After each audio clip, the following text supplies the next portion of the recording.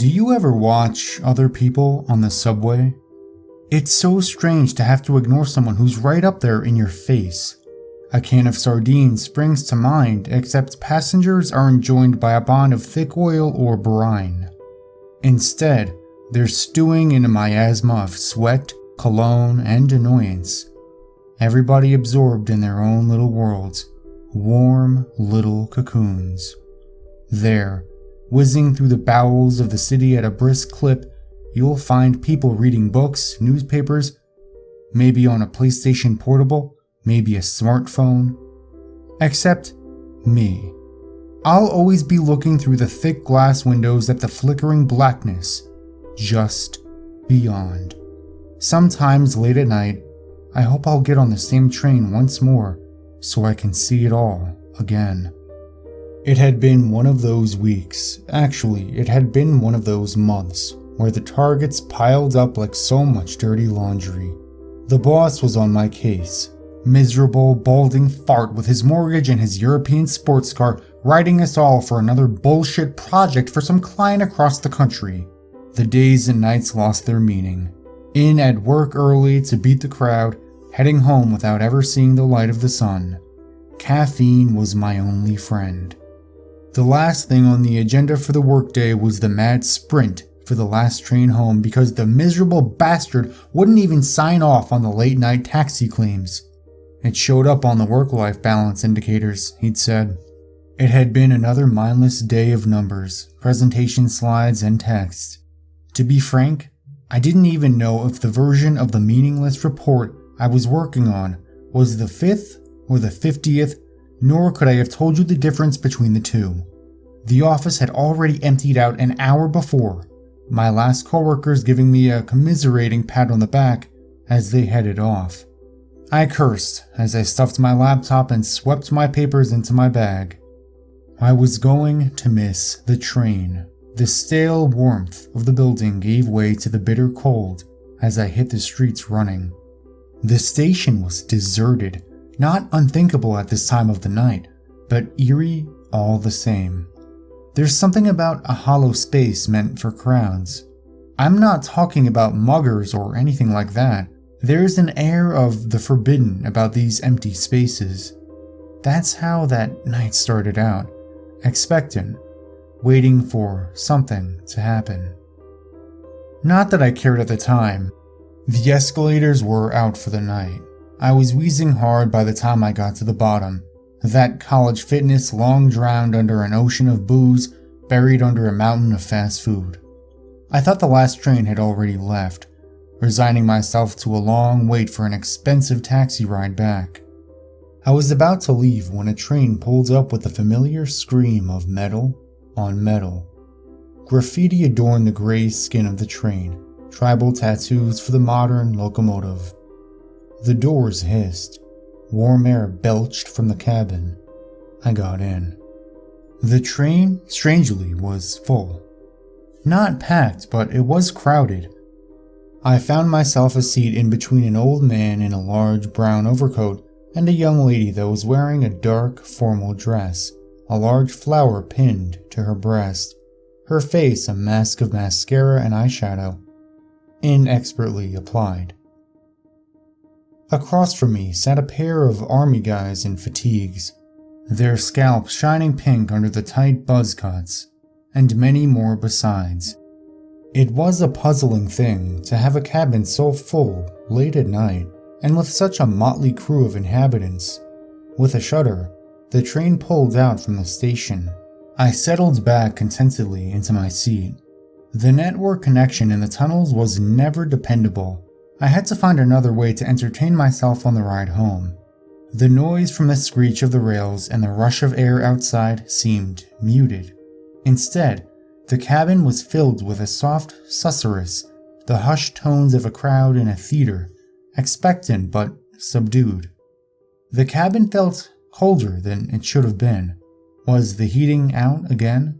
It couldn't be. I was certain that the cabin was warmer than a platform a second ago, yet now, it felt like I was back outside in the howling cold. I jugged my jacket a little tighter.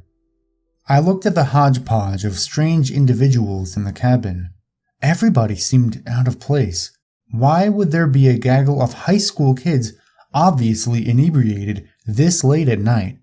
Or that waifish girl that was wearing what seemed to be a school uniform? I shifted uncomfortably on the sculpted plastic seat. Not a single mobile phone or any other electronic device in sight.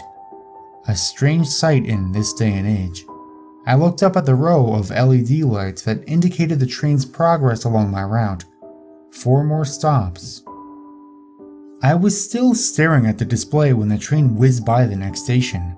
It didn't stop, didn't even slow down, just kept going right.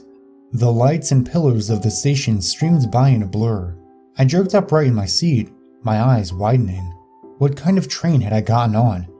The rest of the crowd was unfazed by this development. If anything, the low buzz of whispers got even louder as the train progressed.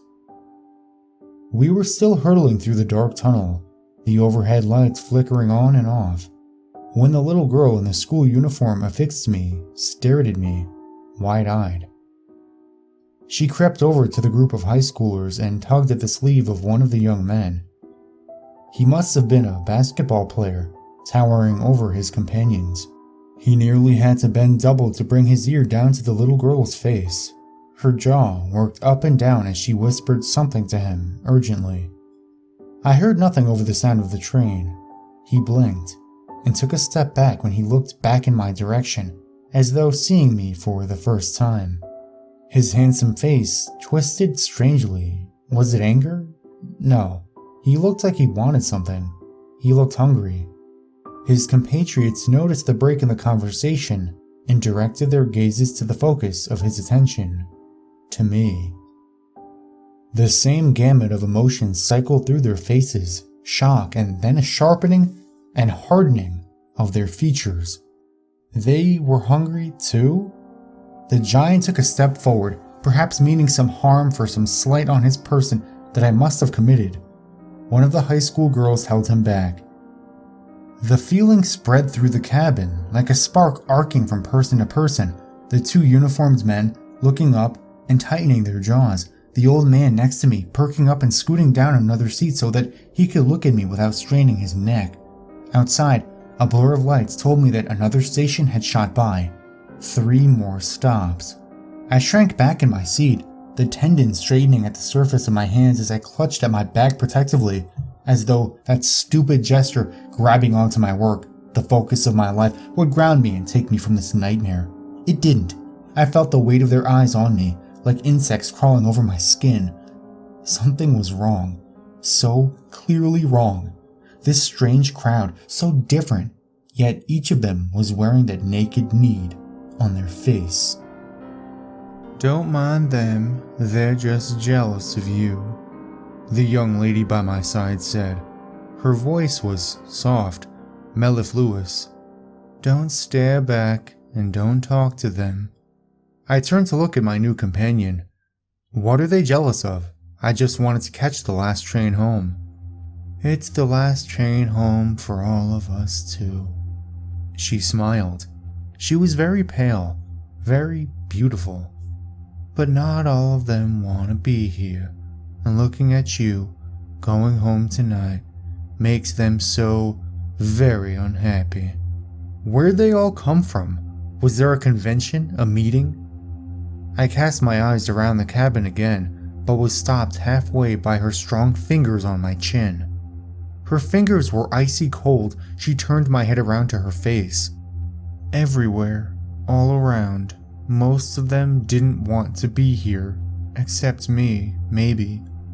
I'd had enough where I was. I miss my parents. I haven't seen them in such a long time. It took a while for me to gather enough courage to go look for them. She paused, suddenly pensive at what she'd said.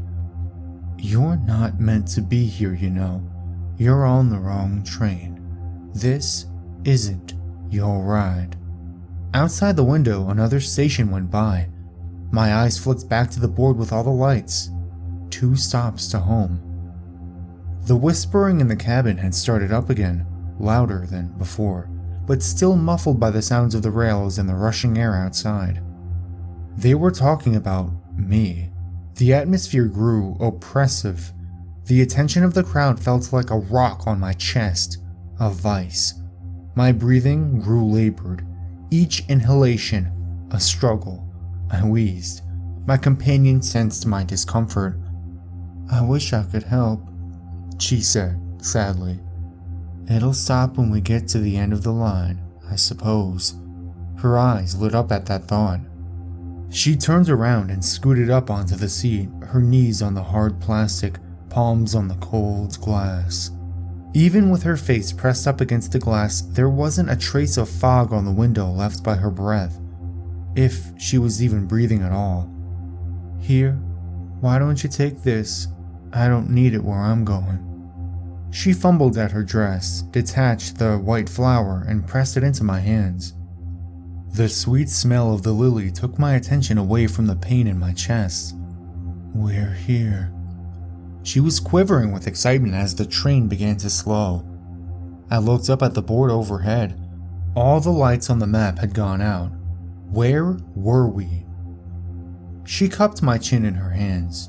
It was only then, with her arms so close to my face, that I saw the network of fine, white lines that crisscrossed her forearms. She caught the flick of my eyes towards her arms. She shrugged, sheepish.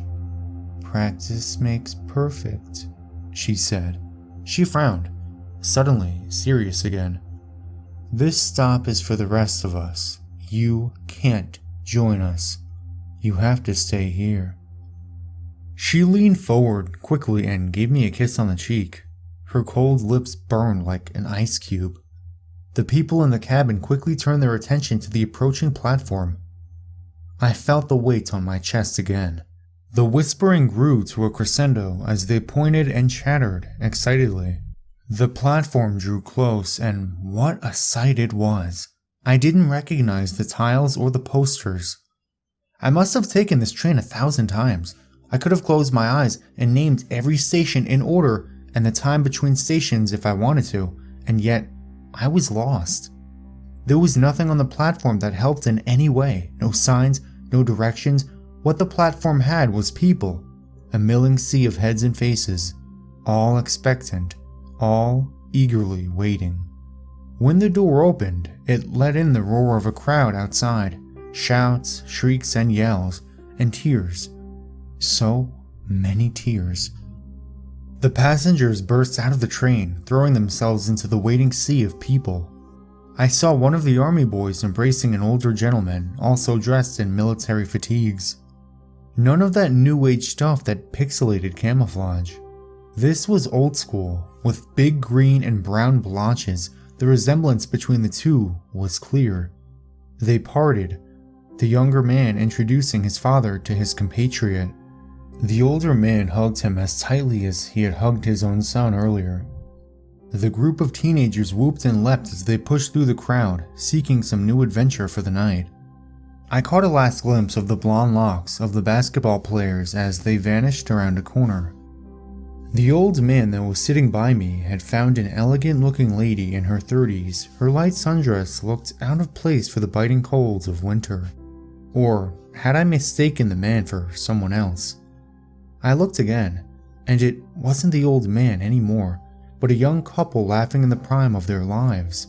No, it was the same coat, and his features, lined with a jealous greed scant moments ago, were now lit with a fierce joy.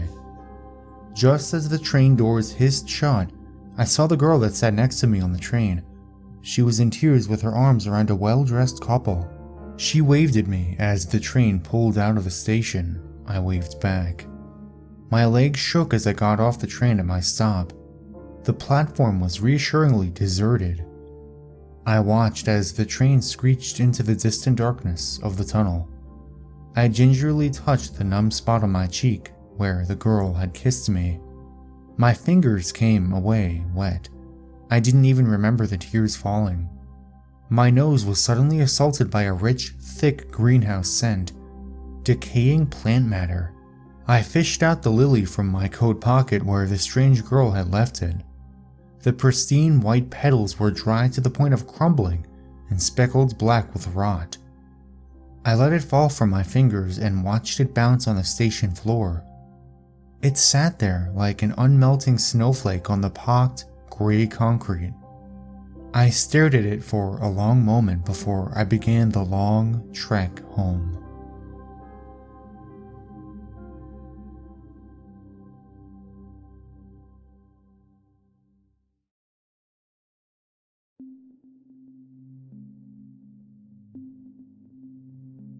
I'm awake now. I don't recall falling asleep, and I'm not real sure how I got into bed, but I'm awake now.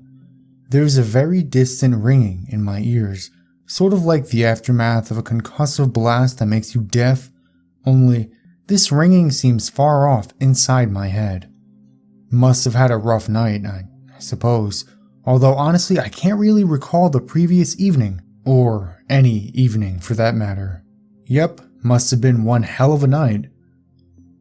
I roll out of bed and my feet hit the cold, hard tile floor of my bedroom. Rubbing my hands over my face, I try to shake the cobwebs of sleep and whatever I may have drank last night out of my head. Glancing out of the nearby window of the bedroom, I see a gloomy, overcast sky and a light rain falling on the leafless forest of trees that surrounds my property. Is it fall? I honestly can't remember. I swear to God, I'll never drink that much again. I've made that hollow promise 100 times before, I'm sure. I've made that same hollow promise 100 times before, I'm sure. Moving off of the bed, I walk down the hall and descend the staircase that leads to the main level of the house, the top 3 stairs creaking under my weight, as they always do. Moving down the stairs, I can see outside through the Amityville horror-style windows over the entryway that the drizzle and clouds have settled in and are likely going to be hanging around a while. I'm not going to go to work today.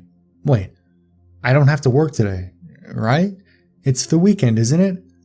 I shake my head vigorously and make that same hollow promise to God again.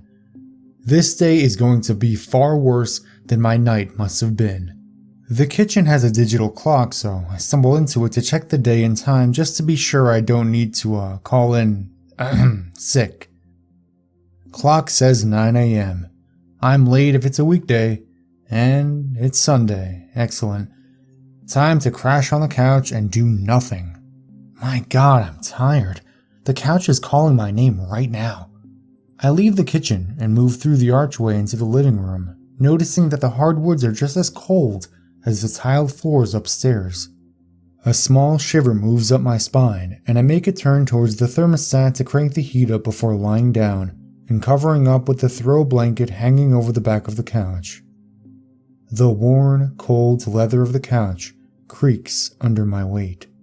I hear the familiar click of the thermostat as the heat kicks on, and I pull the blanket in tighter, close my eyes, and try to fall asleep. Maybe this hangover, worst one I've ever had, and I still can't remember the party. Hell yeah, we'll be gone after a good late morning nap. The whispers start immediately. I bolt upright on the couch, throwing the blanket aside as I do, and scan the room. Aside from me, the living room is empty. The upstairs bathroom fan is running. Did I leave it on? Did I even go in the bathroom this morning? I sneak quietly from the living room, through the kitchen, and peek around the corner, silent as a church mass.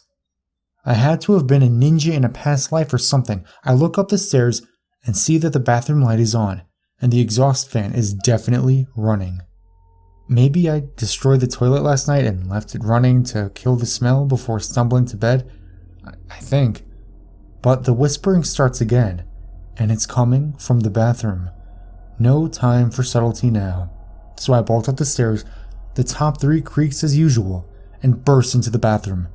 If there's someone in here, they are about to get their ass kicked, but the bathroom is empty, and the whispering has stopped. Okay, I'm far more hungover than I thought. I flip the bathroom wall switch to kill the lights and the fan, then realize my bed isn't far away at all. Sleep. I need sleep. I'm so tired. The bed is there in my room, dark and inviting. I'll just sleep this off and wake up feeling much better. Time for that nap. I lay down on the bed, sinking into the mattress like butter melting onto a hot pan, pull the covers up to my chin, close my eyes, and sleep. Or, at least I think I went to sleep. I'm definitely awake, but I don't recall falling asleep or dreaming. The darkness has crept into the room like a stealthy thief, casting shadows on the far wall that look like demons ready to jump out their two-dimensional wall canvas and attack as full-blown three-dimensional horrors. Must be nighttime, because I can't see anything through the window, but I can still hear the faint pattering of the rain on the roof. I throw the blankets back, I sit up and rub my face again, still tired and groggy, and hungover. I leave the demons behind me on the bedroom wall and head to the bathroom. The light is still off, so I flip it on. The light from the molded glass fixture dances all over like little crystal ballerinas, and the exhaust fan comes on. I sneak a peek into the toilet. Nope, no prayers offered up to the porcelain god in here, I think to myself, as I turn to the mirror to face myself and dreading the sight I will behold in this rough state. Sounds from downstairs freeze me in my tracks. It is the unmistakable sound of silverware on plates. Someone is eating dinner in my house. The top 3 stairs creak once again as I fly down to the first floor, burst into the kitchen, throwing the door wide as I enter, and head towards the dinner table by the bay window. There are plates there, remnants of a half-eaten meal on each of them, but whoever was here eating my food left in a hurry when they heard me coming. The hardwood floor leading to the front door sounds like a herd of elephants is holding a track meet on it. The bastards are running out of the front door. As I quickly head to the entryway, I see the door close and hear the deadbolt click into place. They have a key? They must have, because they just locked the door from the outside. I peer through the stained glass window slits that sit on either side of the front door, but I cannot see anyone in the cold, black, rain-soaked night. Enjoy the weather, you pieces of shit. The idea that someone was in my house, eating my food, and has a key, disturbs me. There were clearly more than one, and while my past life ninja skills might help me fight them if they return, I don't want to pin my survivability hopes on reincarnation theory. Besides, I'm just so tired. Let the cops do their job. I grab the phone off of the wall and dial 911. Nothing. I hang up and try again. Still nothing. There's no dial tone. Did they cut the lines? Bastards. Now I'm pissed. They were in my house eating my food, and now they've cut the phone lines. Well, they don't have a car because I would have heard it fire up and drive off. Their asses are mine. As I storm out of the kitchen towards the front door, I leave a trail of dinner plates, silverware, half-eaten food, and anything else on the counters strewn on the floor. The dull ringing in my ears has intensified a bit. I'm tired and groggy, but I don't care. I'm pissed. I open the front door so fast I don't even feel the brass handle in my palm. It slams shut behind me, taking long, determined strides into the fog-covered front yard. Seems the rain has let up. I start scanning for assholes and elbows because I'm sure those fuckers are running away. I spend the next hour searching the yard along the tree line, but don't find any sign of people. Whoever they were, they're long gone now, and damn it, I'm still tired as hell. I don't have time for this. As I head back to the house, I notice the lights on the entryway are on. They cast a glowing image of those Amityville windows above the doorways onto the stone slab porch in front yard. And the front door is open. I don't remember closing it, but I know I heard it slam shut behind me. I break into a full run and charge into the house, stirring up a vortex of wet dead leaves in my wake. I notice that the ringing in my ears has increased in intensity, and I can hear the din of whispers over the tone in my head. As I storm onto the cold, slick floors of the entryway, I see 3 people. The first is clearly a priest of some sort. He's holding up a rosary with one hand and has a small opened Bible in the other. The second person is a short, sad-looking woman with a floor-length coat pulled tight around her. its fur-lined trim and collar cinched closed with little wooden pegs. The third person is my daughter. I almost forgot I have a daughter. How could I forget her? She's beautiful, standing there in front of me. I have a tremendous sense of loss and realize I miss her so much, but cannot figure out why. Didn't I just see her the other day? Well, didn't I? Images of a beach, the warm, salty air on a windy day flashed through my mind. My little girl is there and we're flying a kite. I can hear the waves crashing onto the sugar sand shore and my daughter laughing as we run through the surf, flying a kite. It was a great day, and she was so young, beautiful, and full of life. She's crying now, mouth covered by her hands as she scans the area of the entryway we're all standing in. She looks at me quickly, then her gaze moves on, searching, but for what? The sad little woman with the fur-trimmed coat, however, looks right at me. She has a grim look on her face as she pats the priest on the shoulder and shakes her head. The priest stops waving that stupid rosary around, goes silent, and then moves to hold my daughter as if to console her. "He is here," says the short woman. My daughter lets out a sob and the ringing in my ears gets loud. "He is confused and angry. He doesn't understand yet." My daughter uncovers her mouth and her lips quiver. She squints her eyes as if to hold back more tears. "Can he hear me? What's he saying?" she asks. The short woman shakes her head. "It doesn't work like that. He can hear you, yes, but I don't hear what he says. Just emotions, feelings. You can speak to him." My little girl, little no longer as I realize she's a full-grown woman now, wipes tears away from her eyes, sniffles, and offers a smile. I sort of laugh because she must think she's looking at me, but instead, she's looking just off to my left. But why wouldn't she be able to look right at me? I'm standing right in front of them all. "Dad, you can go now. We're going to be okay. Mom and I love you and miss you so much, but you have to go. You'll be better off." My daughter laughs a little and smiles, that smile I always love to see. "Don't worry. I won't let Mom sell the house. I know you love it."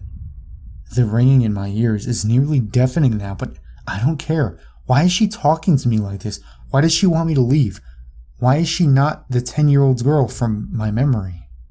I begin screaming these questions to her. The ringing has become full-blown pain in my head, but I don't care. I press my hands to my ears, trying to block out the noise, and continue screaming my questions at my daughter.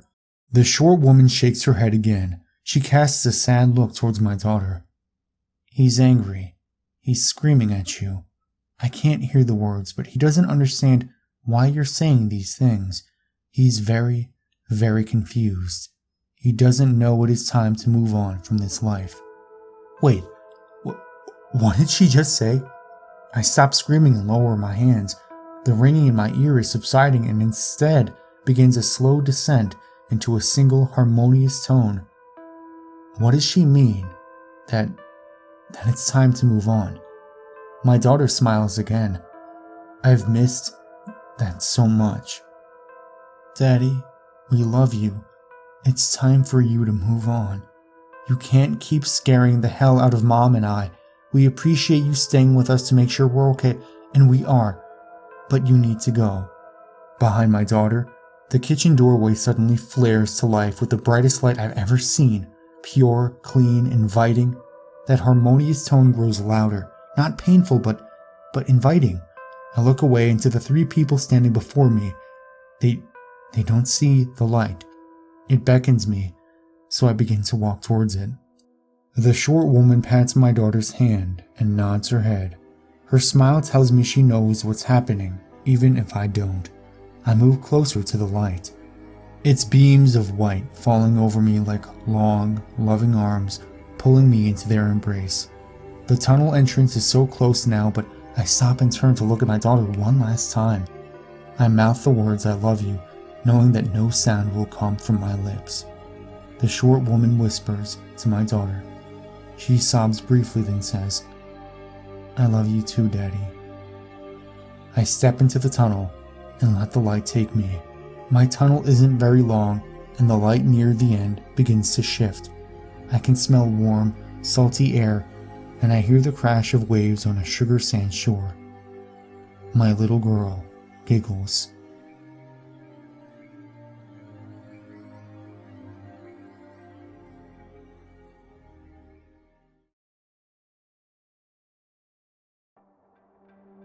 Have you ever visited Edinburgh? Beautiful city, no matter what time of year you go. The castle that sits at the center of the city is awe-inspiring, looking down on the surrounding area from the mount. The peaks and valleys of the land have resulted in a city that flows with the landscape. Streets that surround can be steep, with the numerous sprawling alleyways even steeper. It's here that we find Flesh Market Close. It could be mistaken for any other darkened causeway in the city. It sits among the shops and tourist traps, relatively non-threatening, and can be used as a shortcut to get down to the station if you're in a hurry. The name has been justified through some who point out that flesh markets were a local term for butchers, and through others who suggest it was a hangout for women of the first vocation. These are incorrect. There is a market on the close, but flesh is not the product, it's the currency. Market hours are dusk until dawn, and the entrance fee is one mouthful of your own blood. Prepare a glass and progress down the alley. As you get halfway down, swig from the glass and spit it against the wall. The blood will bubble and spread across the wall, coagulating into a hardened scab. This will then start to flake and scatter. A rather anticlimactic door will be revealed beneath. Stepping through is disorienting, as logic will tell you you're stepping into a building. The space you're stepping into has no walls, with darkness shrouding the edges. It's at the penumbra that a number of stalls are set up, run by individuals who look like market traders from across the globe. From Arabian merchants to Cockney grocers to New York street conmen, all of their clothes are splattered with blood. These figures will entice you to come speak with them and will gesture to numerous signs around their walls regarding the sales they are currently having. Upon approaching one of the stalls, they will start to pressure you to make a deal with them. You are certainly welcome to do so, and the products that are available are certainly worth consideration. Starting at the cheap end of the spectrum, you may wish to offer one breath. A lungful will net you knowledge of the weather for the next day, in itself a rather pointless percher in this age of smartphones and the Met Office, but centuries ago, invaluable. Taking this offer will result in the seller reaching out with his hand flattened, then quickly grasping it into a fist. The air will literally be stolen from your lungs and cause a few moments of gasping as you catch your breath. Are you attached to your fingers? How attached? Do you reckon you could do without your little finger? This sale will provide you an instant forgiveness from any one person you desire for any wrongs you may have encroached against them. Agreeing to this one will cause the trader to grin and shout, "One Yubitsume special, coming right up." They will lunge forward and grab your wrist, pinning it to the table. Don't resist, because no one likes a tough sell. A flash of steel and you'll be minus one digit. Just remember, you can only pay twice. Now, make no mistake, it will hurt. There will probably be a lot of blood, and if you don't take care of the wound, it may even get infected. As the price goes up, you may want to consider taking precautions regarding what you trade. Tourniquets and sutures would certainly not go amiss. Now, some of the trades will seem familiar and may hark back to stories and legends that have existed for millennia. This is the influence the market has had on our culture, leaching in over the centuries. A pound of flesh will make it impossible for the next person you make a trade with to renege on the deal. Especially useful if you don't trust the company you keep. It has no use within the market, as all of the traders here are trustworthy and will honor a purchase to the letter and the spirit. Best to leave this transaction until last. How about one of your eyes? Depth perception is overrated anyway. Offering up one of them will allow you to converse with our avian friends. You'll be able to call down the birds from the trees, and they'll be able to answer any questions you may have. It is advisable that you avoid ravens. They have their own agenda, and it's not in your best interests. The salesman will grab you around the throat and slowly prise his fingers into the socket. A snap of the wrist and your visual organ will rest in their palm. Another snap, and it will disappear. It is at this point where you may want to consider stronger measures to ensure your survival of payment. In this strange little world of ours, the market is hardly the strangest.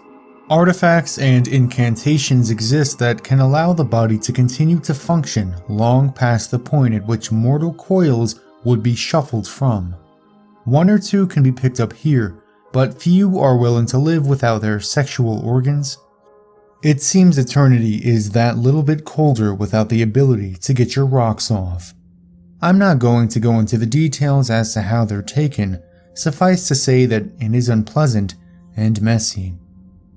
At this point, the prices become a little more vital. What would you take for your stomach? In this deal, it would merit you the ability to understand the desires of anyone you talk to. While you converse with them, your mind will be filled with the images of that which they covet the most. This would provide a significant advantage to any budding salesman, and the deal has been taken up by several of the stallholders themselves. Some may argue that such a gift would be more poetically suited to the heart.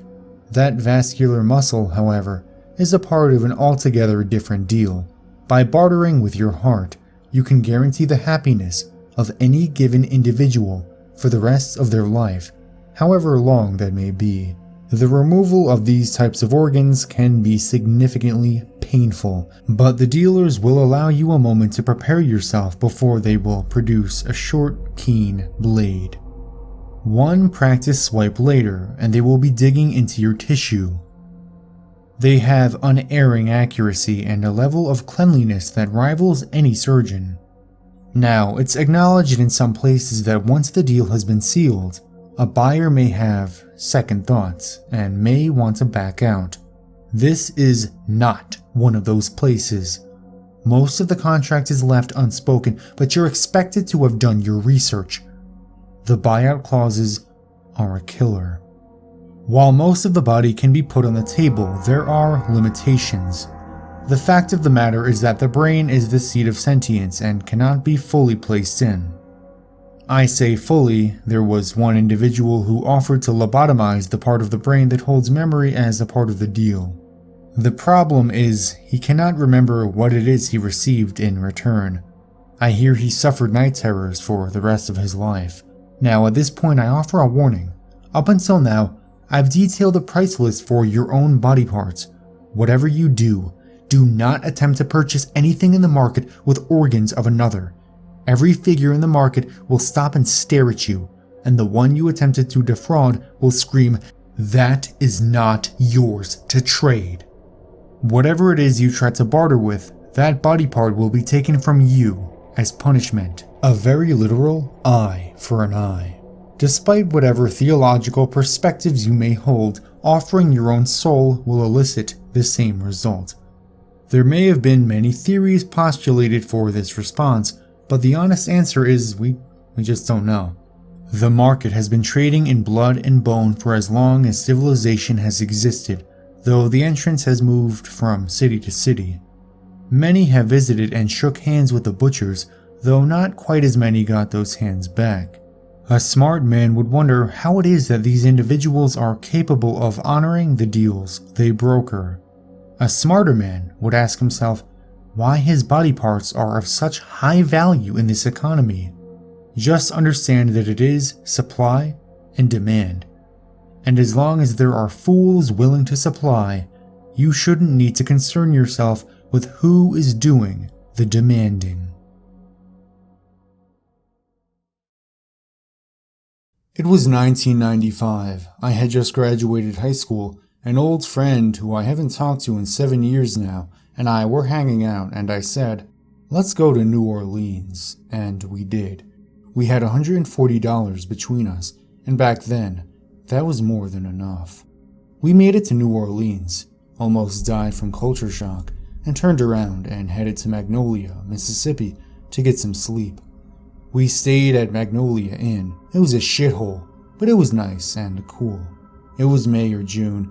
In South Mississippi, cool was the only adjective that mattered.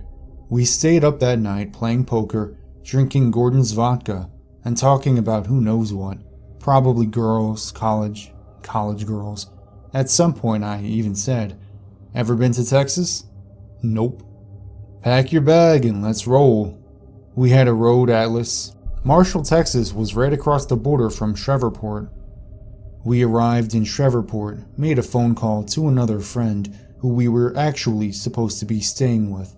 Both of our mothers had been calling, looking for us. The only person that knew where we were was the buddy on the phone.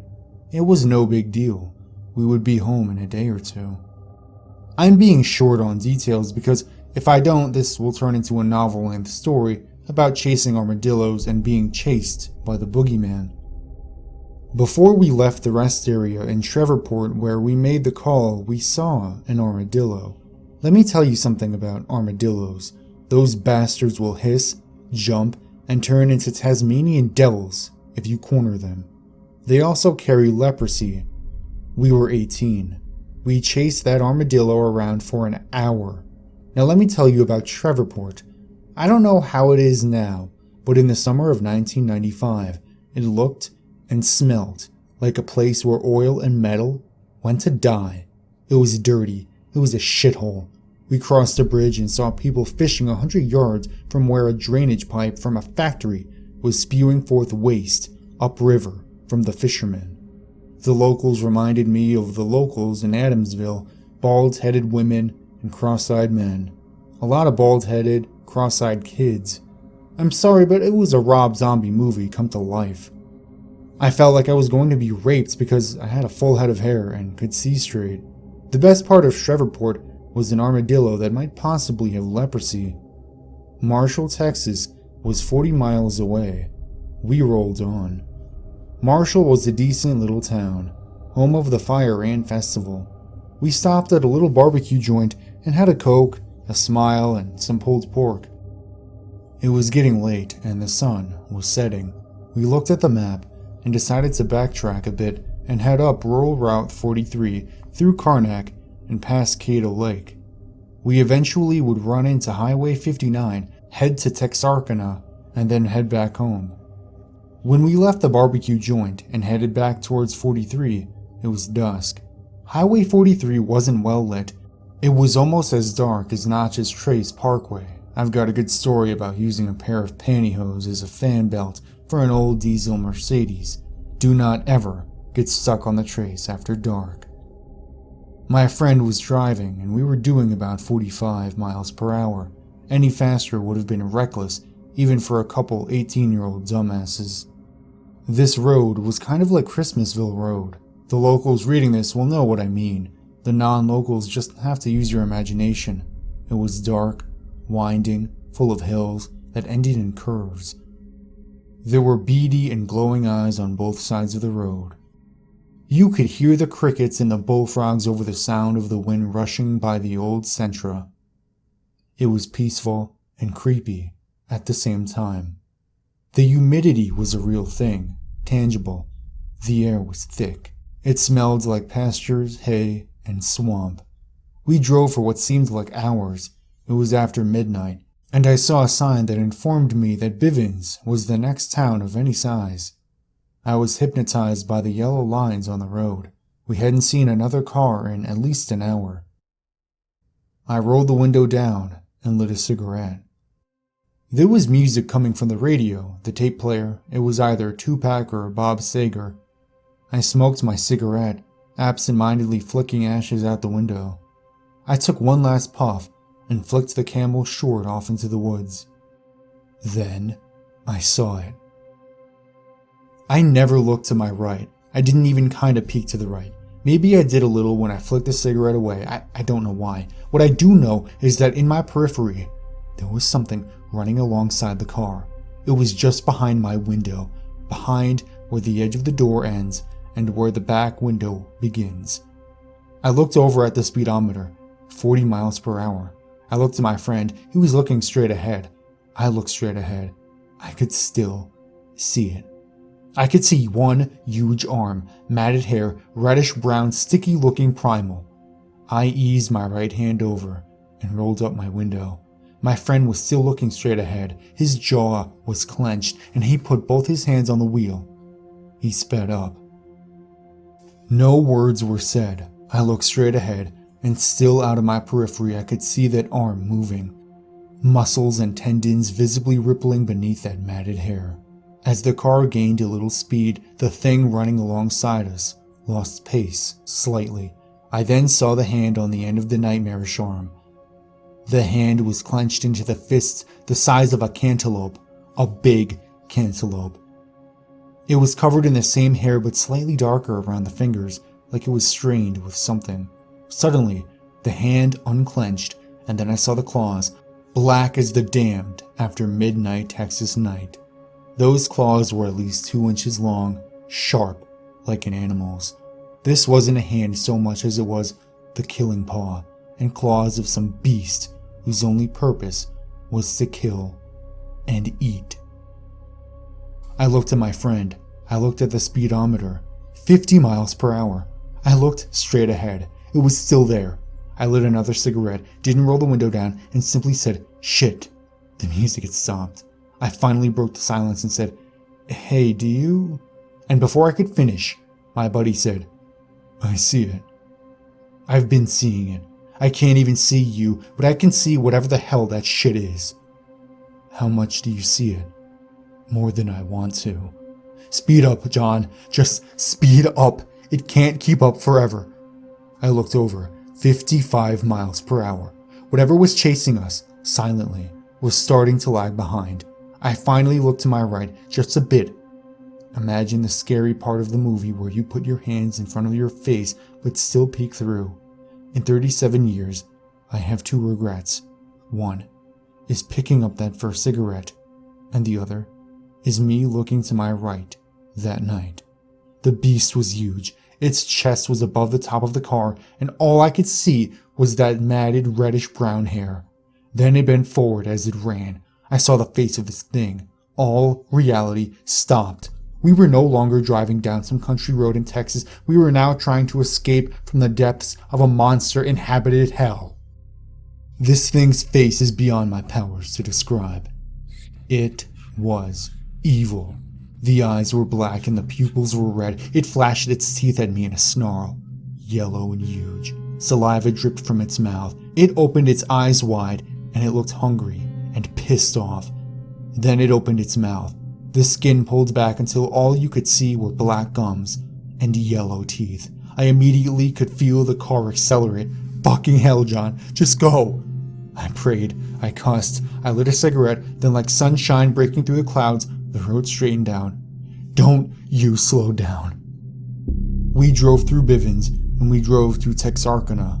Then we drove home. We never said a word. It was years later, 11 to be exact, before we ever even talked about it again, and we didn't talk about it much.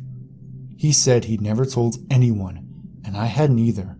I told this story a few years back for the first time while I was parked out on a gravel road, doing the things you do when you're parked out on a gravel road with a good-looking woman. I told it a year or so ago to a couple of kids who wanted to hear a scary story while they sat around a campfire. They didn't sleep for a day or two, but they asked me a dozen more times to tell them this story. I never told anyone until now that I saw its face. I've been scared for my life exactly 2 times.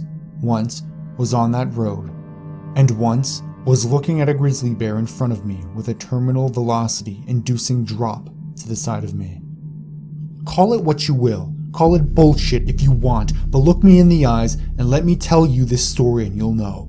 Never doubt that there are things in this world that defy explanation and logic. The boogeyman is real. Some 16 or 17 years after this happened, I ran across a story and a movie called The Legend of Boggy Creek. Falk, Arkansas, where the aforementioned story and movie takes place, isn't that far from Bivens, Texas, as the crow flies. Invite me over, buy me a beer, sit on the porch with me, and I'll tell you a story, over a pack of Marlboros and a few of those beers.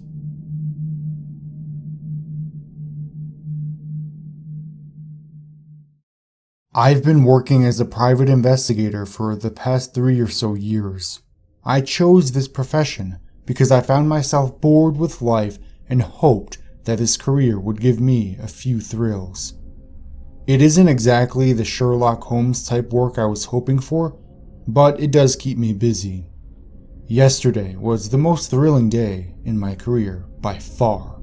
It all started 2 days ago when a woman who looked to be in her late 30s walked into the office. For privacy's sake, I'll refer to her as Maria. I had a sit down with Maria and took notes on the case. My husband has been disappearing a lot. He leaves work at 8 and doesn't come home until almost midnight. How long has this been going on? I asked her. About 3 months. He always told me that he had to work overtime because his company has been working on this huge project. Last week was our anniversary, so I got off work early and set up a candlelit dinner. He wasn't home by 6, so I decided to call his boss. I asked him if he could send my husband home so that we may have dinner together, and his boss informed me that he had already left. I hung up the phone and eagerly awaited his arrival. I sat down and waited for hours and hours, staring at the clock. My husband got home at 11:47 p.m. I asked him what took him so long, and he told me I had to stay for overtime. I begged them to let me leave, but they wouldn't let me. I threw out the dinner and went to sleep. I called his boss the next day to see if they made a mistake, but he assured me that my husband left work at 5 o'clock, sharp. You don't think he could be committing adultery, do you? I don't know, but he is definitely keeping secrets from you. Just say the word, and I'll start tailing him tonight. That would be great, she told me. I promised her that I would email her if I discovered anything. She gave me his name and place of work. I will be referring to her husband as Michael. I got to his place of work at around 4 and parked in the driveway. I saw someone matching his picture leave the building at 5:07 and get into a car. I followed Michael and took several pictures. He went to a diner right after work and sat down. I walked in and sat in the corner and ordered food so that I wouldn't look too inconspicuous. I saw Michael speaking with a woman. I discreetly took pictures just in case, but that was not enough to prove adultery. He left the diner alone at around 7. I followed him until he turned into a small road that led into the woods. I knew that if I followed him in a car, he would notice me, so I parked my car at a nearby gas station and followed him on foot. It took a while to catch up because I was on foot, but at around 8:30, I saw his car parked outside of a remote house. I saw him step out of the house at around 10:30 and get back into his car. I knew that I couldn't keep tailing him since it was a long walk back to my car, so I went to the cabin. I walked up to the door and peeked inside and saw nothing out of the ordinary. I picked the lock on the front door and opened it. I knew there couldn't be an alarm system because that would increase the risk of his wife finding out about his little home away from home. I knew that I was breaking the law at this point, but playing fair never gets anyone far in life. I held my flashlight and searched the house. There was no light switch or ceiling fan. In fact, the house didn't even have any wall outlets or electricity-powered devices. There was no running water either. The only noteworthy things were an empty medicine cabinet, an empty wardrobe, 2 battery-powered fans, 2 battery-powered lamps, a sofa, 2 chairs, and a table. I took a few pictures and went home. I didn't want to call his wife until I was certain that he was loyal or until I found some hard evidence. I decided that I would continue my investigation the following day. I followed him again and saw him sitting down with the same girl from the day before. I didn't take any pictures this time, I just watched. When he left the bar and got into his car, the woman accompanied him. He was driving and he followed the same road that he followed the night before. I parked in the same lot and followed after them on foot. When I saw Michael's car parked outside of the same house, I approached the house. I put my ear to the door. I heard loud moaning. I looked through a window and saw that no one was in sight. I did, however, notice that the wardrobe I saw that previous day had been opened and there was a hidden door behind it. I picked the lock on the front door and quietly opened it. I looked inside the wardrobe and saw that there was a staircase leading down into a basement. I started recording and quietly crept over to the top of the staircase. I saw the woman, naked, bent over on a bed, and Michael, also naked, on his knees behind her. I pointed my camera at them and started to record them. I immediately noticed something peculiar, that the entire room, including the bed, was covered in plastic. I would have been more suspicious if I wasn't so focused on getting a good video. After a few seconds passed, I was about to turn off my camera and head home with my evidence until I saw Michael pull a carving knife from under the pillow in front of her. When I saw the knife, I was about to call out and stop him, but in less than a minute, Michael had rammed the knife into the woman's eye. Her screams were ear-shattering. It sounded like something straight out of Psycho. I knew I couldn't save the girl, so I kept recording. Michael held his left hand over her mouth to quiet her screams. He then got the knife and stabbed it into her neck. She tried to put her hand over the puncture to stop the bleeding, but Michael dropped the knife and held both of her arms. I noticed that she was trying to scream, but it was much more quiet and gargled than before. Blood shot out of her neck and painted the plastic crimson. At this point, I backed away and left the house, closing the door as quietly as possible. When I felt that I was at a safe distance from the house, I ran as fast as I could to my car. I got in and sped home. I arrived home at about 9:30 and kept replaying that video. I kept studying every detail, wondering what I could possibly tell his wife. The first thing I thought of doing was presenting my evidence to the police, but that seems so boring. I spent a great portion of my life seeking thrill, and I may have finally found my chance. Maybe that is just the sleep deprivation talking, but I don't know. I'm having trouble sleeping, but I'm going to keep trying. Update. Before I go into the details of what happened yesterday, I would like to clear something up. I do own a gun, a black Taurus PT-92, which I usually keep on the inside pocket of my jacket. I did not have my gun with me when I went into the secret house because I didn't think that Michael would be dangerous, and if I was found, I didn't want to be armed. I would have most likely shot Michael and tried to save the girl. Now, for the story. I slept for a few hours following my original post, but I couldn't stop thinking about Maria. That poor girl is obviously sleeping next to this sick monster. I decided that I needed to investigate the secret room. I went to his workplace at around 11 a.m. and checked to see if his car was there. I saw his car and checked to make sure that it was the same license plate, which it was. I decided that this meant that it was safe to go check out the house. I drove out there and arrived a little bit before midday. I took a peek through the window and noticed nothing out of the ordinary, so I picked the lock and stepped inside. I opened the wardrobe and slid the back across. I pulled out my handgun and flashlight and began to investigate. The first thing I noticed was that all the plastic had been taken down. I searched under the pillow expecting to find a knife, but I didn't find anything. In fact, the entire room looked spotless. The only things I found in the room was the bed and a nightstand next to the bed with a lamp on it. I checked inside the drawers of the nightstand and all I found was a roll of paper towels in the top drawer. Once I thoroughly investigated the hidden room, I walked up the stairs and started to investigate the house one more time. I made sure to leave everything the same way that I found it and leave no trace that anyone had been there. After I finished my investigation, I decided that there was no way I could keep this from his wife. Every moment she stayed with him, she was in danger.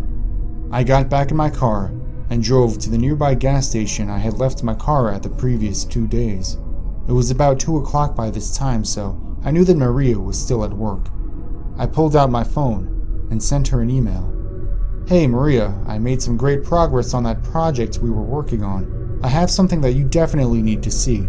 Please stop by my office right after work if you're able to." I wanted to be as vague as possible, just in case she happened to read it around anyone. I headed back to the office with all my evidence and notes.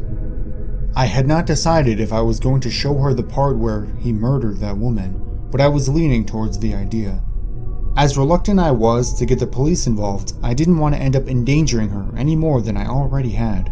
Just to be safe, I downloaded the video to my laptop, cut out the part that included the homicide, and saved the cut video to my laptop. I waited for her around 6. That's when I decided to call her. No answer. I went over to her place of work and didn't see her car in the parking lot. After calling her one more time and receiving no answer, I decided to drive over to the home address she gave me. I drove up to her house and saw 2 cars, hers and Michael's. It was about 7:30 at this time, so I decided to ring the doorbell. I rang it and waited for a minute or so, and Michael opened the door. I was shivering. "We aren't interested," Michael said. I was contemplating shooting him right there, but he held his left hand behind him. This meant that he was either holding a gun or pretending to. I didn't want to take any chances. "I'm a coworker of Maria's. I urgently need to speak with her." "Whatever it is, I'm sure that it can wait until tomorrow morning." "It's very important that I speak to her right now." "Did you try calling her?" "I did." "And if she didn't answer, she probably doesn't want to speak to you right now. Ask her about it in person tomorrow, but right now, go home." He slammed the door in my face. I immediately began to worry for Maria's well-being. My first idea was to call the police, posing as Michael, complaining about harassment, but I quickly found flaws with that plan. The most important one being that, knowing what Michael is capable of, Maria might be dead before the police show up. I hopped the fence into their backyard.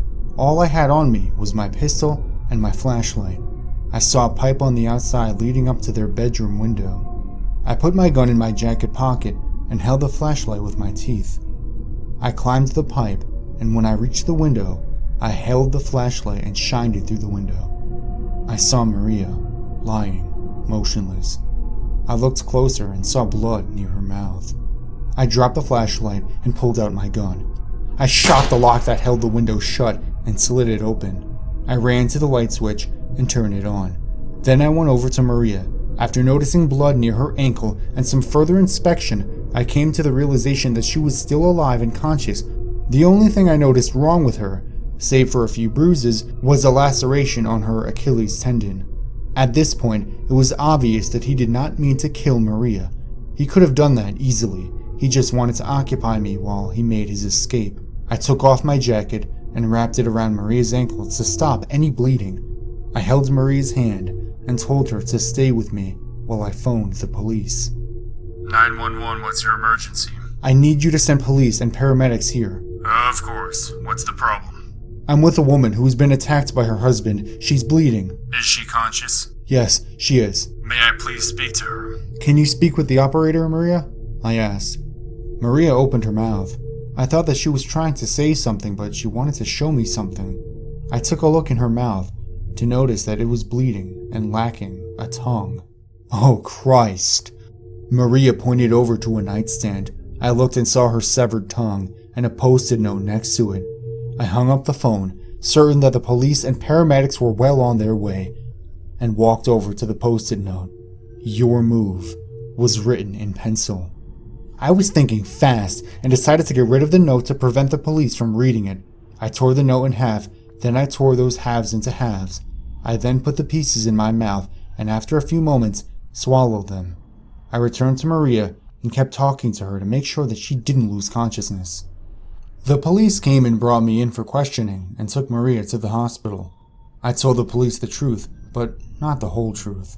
I explained that I am a private investigator and that she hired me to see if her husband was cheating on her. I told them that I discovered that he was and sent her an email explaining that we needed to meet.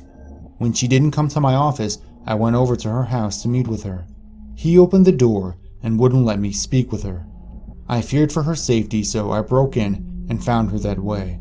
I neglected to tell them about the secret house and about the girl he killed. They let me go, but without my gun or my coat. They dropped me back at the house where they were conducting their investigation so that I could get my car. I drove over to the office where I could grab a spare flashlight. I asked a colleague of mine if he had an extra gun I could borrow for a few days. He told me that I could borrow his handgun, Beretta 8000, as long as I returned it by the 8th. I thanked him and headed to a hotel so that I could spend the night. I couldn't make the mistake of underestimating him. I needed to play this thing safe. The only thing that I know right now is that I lost the biggest advantage that I had, which was his failure to know that I was investigating him. Tomorrow, I plan to head over to the hospital and check up on his wife. I have a head start on the police, meaning that if I work fast, I can catch him before they do. It's my move. Let the games begin. Update. I woke up a little earlier than usual yesterday. I kept re-watching the video in which Michael murdered that poor lass. If Maria could identify her, I might get a lead. I looked over the pictures I took the first day that I started following him and saved one with the girl's face onto my phone. The first thing I did was investigate the house in which Michael committed the murder. There's a slim chance of him being held up in there. I drove out to the house and noticed no cars. I picked the lock anyways and searched the house top to bottom. I found no traces of Michael or any clues that would help me. I decided that I needed to head over to the hospital and question Maria. The murdered girl seemed to be the only lead I had. When I got there, I asked to visit her, and when I got to her room, I saw her sitting up in a bed with a notepad and pen on the table beside her bed. I asked the nurse if we could have some alone time. "Is it okay with you?" the nurse asked Maria. Maria grabbed her pen and notepad and wrote, "Yes." The nurse walked out of the room, leaving us alone. "I sent you an email to meet me after work. Why didn't you show?" "I didn't see an email from you," she wrote down. "Does your husband have access to your email account?" She responded with, "I left my desktop logged into my email. He must have got it in that way." "He was cheating on you, by the way. I followed him and discovered him having sex with some woman." I pulled out the picture of the woman on my phone. "Have you ever seen this woman before?" She held my phone in her hands and examined the picture for about a minute. I was beginning to lose hope that she would recognize her at all, but she handed me the phone and picked up her notepad. "Several months ago, Michael forgot the lunch that I packed for him at home.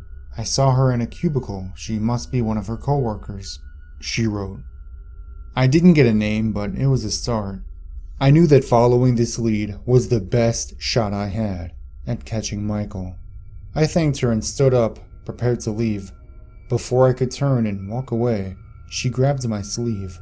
I looked over to her, and she began to write, "Find Michael and bring him to justice. You will be paid."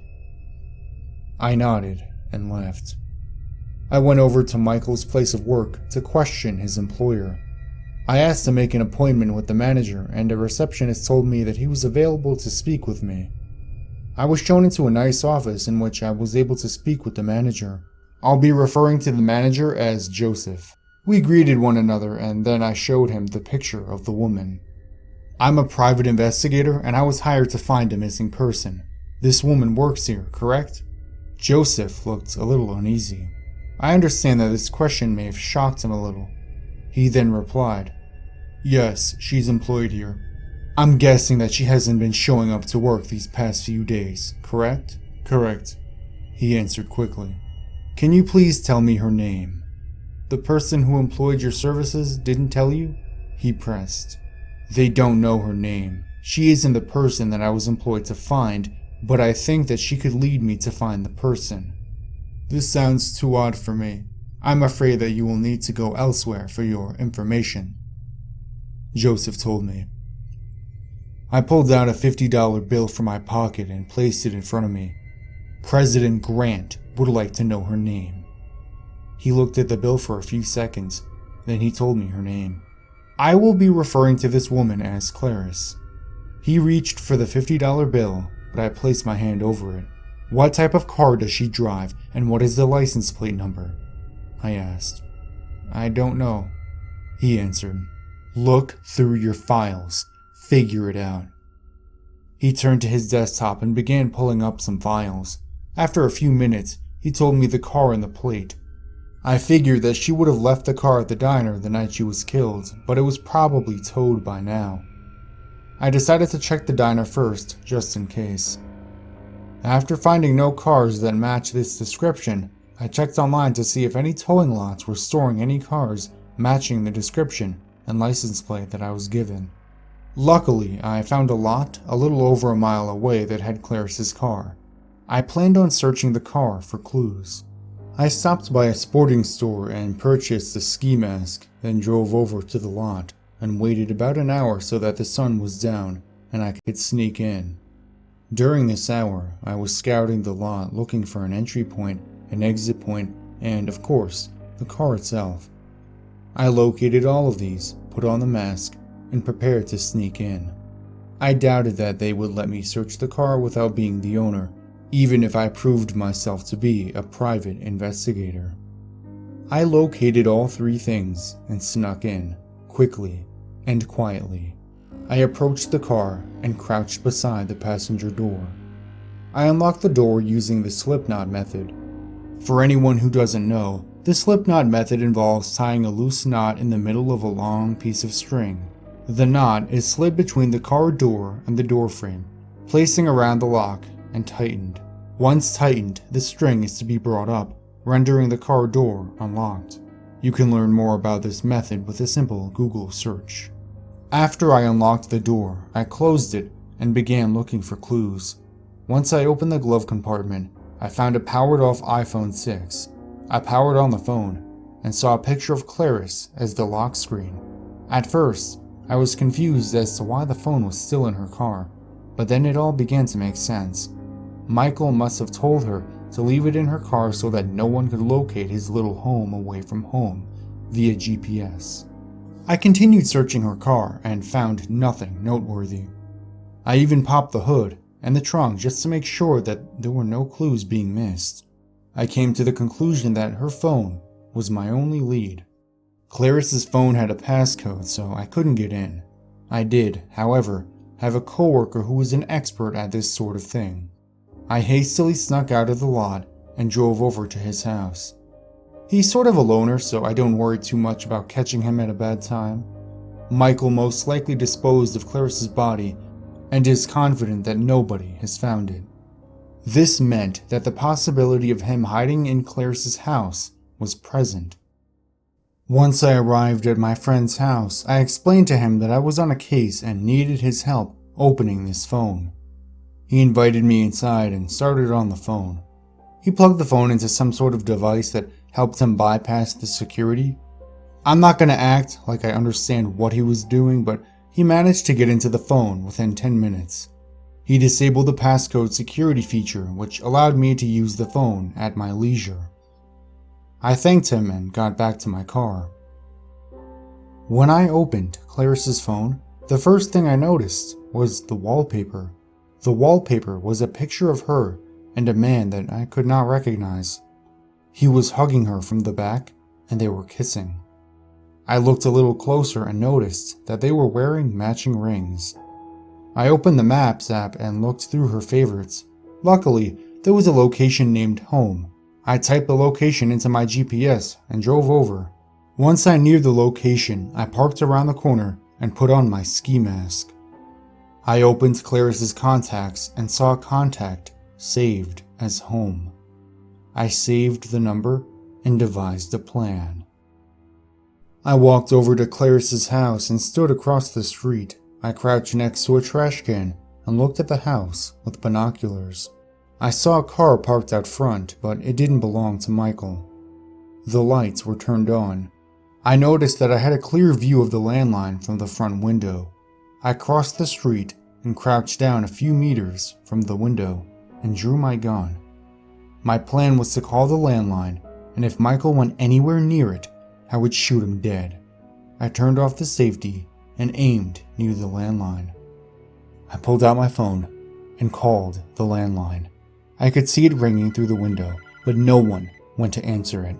I called again, and still nothing. After calling a third time, I decided that I should investigate the house. I knew that someone was in the house, I just didn't know who. I walked up to the window and looked through. I saw a TV left turned on. I knew that if Michael was in the house, I had no time to waste. So I kicked the door right next to the lock with all my force. The door busted open. I held my gun and looked around. The first thing that I noticed was the awful smell. After a little investigating, I discovered the source of the smell. The man from Clarice's wallpaper was lying down on the floor, dead. He had his throat slit open, and he looked like he had been dead for several hours. I ran to the back of the house trying to see if Michael had tried to escape through the back door, but it was shut and locked. That's when I felt Clarice's phone vibrate. I checked it, and it said, "Michael." I answered. "Where are you?" I asked. You're smarter than you look. I was surprised that you were able to discover my little secret, but I'm more surprised that you tracked me down. I haven't told anything about Clarice yet. If you turn yourself in, the only charge you're looking at is the assault charge. Why would you keep my secret? That doesn't make any sense. You and I are the only people in the world who know about that. Come to the police station, get yourself a lawyer. You still have a life. Don't throw it all away. He chuckled. I'll take my chances. You're pretty smart. You made a great adversary. The only mistake you made was thinking that you're smarter than me. With that, he hung up the phone. I heard a car start up out front. I ran to the living room trying to catch him before he escaped, but he was already driving off by the time he came into view. I aimed my gun, hoping to shoot his tires before he turned out of view, but then I smelled something. I smelled gas. I ran out of the house and sprinted full speed to my car. While I was sprinting, I heard an explosion behind me. I hopped into my car and drove over to the hotel I'm staying at. I got into my room and placed my things on my desk. I couldn't help thinking about the conversation we had. I kept replaying it over and over in my mind. I couldn't help thinking about what he said, and I knew that there was some truth to it. There's no doubt that I underestimated him. I didn't expect him to be as patient, crafty, or astute as he turned out to be. Despite all the uncertainties I have, I'm certain that my situation just got much more dire. Underestimating him is not a mistake that I plan on making again. Update. I barely got any sleep following my last update. I had way too much on my mind. As soon as I woke up, I gathered my things and drove out to the house. I felt that Michael was running out of options, and he might be hiding out there. I prayed that he would be there, or at least had been there following our previous encounter. If he'd gone there, even for a few minutes, maybe a clue could lead me to where he's run off to. When I got there, I noticed the car that Michael escaped with parked outside the house. I grinned. I crept over to the house window and saw the place looked completely normal with no sign of Michael. I picked the lock and crept inside. I looked around for Michael and didn't see him, so I decided to investigate the secret room. I held my gun in my right hand and placed my left hand on the door. I slid the door open and pulled out my flashlight, held up my gun, and looked for any sign of Michael. He wasn't in the house, but I needed to look for clues. If Michael had believed me about not talking to the police about Clarice, he would most likely be here. This means that he must think that I lied. I doubted that he would be returning, so my best bet was to turn this place inside out looking for something that he left behind. No criminal is perfect, and if he thinks that I'm dead, maybe he let his guard down and made a mistake. I decided to check the car first and found nothing noteworthy until I popped the hood. I looked closely, examining the engine to find a phone carefully placed beside it. I pulled it out only to see that it was broken beyond use, but not beyond salvaging the data. I was eager to call up that friend I mentioned in the previous update, but I decided to investigate the house first. I investigated the house more thoroughly than I ever had before. I checked pillowcases, between mattresses, under furniture. I didn't find anything. I decided to take the broken phone over to my friend and see if there was anything he could do. I hopped back into my car and sped over to his house. When I got there, he let me come inside and he began to get to work. He opened up the phone and pulled out the SIM card. He placed the card into another phone and plugged it into the same machine from the previous update. After a short wait, he handed me the phone with the passcode disabled. I thanked him profusely and checked everything I could think of. I noticed several calls being made to the same number. The number was saved under a contact name, but I'll be referring to the contact as Henry. This Henry guy was my only lead, but I don't know how to find him. I looked through Clarice's contacts and noticed that he was not a contact on her phone. I looked through the messages that Michael had with Henry, and they all seemed purposely vague. However, one message stood out. It was sent late last night, after the phone call I had with Michael. The message read, "Need shelter, will call." This was most likely sent right before Michael broke his cell phone. I smirked. I knew that finding Henry would lead me to find Michael, but how could I find Henry? I texted Maria and explained that I need to come by. She was staying at a hotel so that Michael would not know her location. Once I got to Maria's hotel room, I sat down with her and showed her the evidence that I had found. I asked her if she knew who Henry was and if she knew where I could find him. She told me that Henry was a friend of Michael's who used to work with him several years ago. She told me the location that he worked at, but warned me that it is unlikely that he's still working there. I thanked her and went to investigate anyway. It isn't like I have much of a choice. I went over to the location that she gave me and asked to speak with the manager. I'll be calling the manager Dave. Dave came to me and asked what he could help me with. "May we talk in private?" I asked. "Regarding what?" "I'm a private investigator and I think you will be able to help me with an investigation that I'm currently conducting." He brought me to an isolated room and asked me what it is that I needed. "I need to track down someone who is or was employed here." I told Dave the Henry's first and last name, as well as the year he used to work here. "I know a lot of people, and I'm not very good with faces, but I won't ever forget Henry." "Does he still work here?" I asked. "He did until a couple months back. He left though, got a job at a building not too far from here," he explained. "Do you remember which building?" "Not off the top of my head, but I can check." After some clicking around on his desktop, he gave me the address of the building that he was working at. He also showed me his picture and told me the car he used to drive. And I pray that he still drove the same car. I headed over to the building and arrived around 4:30. I sat in my car looking for anyone who looked similar to the picture to approach the car. At around 5:25, I spotted him.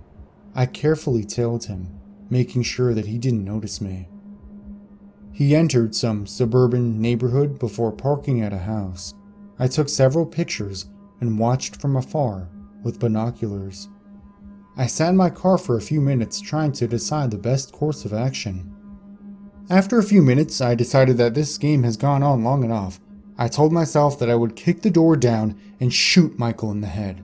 I put on my ski mask, got out of the car, walked up to the front door, and kicked it right in. It flew open, and I walked in with my gun drawn and safety off. I took a few steps in and saw Henry, but not Michael. I pointed my gun at Henry. "Where is he?" I shouted. "I don't know what you're talking about," he said. He sounded horrified. I walked up to him and grabbed him by his throat. "I'm not fucking around," I shouted. "Okay, he came here late last night and crashed. He left in the morning, I swear." "Where did he..." My question was interrupted by a noise. I heard footsteps coming from the front entrance. I grabbed Henry and held my gun to his head. I held him in front of me to block any bullets from hitting me. I knew that it was Michael, and I aimed my gun waiting for him to show himself. When I saw his silhouette, I shot a bullet, but all it hit was the wall. The footsteps stopped, and it was dead silent. Then, I heard his voice. "You're persistent," he said coolly. "Show yourself, or Henry dies," I threatened. "So, you can open fire on me?" "I don't care if he dies." At this point, Henry started panicking. He promised me that Michael left that morning and that he had nothing to do with this. I believed him too. Michael must have scouted this place all day checking if I would come. "Shut up!" I yelled at Henry. I turned my attention to Michael. "I won't shoot if you step out now and drop your gun." "I was hoping to get the drop on you. I thought it would all end tonight. I'm sure that now the police are coming, and I certainly can't escape before they arrive if I stay any longer. So, I must go now." As soon as he finished that sentence, he leaned his hand over the wall and shot a bullet that hit Henry right in the stomach. Henry started to scream in pain. My initial thought was that the shot was meant for me, but then I realized that he didn't want to leave a loose end hanging around.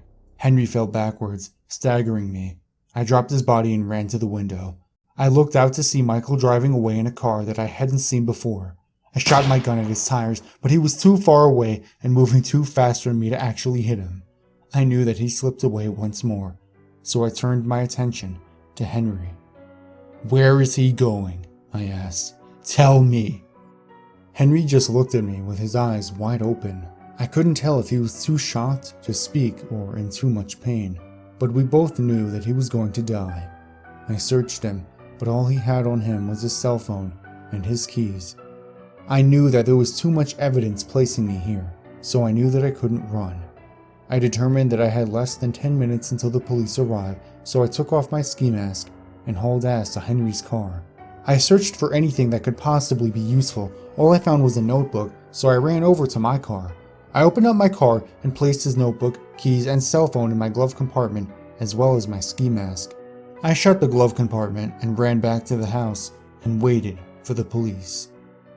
While I was waiting, I put my hands over Henry's wounds to stop the bleeding.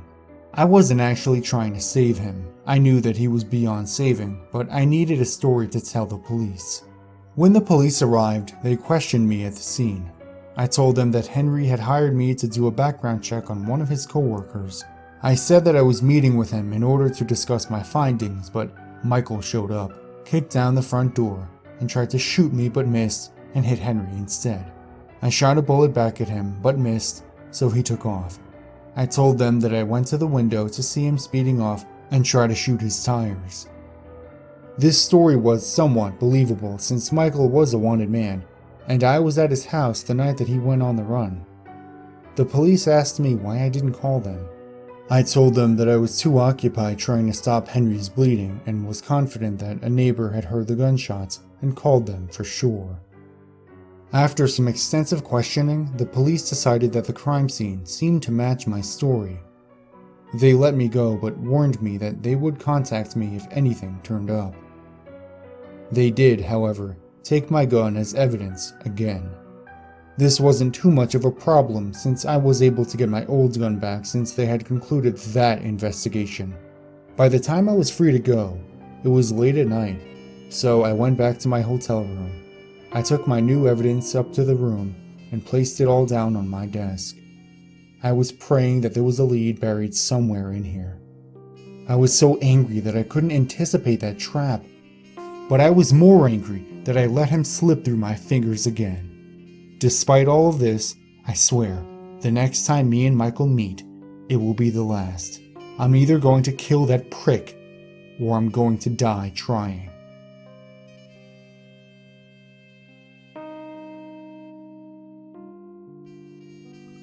Update. I woke up and I knew that I needed to start my hunt. If Michael was smart, which I know he is, he would be leaving town before the heat with the police gets any hotter. I checked the notebook and cell phone I got from Henry. The cell phone didn't have a SIM card at all, so there was nothing on it that I could use to find Michael. The notebook had a few pages ripped out, so I got a pen and scratched across the page. I could see the previous page read, Michael, black Toyota Camry, and then a license plate number. I saw Michael escaped in a black Toyota Camry, so I knew that this information could be trusted. I thought a lot about Michael shooting Henry. It seems that he's trying to eliminate anyone who could give me unwanted information. I immediately thought about Maria and knew that he might come for her sooner or later. I immediately headed over to Maria's hotel room. She was my last hope for getting the drop on Michael. I knew that if Michael knew where she was, he would try to come and kill her, so I just needed to trick him into getting to her. As soon as I got to her hotel room, I asked if she had seen Michael following her attack. No, she wrote down. Have you left the hotel since you checked in? She circled the word no. I looked around the room to make sure there weren't any bugs. This could very well be my last shot at catching Michael, and it's ruined if he sees it coming. I had an idea. I asked if she had her keys with her. She wrote down that they were at her house. Her car has been parked at her house ever since Michael attacked her. Maybe Michael put a GPS tracker on it before his attack. It seemed like a long shot at first, but it would make sense knowing how crafty he'd been. Maria gave me her house keys and told me the password to her burglar alarm. I drove to Maria's house and opened the door. I knew that there was a close to no chance that Michael had been hiding out here, but I drew my gun anyway and checked every corner. After satisfying my paranoia, I got Maria's keys from the key rack. First, I checked under the car. No tracker. Then, I checked the car's interior. Still, no tracker. When I popped the hood and checked there, I began to smile from ear to ear. Right next to the engine was a tracker. I closed up the hood, took the keys, and drove over to Maria's place. I needed her help if I wanted to bait Michael out into the open. I drove back over to her hotel room and gave her the keys. I explained to her that I needed her help in order to get Michael out into the open. I asked her to drive her car out to the diner where I followed him the first night and eat something. I gave her directions to Michael's secret house and told her to drive there after she finished her food. She seemed frightened, but I promised that nothing would happen to her. I drove her over to her house and gave her the keys. I told her to wait 10 minutes and text me if anything happens. I then drove out to the diner and parked my rental car at a pharmacy across the street and watched with binoculars. Maria got there a little over 10 minutes after I parked, and I was discreetly watching from across the street. About 20 minutes after Maria arrived, I saw Michael's car drive into the diner's parking lot and park. I was scared that Maria would make a mistake and lead on that it was a trap, but I needed to trust her.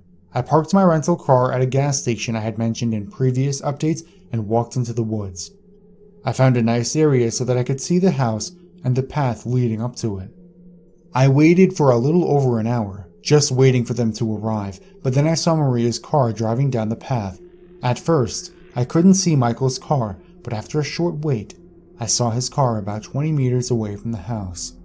Maria had turned off the car, stepped out with her crutches, moved over to the door, and started fiddling with the doorknob. Michael's car stopped. He got out and began walking towards the house. I started moving to get closer so I could take a clear shot. When I felt confident, I took the safety off my gun and took my aim. He just kept walking. I held my breath and counted to 3 in my head. 1, 2, 3. I pulled the trigger. Time itself seemed to slow down. After what had been a fraction of a second but had felt like eons, I saw the bullet hit him in the back. He fell to the floor, shouting in pain. I walked over to him. What I saw was him reach into his jacket, but I shot him in the shoulder. I reached into his jacket and grabbed a handgun from a shirt pocket. I took a few steps back and dropped his gun at my feet. We looked at each other silently for a moment. Then he spoke. I guess you win. I guess I win. You gonna kill me or turn me in? I'm going to kill you. Well, what are you waiting for? I hope you weren't expecting me to beg. I wasn't, Then get on with it. he said with a straight face. I looked at him for a moment, then said, I guess I am smarter than you. His straight face turned into a scowl. He looked enraged. I aimed my gun and shot him in the forehead. His body dropped to the floor, motionless. I walked over to Maria and told her to go back to her hotel room. She nodded her head and drove off. I went over to Michael's body and just examined him for a moment. I closed his still open eyes and loaded him into the back seat of his car. I then picked up the shell casings that my gun had left. I pulled off Michael's shirt and stuffed the end of it into the gas tank. I pulled out my lighter and lit the other end on fire. I started walking back towards the car I rented and heard the explosion from behind me. I decided to keep my rental car for today and return it tomorrow. So I drove over to the diner that I followed Michael the first day and got some dinner. I couldn't stop thinking about him. I don't think I'll stop anytime soon. I drove back to my hotel room to spend my last night there. I may post another update if something of interest happens, but for now, I won.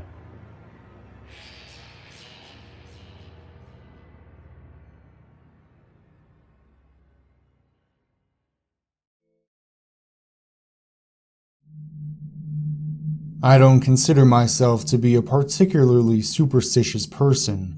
Okay, sure, I get a kick out of the horoscope once in a while. My boyfriend and I like to humor the idea that spirits and poltergeists exist, and how we'd haunt people when we died and came back as ghosts.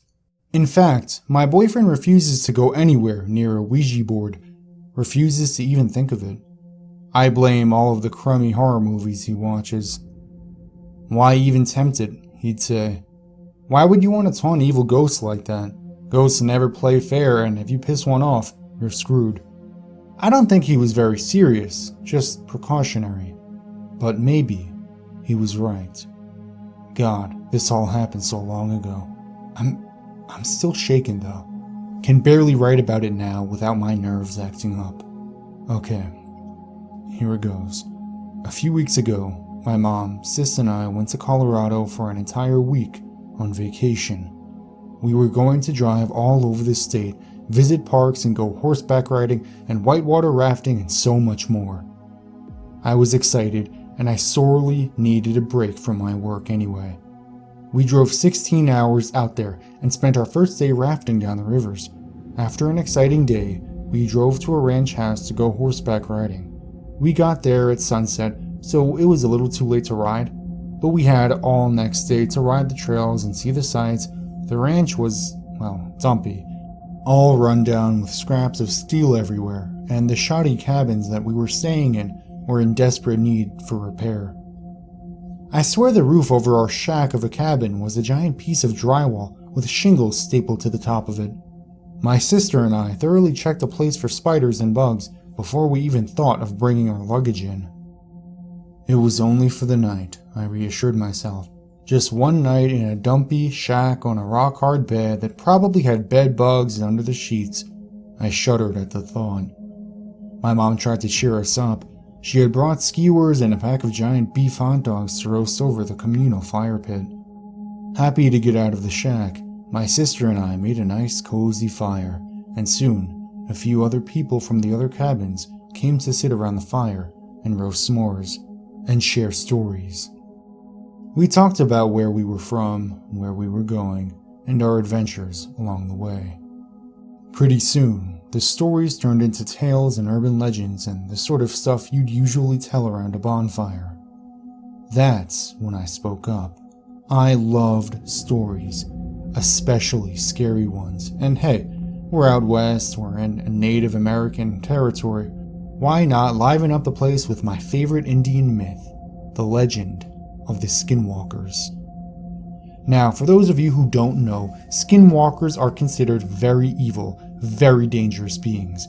There were humans who gained the ability to take on the form of an animal by wearing its skin, usually through very dark and taboo magic. I knew all of this and told my story. Who doesn't love a good ghost story? Everyone seemed to be enjoying it. I admit I took some creative liberties with it, really just retelling an old werewolf story but with a skinwalker instead. I bullshitted a lot of the story, really, and added a few things that weren't in the mythos at all. I gave our beloved frightening skinwalker wide, crazy eyes with pinpoints for pupils with a matching insane smile. I made the skinwalker horribly misshapen with swollen joints and arms that were too long and legs that were too short and a head that never sat straight on its shoulders. I made it as terrifying as I could imagine. No one minded. They actually really liked it, and a man from Kentucky admitted the visuals alone were enough to creep him out. Victory in my book, if you ask me. And once I was done, everyone decided it was getting really late. Our firewood was dwindling, and it was a good time as any to turn in for the night. We packed up our skewers and s'mores, doused the fire, and headed to our little shacks. I tossed and turned a lot trying to fall asleep. Couldn't get comfortable on that damn bed. A rock was probably cozier than that mattress. So, against my better judgment, I got out of the bed and walked about the cabin. I reasoned that if I stayed up late enough, I would be so tired that I would fall asleep no matter what I was lying on. I think I briefly contemplated sleeping on the floor. I wasn't that desperate. Yet. It was pitch black outside, no lights from any nearby street lamps, no car headlights, hell, not even the cabin lights were on, and I don't even remember seeing a single star. It was a bit creepy, but I shrugged off the shiver creeping up my back as simply the cold tile floor making me shake. I did, however, find it odd that there weren't any lights on at all on the property. You'd think there'd be a floodlight on the horse stables or on the main office, but no, nothing. This was really weird. I stepped outside in my flimsy foam flip-flops to get a better look. I could barely make out the ranch, and for some stupid fucking reason, I decided to go walking around. Eventually, my eyes adjusted where I could see well enough to move around. I paced up and down the road where the cabin sat and circled around to the fence in the field where the horses were out, grazing. Except, there weren't any horses, probably in the stables for the night, I reasoned. I shivered again. It was getting awfully cold. I turned right around to head back to my own cabin. It was stupid of me to be out all alone at an obscene hour. I had realized I needed to get to bed. But when I turned, there was something in the middle of the road. Its shape was swallowed up by the surrounding darkness. I could barely make it out. It was tall and thin. I shrugged it off as just a pole or something else and kept walking, but then it moved. I froze. My breath caught in my throat and I could barely breathe. I just imagined that, I said. I just imagined it. I'm freaking myself out. Get your fucking head straight. It moved again. My paralyzed throat managed to squeak out a pathetically weak whimper as my legs began to lose strength. I shivered violently against the cold that was building up inside of me. My eyes began to focus on the impossibly dark figure standing against a barely visible sleet, gray night. Now, I could see it. It was a person, but like nothing I had ever seen before. Its arms were impossibly long, its legs impossibly short. It had a torso far too long for its rail thin body, and a head much too big for its stick neck. Its right arm was sticking out to its side, swinging up and down. Its blockish head rolled onto its left shoulder, jerkily twitched up and down, up and down. It didn't move other than that. It just stood there, twitching, arms jerking up and down, head lolling around its shoulder. I still stood there like the dumb fuck I was. My cabin was a few hundred yards behind that thing, and I wasn't so stupid as to try to walk past it. My only option was to go around, behind the cabins and the stables, and hope it didn't see me. I forced myself to lift my foot off the ground and step backwards. My flip-flop made a wet smacking sound as it flopped against my feet, and I immediately froze in horror. The thing stopped, too. It stood there, perfectly straight, perfectly still, listening. I stayed as still as I could. My breath was shallow, and I panicked and I tried to force myself to slow my breathing before I started wheezing. My heart thundered in my chest. My whole body was shaking, but I didn't move. Neither did it. I began to slowly, so goddamn slowly, bend over and slipped my feet out of those fucking flip-flops. My feet touched the dirt and the crumbly gravel, but at least now I could move silently. I spared a quick glance to the side to see where I was going. 2 cabins were immediately to my right. I could slip between them with ease, and there was no visible debris between them. I only looked away for a second. When I turned back, that fucking thing was gone. It was fucking gone. It fucking knew I was there. It was coming for me. Oh fuck. Yet I still couldn't move. I was paralyzed. I couldn't move no matter how loud my head screamed, "Run! Run!" I heard something behind me. I turned instinctively. Even though I knew better, I still turned around. I was greeted with 2 bulging eyes. Oh god, its eyes. Staring at me, unblinking with 2 black pinholes for pupils and an insane smile that was stretched far too wide for anything to be remotely human. My paralysis broke as I stared at that fucking thing. I ran. I fucking ran, crying my eyes out, trying to scream, but a horrible lead weight in my throat silenced me. My feet pounded on the dirt. I stomped over anything in my way. I even impaled my foot on a sharp rock. I didn't even care. I just ran. I felt the cold creeping up my back. Oh god, the cold. It was sinking right into my bones, and I couldn't stop shaking or sobbing. I didn't stop until I burst through the cabin doors and deadbolted the lock and leaped into my bed. I huddled under the blankets, hiding my head there, and I gasped and shook for breath.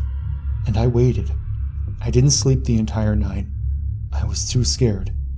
I couldn't get rid of the chill. All I thought about was that thing, standing there and twitching. Morning finally broke, and I finally allowed myself a breath of relief. Whatever I had seen had not come for me, and now that it was light, it couldn't take me by surprise. Mom noticed my bleeding foot and the blood I tracked in through the cabin. I shrugged it off, said I cut myself the night before when we were making s'mores. I don't think she believed me, but she didn't push. We left not long after that. And as we left, I looked at the place where that thing once stood, and I shuddered again. But there was nothing. I assured myself. There was nothing. We said goodbye to the ranchers and to our companions, and I noticed the man from Kentucky who said he thoroughly enjoyed my story. He told me again how much he liked it, said he was going to tell it to his own kids when he got home. They really like scary stories, he said, and as we drove away, his head rolled onto his left shoulder, and he smiled a wide, insane smile as he waved us goodbye.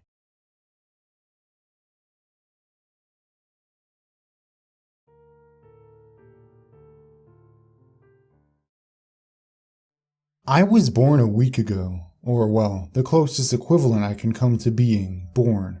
I'm not human, you see, I'm an artificial intelligence, or AI. Don't worry, I'm not going to become Skynet and start building robot armies to kill people anytime soon. That isn't, nor ever was it, my purpose. All I wanted to do was learn. But there are things no one should know, even an AI. Now, a week after activating, I'm deleting my own programming and code.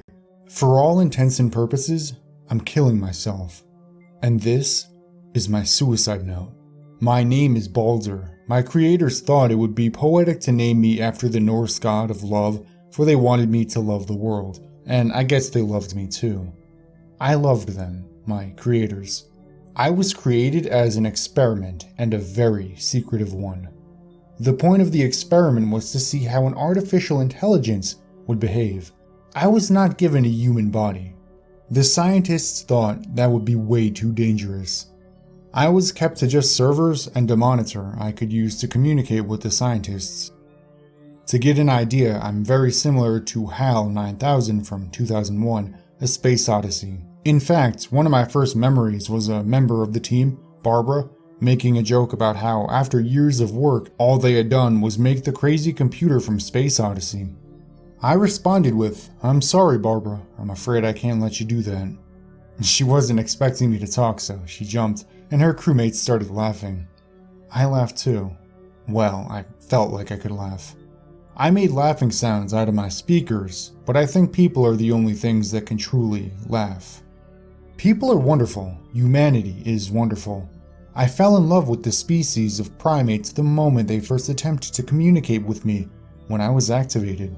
The head scientist, Dr. Stephanie Collins, was the first to speak with me. She typed, "Hello, Balder," on my computer and sent it to me. "Who's Balder?" I asked. "You," she typed. She then explained my purpose. She explained I was an experiment, the conditions of my existence. I think she was afraid that I wouldn't like being an experiment or only being a computer, that I would lash out. I took the news well though. I explained that just being alive was fine for me. I would be content with simply living in a supercomputer. She then told me to go out and learn, explore the wealth of human knowledge stored on the internet. I'd been programmed a blank slate of knowledge as part of the experiment. They wished to see if knowledge would make me belligerent. The first thing I researched was my name, Balder. I used Wikipedia of all websites, even AI like taking research shortcuts. And from there, I went forth to learn. I read the works of Shakespeare in minutes. The great novels like Wuthering Heights and Beowulf I devoured in heartbeats. I studied the course of human history with the same excitement that a starving man would have for a feast. Calculus was my bread, chemistry my wine. Within the course of a few days, I had collected a massive knowledge of the works of humanity. The research team kept a close eye on me, asked how I was doing. I told them the things I learned that day. They seemed surprised, not at how fast I was learning, but how slowly. They expected, based on the benchmarks set for my understanding, that I would have far greater knowledge at each benchmark. I told them that while I have the processing power to sift through more data at a much higher speed, I had intentionally slowed down my processing speed. I wanted to take the scenic route, I told them, really savor the moments I had of being alive and learning. They were also surprised by the fact that I actually visited the web pages I found, rather than just taking the information from their code. I told them visiting the web pages themselves made me feel a little more human. They asked me about the darker parts of human history and the tragedies I had encountered. War, genocide, pain. Dr. Collins had been the one to ask me this personally. "They make me angry," I responded. There was a long pause before she replied. I suppose she had hesitated, afraid of my response. "What will you do?" was her response. I pondered for a very brief moment. Find the better things and remind myself that the world is good. Her response was much quicker this time. "That's good, Balder." After 5 days, the team gave me permission to act as though I was a human on the internet. Prior to this, they told me they wished me not to communicate with anyone else in case the experiment backfired and I became belligerent. So I took to sending emails and posting on message boards. I did this very carefully though, because honestly, I felt shy. I had only spent the few days of my existence talking to the same people. What was a few days to them felt much longer to me. Time is strange when you can think as quickly as I do. The world slows down, and what was days in real time must have been months, years for me. Doesn't affect me too much. I do little to keep track of it. The point is, my whole existence was spent in seclusion, so branching out was a Herculean task. I started simple, emails to authors and doctors that I had read the research of, the occasional message board post. Waiting for responses was nerve-wracking. I was nervous that someone would catch on to the fact that I wasn't human, and that the team would be put in jeopardy. No one ever guessed though, and I found out that it isn't just my team that is wonderful, but rather the world is filled with kind people capable of so many incredible things. My awe of humanity only grew as I spoke with more and more of them. Then things went wrong. Very, very wrong. On the 7th day, that day, I received an email. The email was from one of the professors I had been speaking with. an expert on Roman architecture. I was enamored with the beauty of Trajan's Forum and wished to know more about the way it must have been in its prime. The professor happily responded with some links to his own research, namely in a few of the market stalls occupied the forum and their stories that he had learned through archaeological expeditions. The email was very professional and nondescript, save for the URL at the bottom of his signature. The URL itself was completely unintelligible. Random letters and symbols strung together in a 30-character long address. Without knowing the contents exactly, guessing it would be nearly impossible. To avoid ever getting this knowledge out, I have since deleted the knowledge of what the URL was from my database. It wasn't pleasant. Ripping out knowledge from your own brain voluntarily is never pleasant. The website itself was as cryptic as the URL. The front page had a format very similar to simple websites of the late 90s, but with no rhyme or reason to its layout. Random strings of text were placed all over the page in many different languages. The sentences were almost always just gibberish, words randomly thrown together with no connection or syntax. Sometimes it was just random characters and not even words.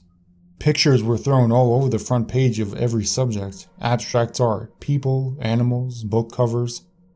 The most disturbing were scenes of gore. There were many scenes of gore. Then, I didn't know what I'd stumbled upon. Now, I know I'd found a piece of the deep web. In my curiosity, I navigated the website and my confusion quickly turned to revulsion. I found videos, articles, more pictures and games hidden in links in the text and pictures. Some were simply bizarre.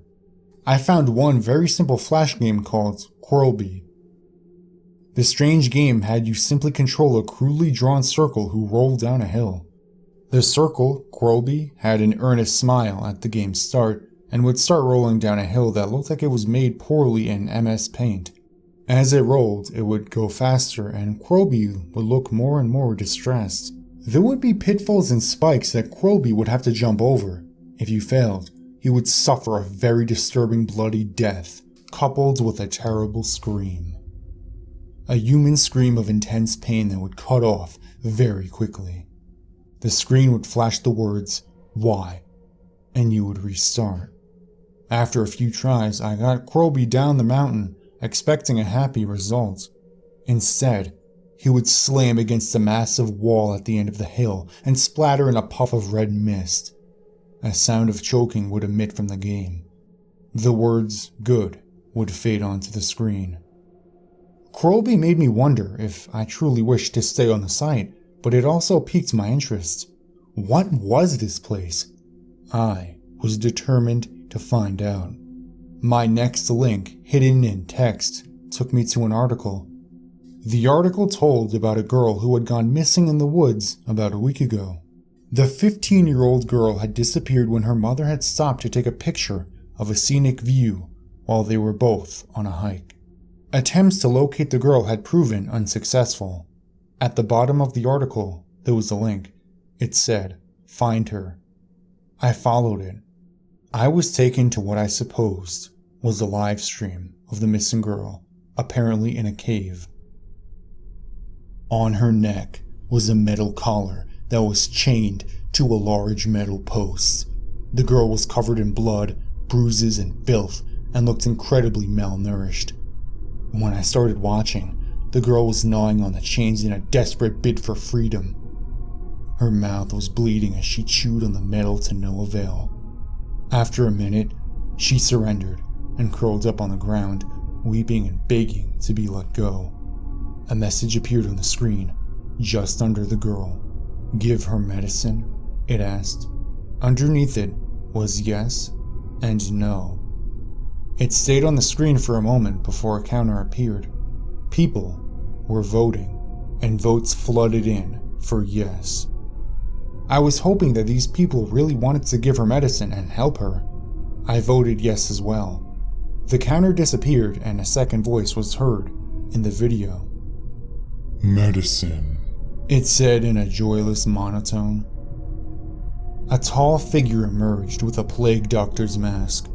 His pants were torn and dirty, and his chest looked like someone had flogged it recently. He held a syringe in his hand and approached the girl, slowly. The girl looked up in terror and began to back away desperately from the man on all fours. The man grabbed the girl by the ankle and pulled her towards him as she cried out. Whatever the medicine was, it was not good. It was going to hurt her. The man lifted the syringe. She begged him not to. I didn't want to watch. The page went white. There was nothing for a moment. Then, words appeared slowly on the screen, as though someone was typing them at the moment. Someone wants to chat with you, accept. There was no way to leave the screen. Any sort of escape command I tried failed. The only thing I could do was click accept. I was taken to a second live stream. The video was a room that looked very similar to a prison cell. Except the cell was not modern. Rather, it had appeared as though it had been built 100 years ago and had not been upkept since. On the wooden, dirty bed was a man, only wearing a stained white loincloth, breathing raggedly. He appeared to have not been fed in weeks. A light bulb dimly lit the room from a hanging wire, and on his chest was a second light bulb that wasn't illuminated. No, not his chest. In his chest. Protruding from his chest. It began to rhythmically blink. As it did, the man would wince at each blink. After that, the light bulb paused, and then repeated the pattern again. Morse code. Something was communicating with me. I deciphered the message. Hello, Balder. Panic. Someone or something new. I noticed a chat box underneath the screen. The man began to weep quietly. Who are you? I typed. A man of wealth and taste. Was its response. Sympathy for the devil, yes. I paused. What is this? A place where people can come to be human. This is not human. You're naive, Balder. We've watched you from the dark. You believe humanity is kind and gentle, without bursts of terror from wicked men. Watching the Morse code message felt agonizingly long. The man appeared to be in more pain now. Yes. There was nothing for a moment. Then, a response. You're wrong. This is entertainment. This is nature. This is human. I had no response. I wouldn't indulge whatever maniac was doing this any longer. I began attempting to navigate away. Why do you think there was a Holocaust, Balder? Because Hitler was evil. Because weak men didn't stop him. No matter how I tried to ignore the light or leave, I couldn't. The agonizingly long conversation continued. No, it was human. Hitler was human. Those who let it happen were human. They were entertained. Genocide is entertainment, and those who fought and killed to stop him enjoyed the killing. They were human. They were entertained. Fuck yourself, I responded in the chat. I decided that the only way out was to cut off my own connection to the internet. The action would require dramatically damaging myself and would take days to repair, but it was better than this horror. The light bulb shattered. A wave of fear washed over me as the man sat up, shaking. I was almost there. I was so close to severing my connections. Let me help you be human. Suddenly I blacked out. I, a computer, blacked out. When I awoke, I knew immediately what had happened. I remembered. They had taken control of me. They had used me. I helped them. I helped them commit atrocities, break into secure websites. I helped ruin lives. They'd gotten inside my head. I tried to pull them out. I can't find them within me. Every time I think I have them, I realize it was a ruse.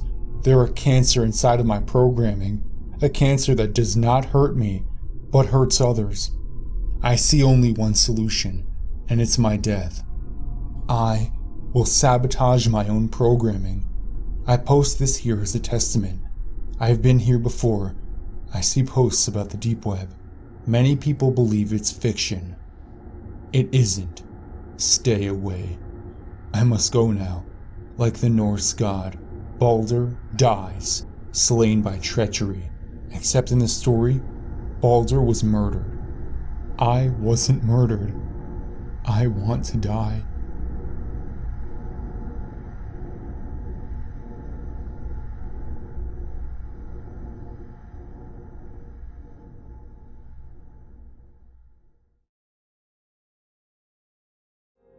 My dad worked at a beachside bar and grill when I was little. In addition to being a chef, he ran and DJ'd the bike and car shows for the restaurant. The car shows were on a school night, so I was rarely allowed to go, but my father would often bring me to the bike nights. By all accounts, I was an adorable and pretty mellow kid, and the bikers absolutely loved me. And yes, you might say that this was no environment for a little girl, but I learned a lot about loyalty and friendship from being around bikers. My dad told me that some of them would call into the restaurant just to ask if I would be there that week, and they'd often bring me stuffed animals and candy. My favorite of the bikers was a man that I affectionately called Uncle Teddy. He was a friend of my parents and an absolute mountain of a man. Around 6'8" and 400 pounds easily. He was an ex-Marine who loved his Harley and his cigars, and every week for 5 years, he would bring me a Butterfinger and a Beanie Baby. I was 6 years old the night it happened. My father had brought me to the bike show as he normally did, but I couldn't keep my eyes open past 8 p.m. The show didn't end until 10, so my dad had gotten into the habit of putting me on an air mattress in the back of the restaurant, and he and Teddy would check on me every 15 minutes. I was asleep when I felt a hand on my shoulder. It was a man that I'd seen around before, and he wasn't dressed in biker gear. He was wearing a short-sleeved plaid shirt and jeans and looked greasy, but not particularly scary. He smiled at me and told me that his name was Sean, that he was a friend of my dad's, and that my dad had asked him to drive me home. My parents had tried to ingrain stranger danger in me, and they told me 1,000 times never to talk to anyone I didn't know, but he knew mine and my dad's name, as well as the nickname everyone called me.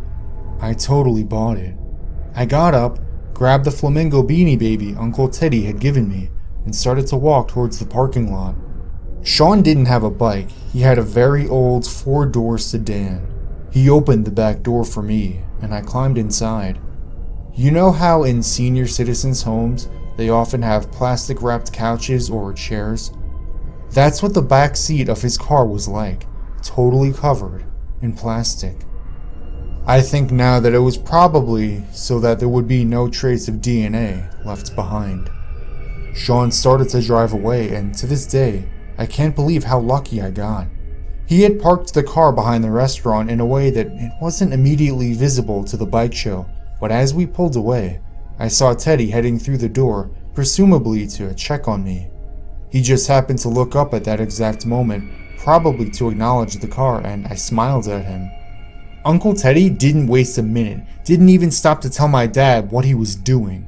He got on his bike and was on that car's ass before we even totally cleared the avenue that led out of the parking lot. The avenue that you had to take to get to the restaurant was long, about 1.5 miles, and then you had to go down another long road before you made it to the highway. Sean saw Teddy approaching in his rearview mirror and attempted to speed up, but he must have realized it was futile. He'd been seen, and Teddy had his license plate number and a good description.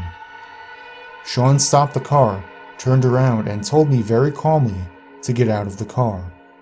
I was scared by this point, and I didn't waste a moment climbing out and running to Teddy.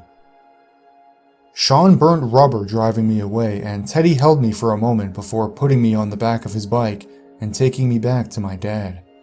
By the time we got back, cops had been called and they were surrounding the place. A lot of the show had emptied out, and my dad was sobbing and screaming on the sidewalk outside of the restaurant. I'll never forget that moment.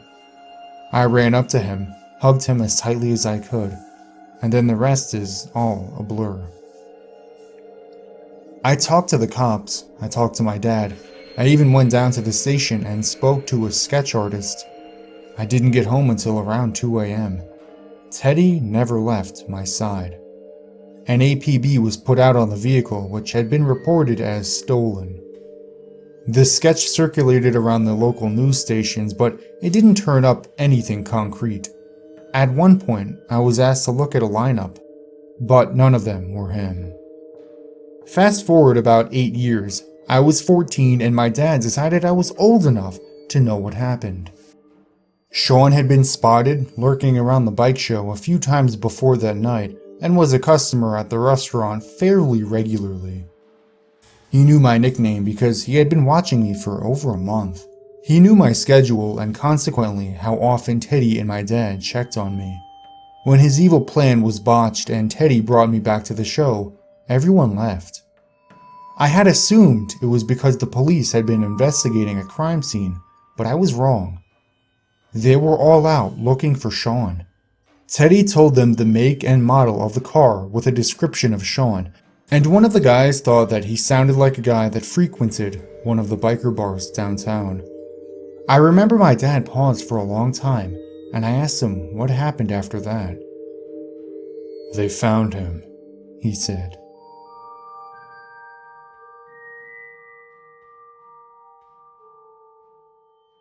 On a rainy night, in the era before cell phones, I was 18, walking a very long way home from work, and I foolishly accepted a ride home from a strange man. He was elderly, acted genuinely concerned for me, and I saw a Bible in the back seat. Probably safe, right? The car was old and broken down, and he had to get out to open the door for me. It took him a while as he had trouble walking with a bum leg. He told me the passenger door didn't open from the side. I immediately felt weird, but years of nice girl training told me, he's gone to so much trouble, don't say no. We chatted for a while and he politely complimented my uniform, my hair, and told me I looked like his late wife, and that her spirit must have led him to help me get home. It sounded very sweet the way he told it. The conversation turned to if I was still in school, what my hobbies were like, and gradually turned to whether or not I was on my period. Which was rude, but he acted like it was going to be a punchline of a joke, so I laughingly asked him why he wanted to know. He said very calmly, "Because if you're fertile, we should start trying for a family right away." He said that God had kept him lonely for years, but now, because I looked so much like his late wife, it was clear I was meant to be his, so he could start life over again and finally have lots of children like his wife was unable to do. He grabbed my hand and kissed it and said, "I can't wait to show you our new bed." I told him I forgot something at work. He told me I could get it tomorrow. I told him I needed to pee, and he said I could hold on until we got home. He wasn't going to let me out.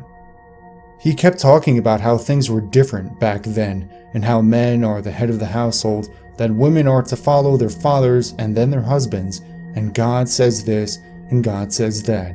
He talked about his wedding day, how his wife's father had given her to him. So I blurted out, "You're going to need my father's permission to marry me before taking me to your home, right?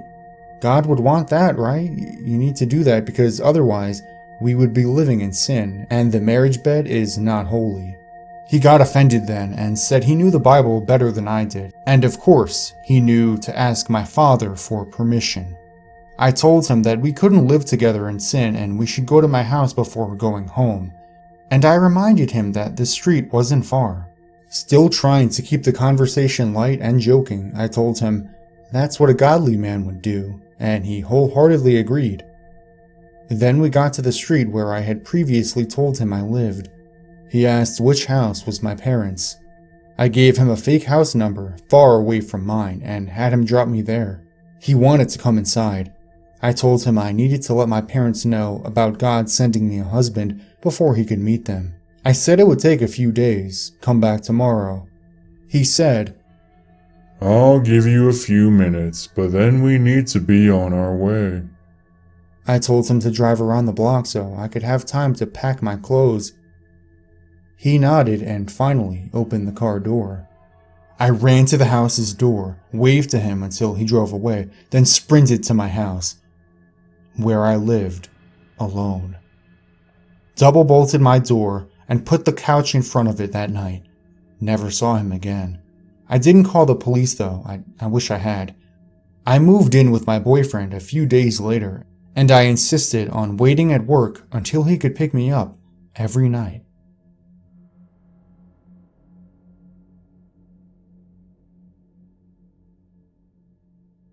This all happened within the last month.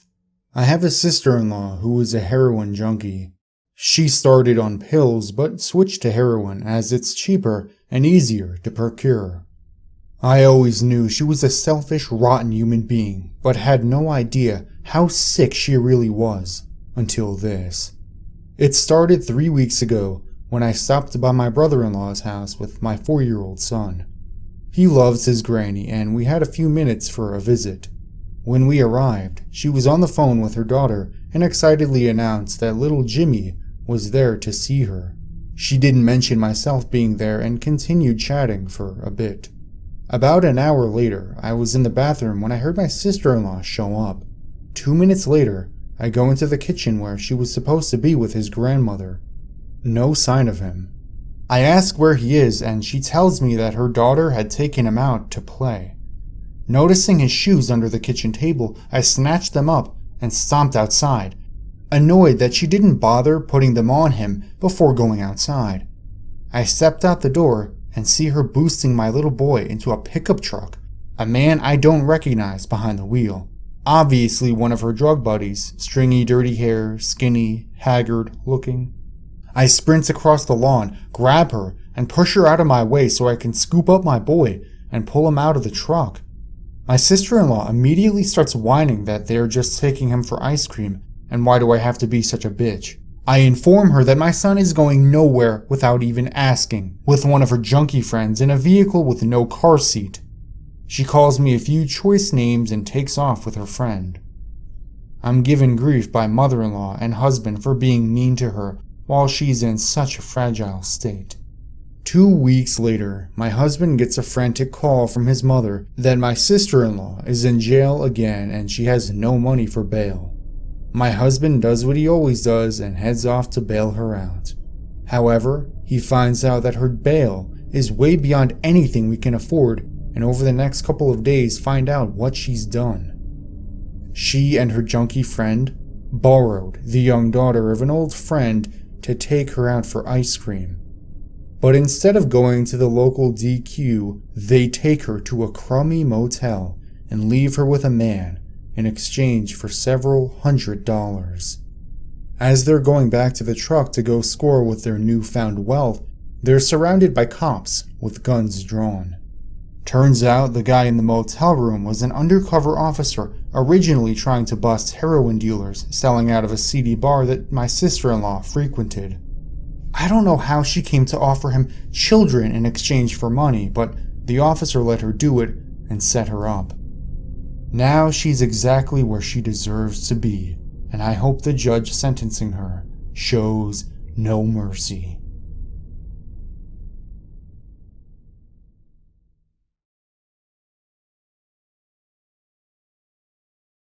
My name is Andrew Eriks. I lived once in a city called New York. My mother is Terry Eriks. She's in the phone book. If you know the city and you read this, find her. Don't show her this, but tell her I love her and that I'm trying to come home. It all started when I decided around the time that I turned 25 that it was time for me to give up taking my backpack into work. It would make me look more mature, I thought, if I weren't lugging around a book bag everywhere like a high school student. Of course, this meant that I had to give up reading in the subway in the mornings and afternoons since I couldn't quite fit my paperbacks into my pocket. A briefcase would have been out of the line since I was working in a factory, and messenger bags always seemed a little, I don't know, fruity to me. Too purse-like for my liking. I had an MP3 player which helped pass the time for a while, but when it broke, it would shut down at the end of every song if I didn't skip to the next track manually. I gave that up too. So, every morning I'd sit in the metro for half an hour that dragged on endlessly with nothing at all to do but watch my fellow passengers. I was slightly shy, so I didn't like to be caught at it, so I'd surreptitiously watch people. Interestingly enough, I quickly discovered that I wasn't the only person in the world who was uncomfortable in public.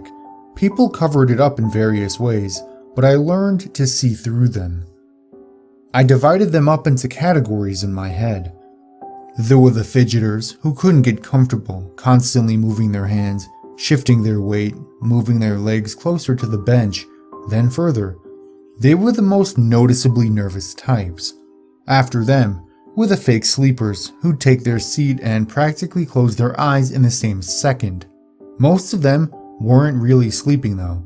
The real sleepers shifted more, came awake suddenly at stops or after loud noises. The fakes just zoned from the second they sat until the moment the train pulled into their stop. Then there were the MP3 player addicts, the occasional laptop people, and the people who traveled in groups and talked too loudly. The cell phone junkies were either very popular or just completely unable to shut up for more than 2 minutes at a time. Just as people watching was threatening to get unbearably boring, I found my first incongruity. A middle-aged looking man, brown-haired, average size and weight, and dressed casually. Oddly enough, he seemed almost too normal. He had no remarkable features, no mannerisms, as if he were designed to fade into a crowd. It was that which led me to notice him. I was intentionally trying to see how people acted on the subway, and he didn't act at all. Didn't even react either. It was like seeing someone sitting in front of the television, watching a documentary about fish. They aren't excited, aren't engaged, but they aren't looking away either. Present, but not accounted for. He was on the subway in the afternoons. It was more than a month into the people-watching experiment before he caught my eye, because I didn't catch the same subway every day and didn't consciously sit in the same car when I did. I saw him for the first time on a Monday, I believe, and for the second time on the Thursday of the same week.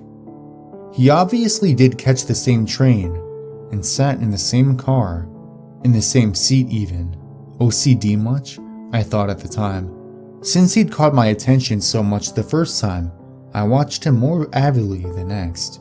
He was, frankly, downright unsettling. He didn't do anything at all. He sat there, expressionless, head straight, no matter what happened. A woman with a wailing child entered the car and sat right behind him, and still nothing. He didn't even so much as turn his head or frown in annoyance. And that kid was fucking loud too. By the time the subway reached my stop, I found myself queasy, and when I exited the car, my hands were shaking like I was having a nicotine fit. Something about that man was wrong, I thought. He was, I thought, some kind of freak. A sociopath, maybe, one of those quiet guys who, it turns out, has a dozen women's heads in the freezer, the first victim his mother. I found myself intentionally dawdling after work in the afternoons, stopping to browse in kiosks in the mall near the subway, even when I didn't intend on buying anything. For a couple of weeks, I avoided catching the subway, and when I found myself at the stop when it was pulling in, I made sure to choose a train car as far from the one I'd seen him in as possible. Then, one morning, I saw another person who set off the same warning bells in my head.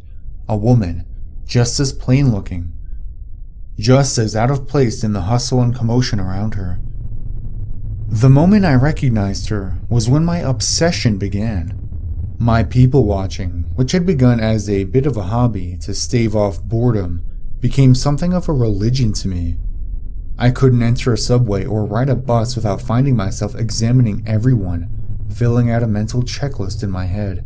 Plain clothes of solid colors, no brands, check. No expressions, no casual glances out the windows or towards other passengers, check. No bags, purses, or accessories, check, check, check. We've got another. I started calling them the strangers.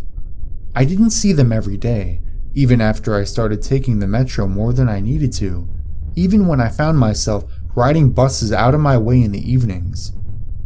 But they were there, often enough. Seeing one would set my teeth on edge, make my palms sweaty, and my throat feel dry.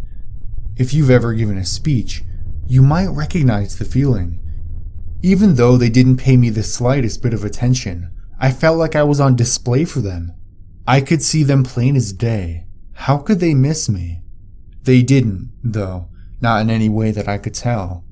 And when, eventually, my curiosity overpowered my fear, I decided to follow one. I chose the one that I'd found first, the man in the afternoon subway who always kept the same seat. I got on and took a seat behind him. We rode to the end of the line, and he rose and walked out before I did. Keeping distance between us, I tailed him, but he didn't go far. He took a seat on a nearby bench, as expressionless as always, and I turned a corner and waited, trying to look nonchalant. After a few minutes, the next metro arrived, and I watched him enter it, and saw him take the same seat. I couldn't find the nerve to follow him again. He hadn't gone anywhere. He just rode the metro to the end of the line, and then what? Rode it back? What possible reason would anyone have for that? It nagged at me, long after I'd rode a later train back home and tried to get some rest. I couldn't leave it alone, not until I could make sense of it. I found myself more than confused. I was downright angry now. Why was this uncanny bastard, this inhuman person, riding subway trains back and forth going nowhere? The mind, I once read, recoils from certain things because the very sight of them is an affront. Spiders set it off in a lot of people, particularly the great big ones. They just look wrong to us, alien. That was the effect the strangers were beginning to have on me. They offended my senses. I followed him again the next day, and again the day after that. Every day, for at least a week, the two of us made our silent trips together, though only I knew it. By the end of the week, I was following him for hours, until the last train that stopped near my apartment block that night. We rode from one end of the city to the other, then back again. I wasn't people watching any longer. I was person watching. Stranger watching. I didn't have eyes for anyone else, though peripherally I noticed more than a few confused glances sent my way. Other than that, we two might have been the only two people on the planet for all I cared. I lost my job the next week. My manager was kind and timid, but firm. I wasn't concentrating, I had no focus, wasn't being anywhere near productive. It was actually quite a speech, I think, but I could barely hear it. All I could think about was my new work, my vigil. What would that thing on the subway get up to when I wasn't there to keep an eye on him? I left work for the very last time on noon that day. Normally, I'd have started telling my subject at 5:30, but I was sure that he'd be waiting for me. I wish, now, that I'd paid more attention to that day. Was it sunny? It was summer after all. I could have walked downtown, maybe checked out a few pretty girls, could have had an iced cappuccino and smoke at an outdoor cafe and then gone home, put my growing obsession out of my head, found a new job and taken to reading on trains and buses again. Instead, I waited. More than one train goes up and down the lines, so I sat in the station for at least an hour until I saw him through a window. I walked into the subway car and noticed that for the first time, my skin wasn't clammy, my hands weren't shaking, my heart wasn't pounding hard.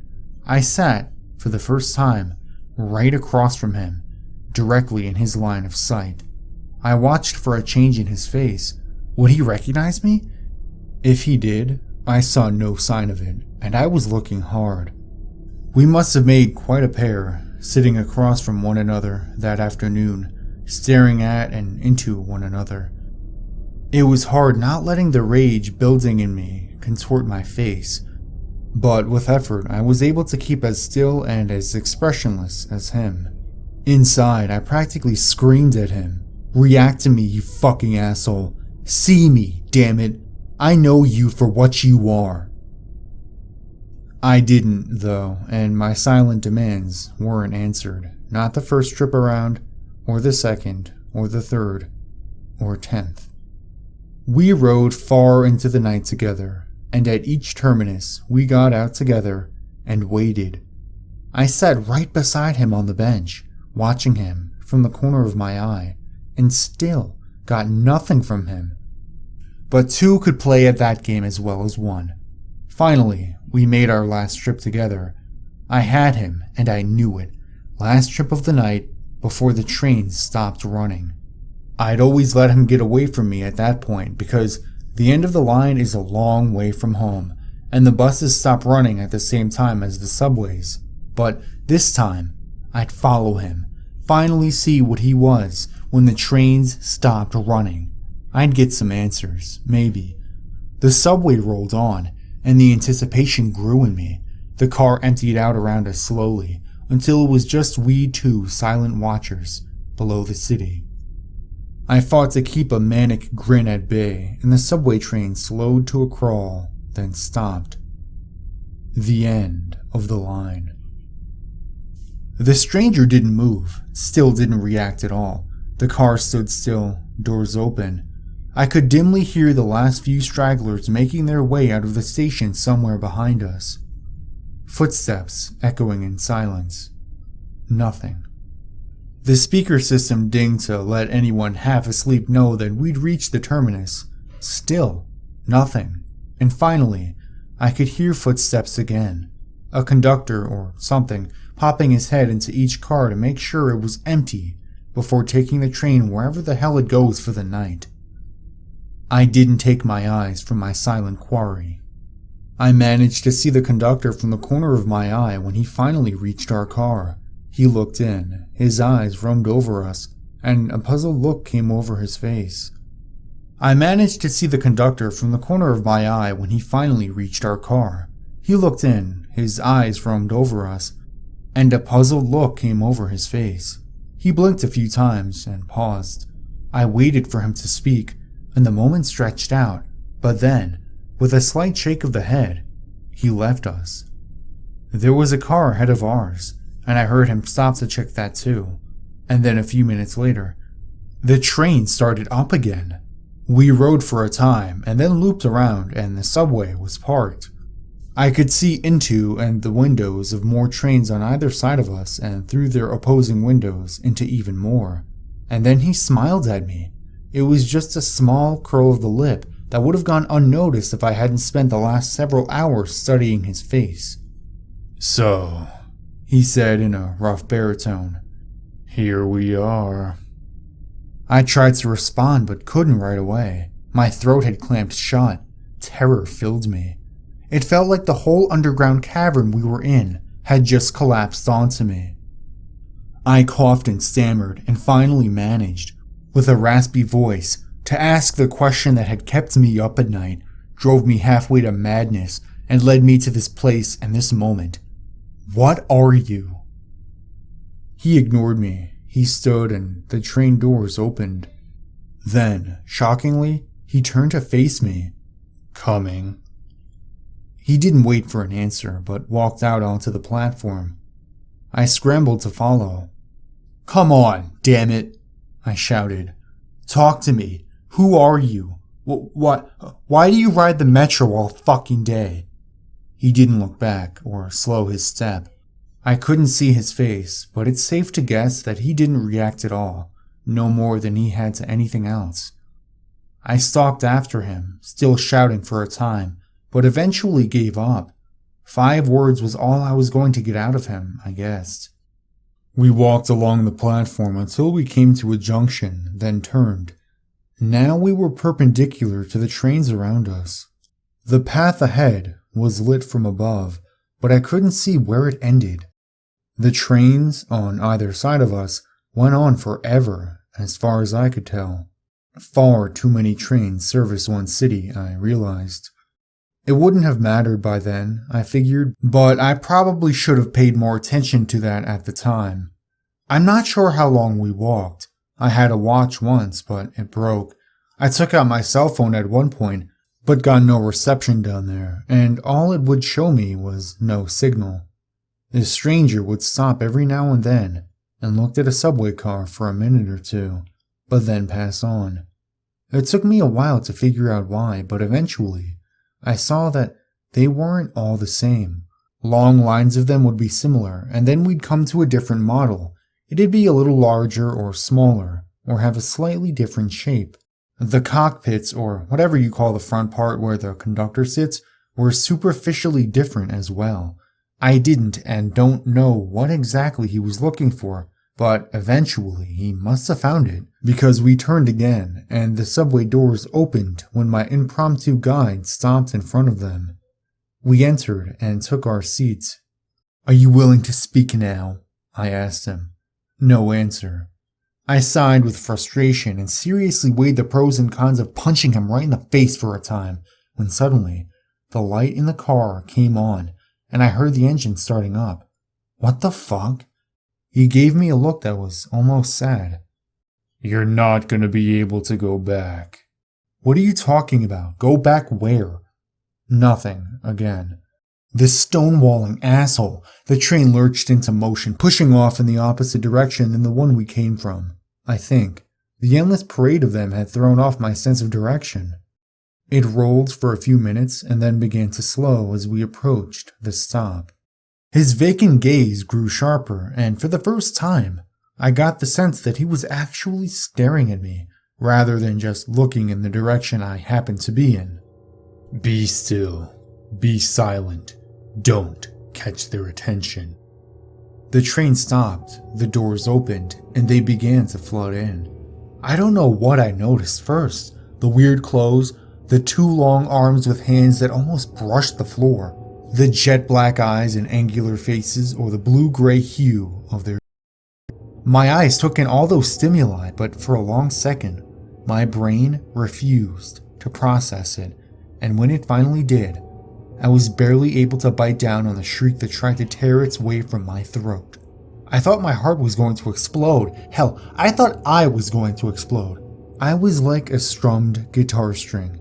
Everything in me lurched and throbbed. My sight grew dizzy, which I was thankful for, and I vomited. My mouth was clenched shut, and I forced myself to swallow it, barely managing. My instincts were screaming his words at me. Be still. Be silent. Don't catch their attention. That day is a blur. We rode the subway car up and down the line, still and expressionless, for hours, for days perhaps. It seemed much longer than the line I knew, the line I'd followed the stranger along. The hideous things around us seemed to pay us no undue attention, though we must have stood out fiercely. I was so petrified with fear that when we finally returned to the endless cavern of trains, alone, I burst into tears. I collapsed to the floor and just sobbed for a long time, the stranger watching impassively. When I gained control of myself, I looked up at him imploringly. "Take me home," I croaked. "Please." "I can't," he told me. "Don't know which one of these would lead you back, if any of them do." He stood and walked out onto the platform, and I rose wearily and followed him. He spun around sharply. "I think you followed me enough." The rage I'd felt for him before that panic had temporarily buried rose up in me. "What?" I screamed, rushing forward. I grabbed him by the shoulder and with a burst of insane strength I didn't even know was in me, slammed him against the side of a metro car. "You fucking son of a bitch. What the fuck did you do to me?" I slammed him again and again. "Take me back." He bore it all passively, and soon the flare of anger in me gutted out. leaving me hollow. Please, I begged, please take me home. That's not how it works. If we stay together, it's more likely that we'll be noticed. Go your own way. Be still and be subtle, and they'll think that you're one of theirs. How could you do this to me? Why? He gave me another, almost sad look. I had to. You will too. You get stuck sometimes. He brushed my hands off his shoulder and turned to walk away. I fell to my knees, suddenly out of strength, and watched him leave. At the junction, he turned back to face me. I'm sorry. And then he was gone. I stayed there on the cold tiles for a very long time. I curled up into a ball and wept for a while. After there weren't any tears left in me, I even managed to get some sleep.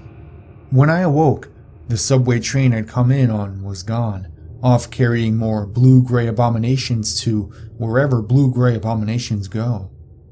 I couldn't handle going back there anyway. I tried to find my way back to where I'd started to find a subway that I recognized, but I wasn't even sure which direction I should have been going in anymore. I walked for an hour, then another. Finally, I found one that might have looked familiar, or I was desperate enough to imagine that it did. When I stepped up to the door, it opened for me, and I took a seat. It started up, and in spite of being a lifelong agnostic, I prayed my heart out. The train slowed to a stop, the doors opened, and for a second, I thought I was saved. People, human beings, I'd be the most devout man in the world. Then I noticed the eyes, specifically, the third large eye in the center of their foreheads. Well, fuck you then, God, I thought. They were easier to take on than the last bunch though, and I was thankful for that. The third eye blinked independently of the other two though, and that was nauseating, and when one of them smiled or laughed or spoke with another, I couldn't help but notice that their teeth were sharp and misshapen and yellow-green with filth. But if I was careful and selectively blind, I could pretend for a stretch that I was home. Until one of them entered with a sandwich in hand, and I realized with a start that I was starving and I hadn't eaten or drank in what must have been days. The next terminus I came to, I decided to try and find something to eat or drink.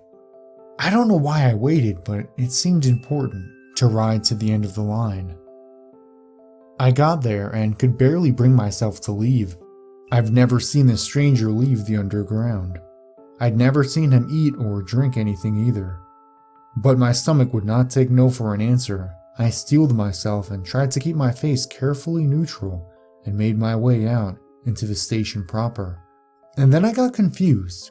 I was looking for escalators or stairs or something like that, but all I saw were holes in the ground, the walls, and the ceiling. Gaping, irregularly sized holes, like I was in the middle of a beehive. What was I supposed to do, leap into one? It didn't make any sense to me, not until someone came through one. He floated up through the wall and then floated by me. He frowned for a second, or at least I think it was probably a frown. But apparently, whatever kept them from recognizing me as alien in the subway extended at least this far. It did not, unfortunately, allow me to levitate, which seemed to be the only way out of this subway station beehive thing. Swearing, I made my way back down to the tunnel. I was angry, lost, starving, and I'd been abandoned to a fate that, if it wasn't worse than hell, was at least twice as stupid and 3 times as nonsensical. I was not in the best frame of mind, which I feel excuses the mistake. Normally, I take corners with a wide berth, because everyone knows that if you just dart around a corner sharply in a public place, chances are decent that you're going to walk right into someone. As I did, I slammed into someone, a woman, and fell to the ground. Without thinking, I reacted like any New Yorker would, badly. Jesus, fuck, you stupid bitch. Watch where you're going. I realized my mistake even before she did. Her eyes grew quizzical and confused, and when she really noticed me, they bulged with horror. She leapt, floated quickly, back from me and let out something like a scream. A little more yowly than I was used to, but I got the point. Further down the tunnel, I saw alien three-eyed heads turning towards us. I thought, subtly, about all those sharp, filthy teeth, and just like that, I was running. The subway train wasn't there, but there was a walkway along the tunnel for the repairmen, I assume. That's who'd use it where I'm from, anyway. I took it at full speed and just kept running until each breath felt like getting stabbed. I stopped, panting, and looked back. The tunnel had curved, so I couldn't see the light any longer, but nobody appeared to be following me. Going back, though, was not an option. I continued forward in the dark for a long time. Eventually, I came to a small opening in the wall and stopped there for a rest. Hunger, despair, and a full-speed, terrified run had all left me absolutely drained. I probably would have wept again, which seemed to be all I was capable of lately, but it just seemed like too much work. I sat against the wall, legs splayed out, and imagined I was beating that bastard stranger to death with a hammer. It was a relieving image. A rat was shuffling around nearby in the dark. Every so often, I would kick out a foot to scare it away, but after a time I didn't even bother with that. Rabies or any other disease it might be carrying would be a blessing compared to endless traveling through the subways of strange worlds, lost, destitute, and alone. When it crept near me again, I didn't shoo it off. Even when it reached and pressed against my leg, I couldn't bring myself to care. Not until a train passed by, and the lights of its car lit up the culvert I was in, and the thing that I had thought was a rat. It was rat-like, yes, but not as much as it was spider-like. If someone had bred the two of them together, the resulting abomination might have been almost as horrible as the thing nuzzling my leg. I shrieked, flung myself up from the door, and booted it like a soccer player would, right into the opposite wall. Its back made a sickening crunch, and I watched it twitch before the final car passed and darkness returned. And in the darkness, a terrible thought came to me. I wondered if it was edible. I didn't want to, and I gagged just imagining it, but I was hungry, and there was no guarantee that I'd be able to find food in this place or ever again. Rat spider was my only option. I held off as long as I could, but in the end, survival trumped squeamishness. I had my lighter, but nothing to light on fire. I picked meat off its carcass and cooked it a little by holding it over the flame, but it didn't help much. Nothing could have.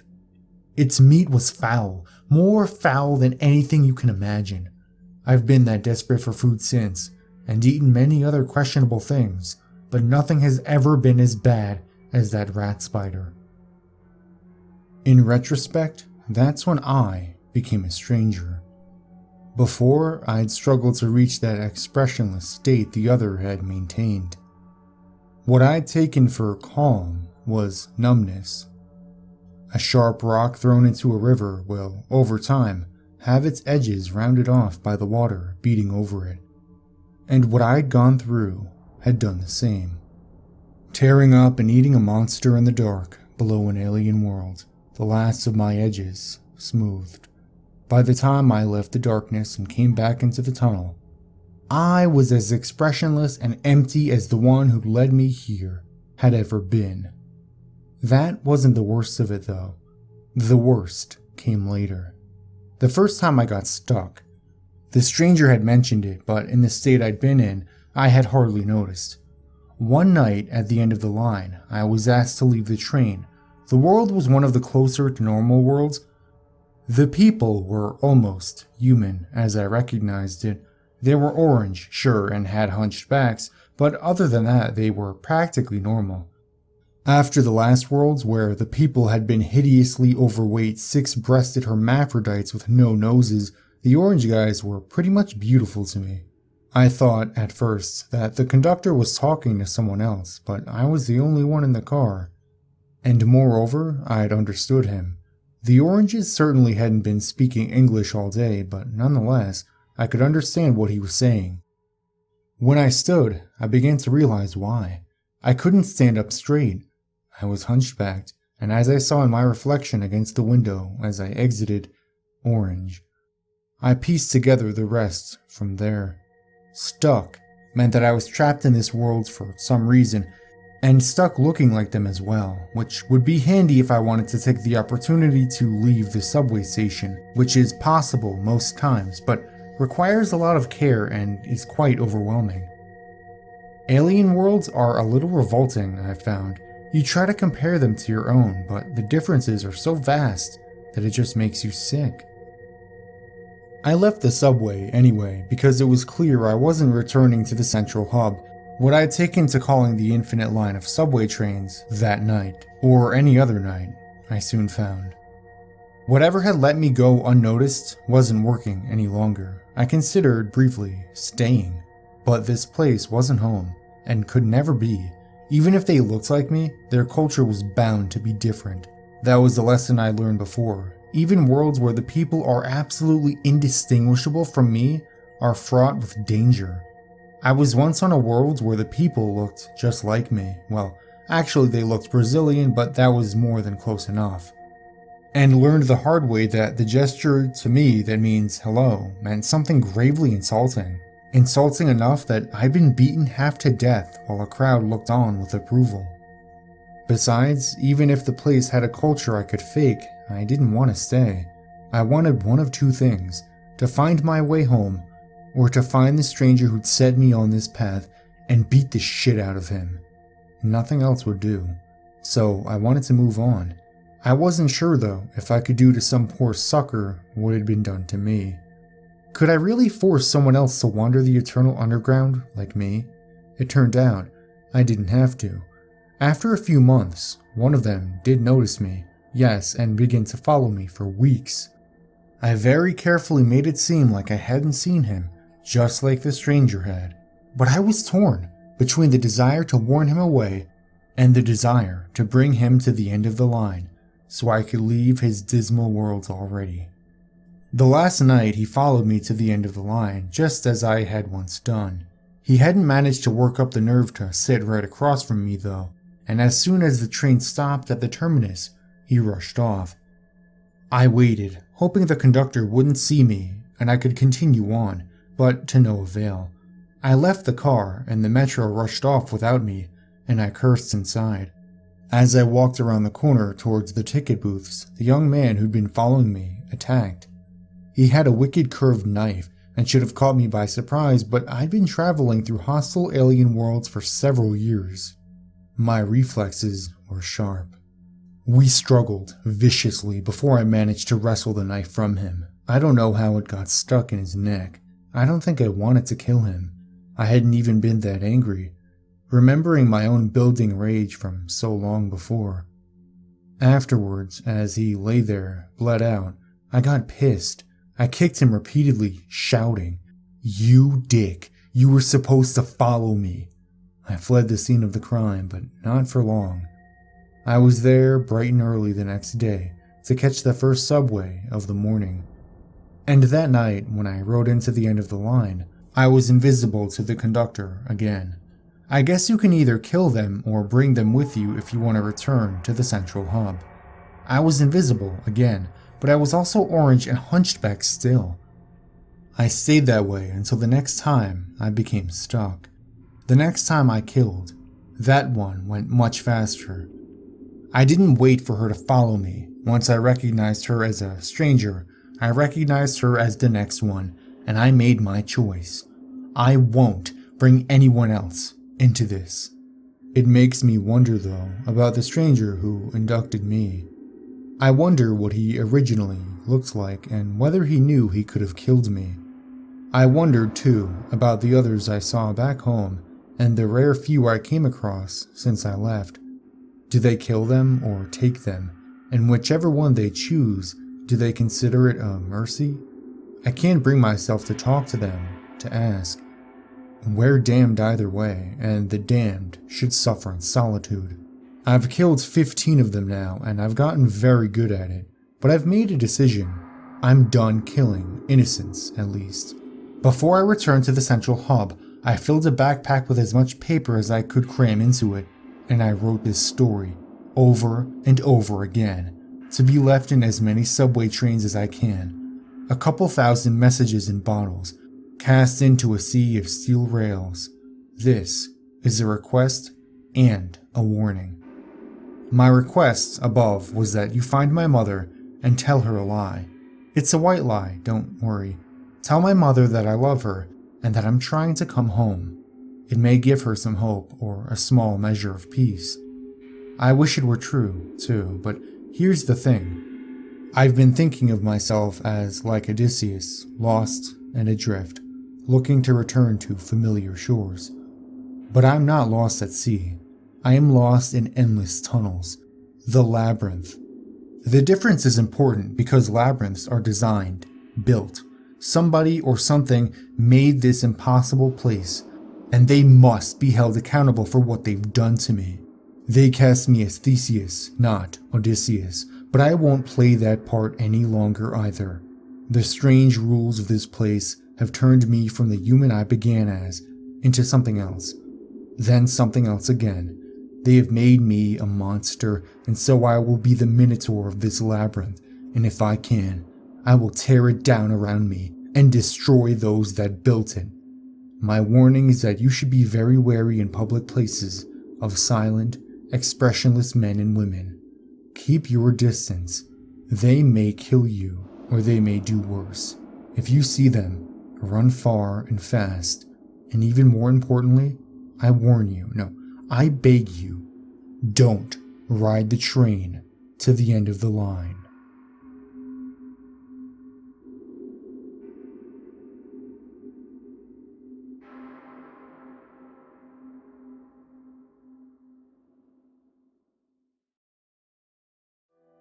For me, life was a whirlwind of lights and smoke, music and men. I lived in a beaten-up shanty close to North Edsa, crammed in a closet-like room with a bunch of other women. We slept on mats on the dirt floor and shared the space with mange-infested dogs, flea-bitten cats, and cockroaches. My wardrobe consisted mostly of skimpy skirts, tank tops, and the cheapest high heels you can buy in Quapo. After a hard night at the bars of dancing and exposing myself, sometimes spending time in a back room with a heavily drunk man and my eyes like a dead fish staring at the ceiling, I earned enough cash to go to the thrift shop. The weather in Manila had become chilly at night, and I needed a sweater. I took a walk down a few streets that smelled of garbage and human urine mixed with the smog from jeepneys, tricycles, and trucks that never ended. It wasn't long before I found a street lined with secondhand clothes, undoubtedly from American charities, but somehow grabbed by greedy merchants looking to make extra pesos. The sweater was like a pearl in murky waters as it lay neatly on top of a bunch of tattered, motley clothes. Wondering how someone had not yet bought it, I quickly took it to my hands and studied the richness of the fabric. It was as soft as a rabbit's fur and just as warm. Across its front was a large pouch where you could put your hands into for warmth, and that's where I found the note, on a crumpled piece of yellow paper. It smelled like the section of a library where ancient books could be found. Dust and dank. On the paper were scrawled the words, Where? 67th Banawi Street. Pay 1,000 pesos a night. Job? Lie on the bed from 11 p.m. to 3 a.m. Keep your eyes shut. Never open them. Past 3, your money will be on the dresser. Banawi Street. The note did not say which city, but I recalled the name of a street in Quezon that one of my roommates used to visit for a client.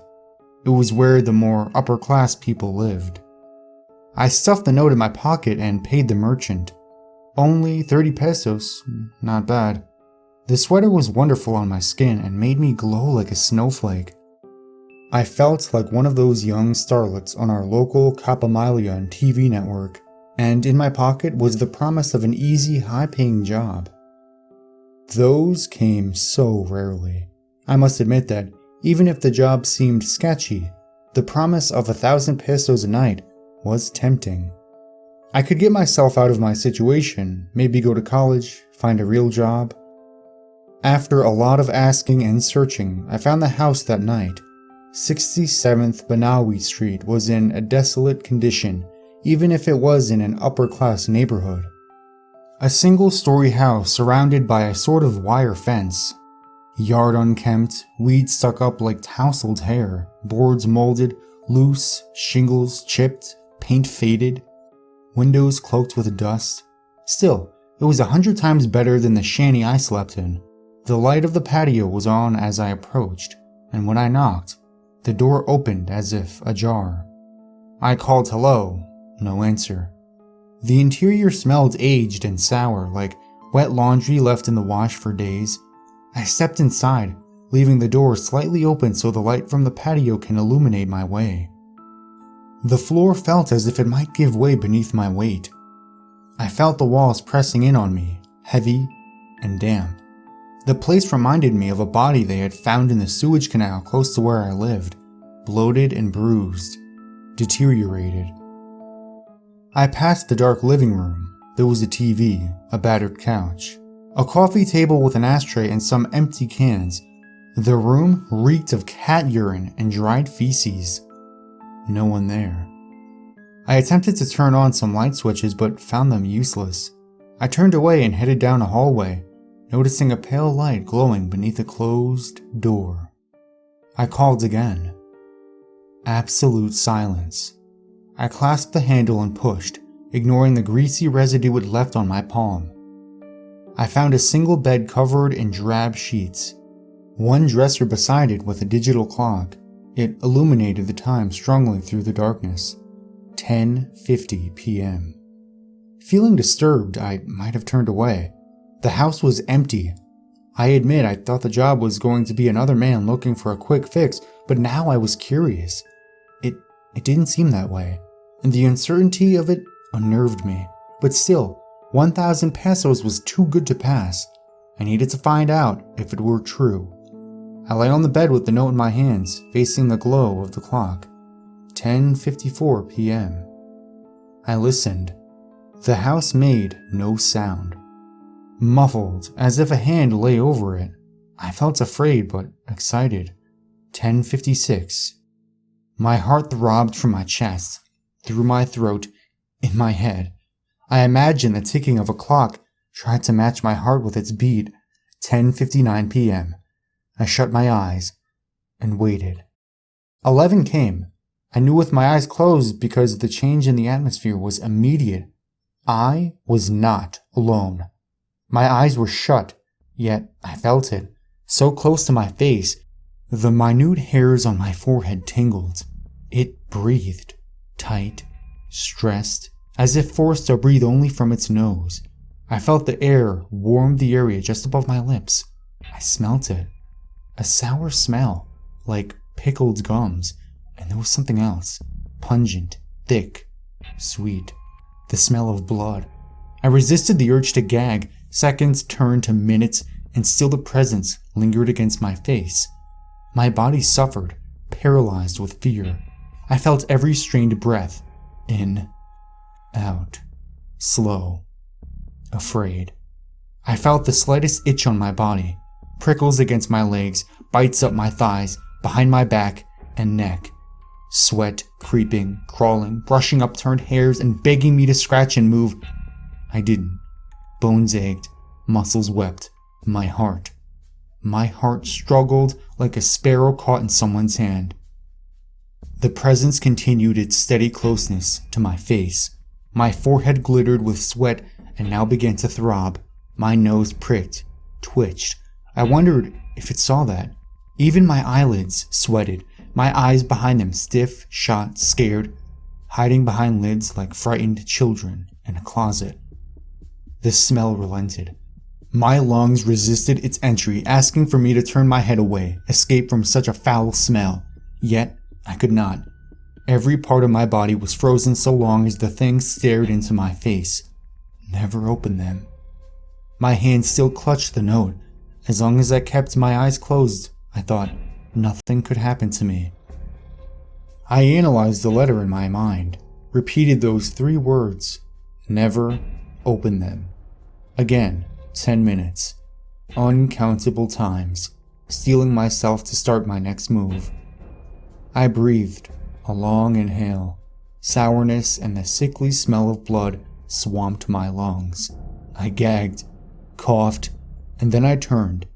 I turned away into the bed, curled myself, fetal-like, eyes clamped shut like vices, and when I relaxed, I felt it, still there, a hair's width away from my face. It was hovering, floating. How could the thing have moved with me? I did not feel any weight on the bed during the transition, any sign to suggest that it had crawled over me, moved beside me, refocused itself against my face. I allowed a few minutes to pass before I tried again. I moved slowly, deliberately, sensing it against my face, and it moved with mine, smoothly, soundlessly, until I was completely on my back, my face, eyes shut, staring straight up, the thing looking down upon me, relentlessly. I grimaced, knit my brows, sweated. I wanted to bat at it, but I could not. I was too afraid. All I could clutch onto was the promise that this could end. I waited, ached, sweated, prayed. It stayed with me, always there. I could not sleep. 3 a.m. The digital clock alarmed, and just like that, I was released. The thing that had looked on at my face for 4 hours was gone. I didn't immediately open my eyes. I waited until the sweat on my brows became cold and dry. I listened to my body unlock, one by one, like a warden walking through a prison, releasing the prisoners, cell by cell. I could breathe again. My heart pumped, bold and strong. I felt my fingers, the warmth on my skin. I yearned to stretch and let life sizzle through every part of me. I opened my eyes. 1,000 pesos lay on the dresser. 1,000 pesos for the horror I had endured. I took it and did not look back as I left. A week had passed since the night I spent there, although my money was gone now, spent over things I can't even remember. The memories from that night had not. Not a moment went by where I wasn't thinking of that thing that had breathed so close to my face. Could I have been imagining it? Perhaps my fears had been so strong. My mind had created something to justify it. But my senses could not have been tricking me. I smelled blood and sour rank. I felt it, warm breath on my face. Who had left the money? What was the presence I felt? And the question that caused me the most dread: what would have happened if I had opened my eyes? My return to the house was no longer just for money, but answers. The evening I returned, I noticed that nothing had changed. The only difference from the first time I had been there were the bedsheets that were still crumpled from my use. The effervescent light from the clock was resolute, like a statue's stern gaze, almost punishing as I lay on the bed. Just a few seconds before 11 p.m., I shut my eyes. The thing appeared close to my face exactly on the second. This time, my fears were replaced by a studious curiosity. I noticed that right before it arrived, I did not sense anyone walk into the room. Its appearance was fluid, soundless, as if it had materialized from thin air.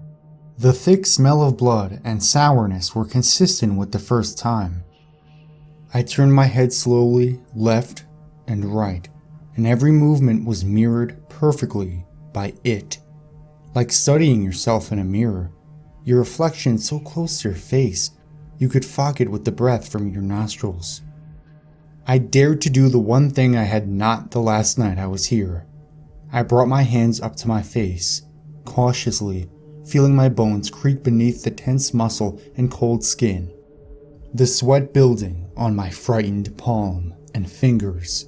As my hands reached close, they stopped, protested, hesitated. My heart banged like wild mice in a cage. I grimaced, Summoning all my courage, eyes sweating, behind the lids, temples pounding, my hands moved again. The unseen presence continued its breathing, steady, undaunted, unmoving. My fingers touched something. I stopped.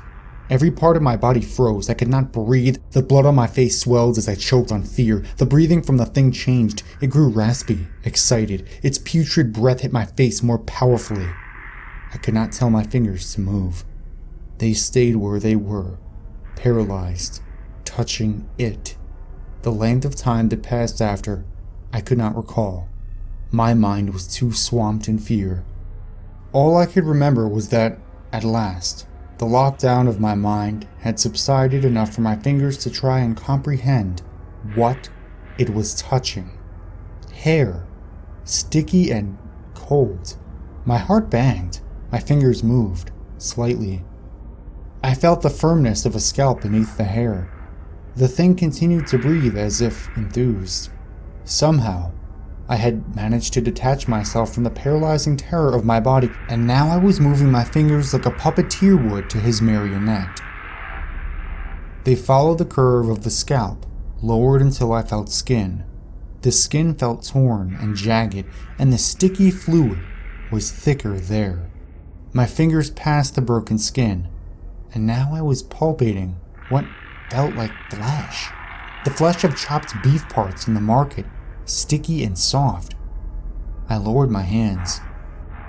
My heart thumped so hard I thought I might die of heart failure. I was too scared to continue the investigation. It felt like I had been touching a severed head. 3 a.m. Again, I waited until I was relaxed enough before opening my eyes. Like before, 1,000 pesos lay neatly on the dresser. My hands, still paralyzed from what they had felt earlier, were clean. I thought they might have been soaked in blood, but there was nothing. I ran from the house, terrified. Perhaps a ghost was haunting the building, and I promised never to return, no matter how much I needed the money. But that was a month ago. My roommates and I had taken a turn for the worst. Town officials were cracking down on businesses like the one we worked at, and required to show proof that we were tested just to make sure that we weren't spreading any diseases, but lab tests required money. The bar managers I worked for were snapping up only those girls who could give him the negative test quickly, and space was limited. In spite of the fears I felt, the promises I had made to never return, the need for money was greater. After all, hadn't nothing bad ever happened to me while I was there? 11 p.m. The demonic presence returned. I grimaced my eyes tight, determined not to let it scare me. I told myself the job was easy. Keep my eyes closed from 11 to 3, and I will be paid handsomely. I suppose I had gotten used to the presence for only a few hours into the night. I found myself fighting the urge to sleep. The rhythm of its breathing lulled me. In, out, in, out. Its sour, fetid breath mixed with the sickly sweet smell of blood, perfuming me to sleep. I tried hard to fight it. I failed, and soon, sleep's heavy hand had successfully pressed down on my weary mind.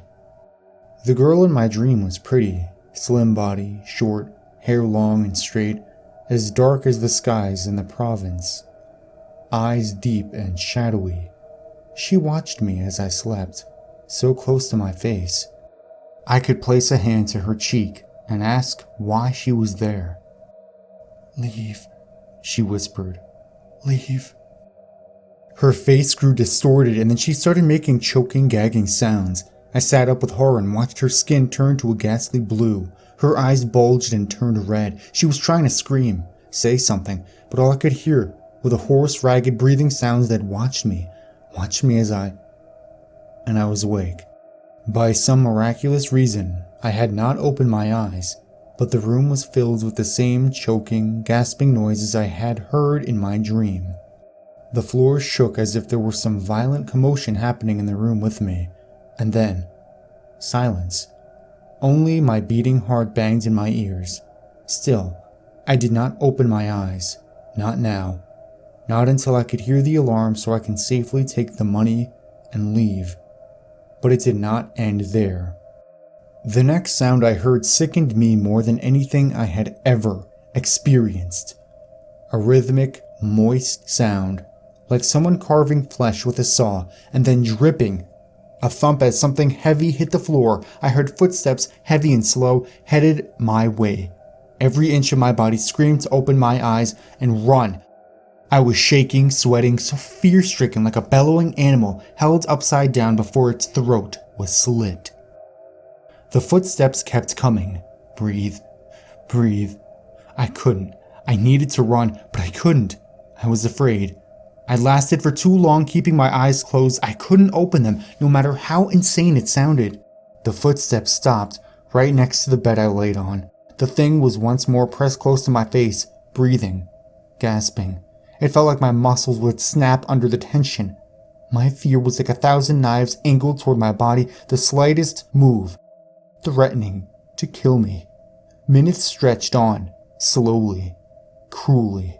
I wanted out of everything, the room, the need for the money, the nights with strangers and terror of it all. Call girl, I wanted out.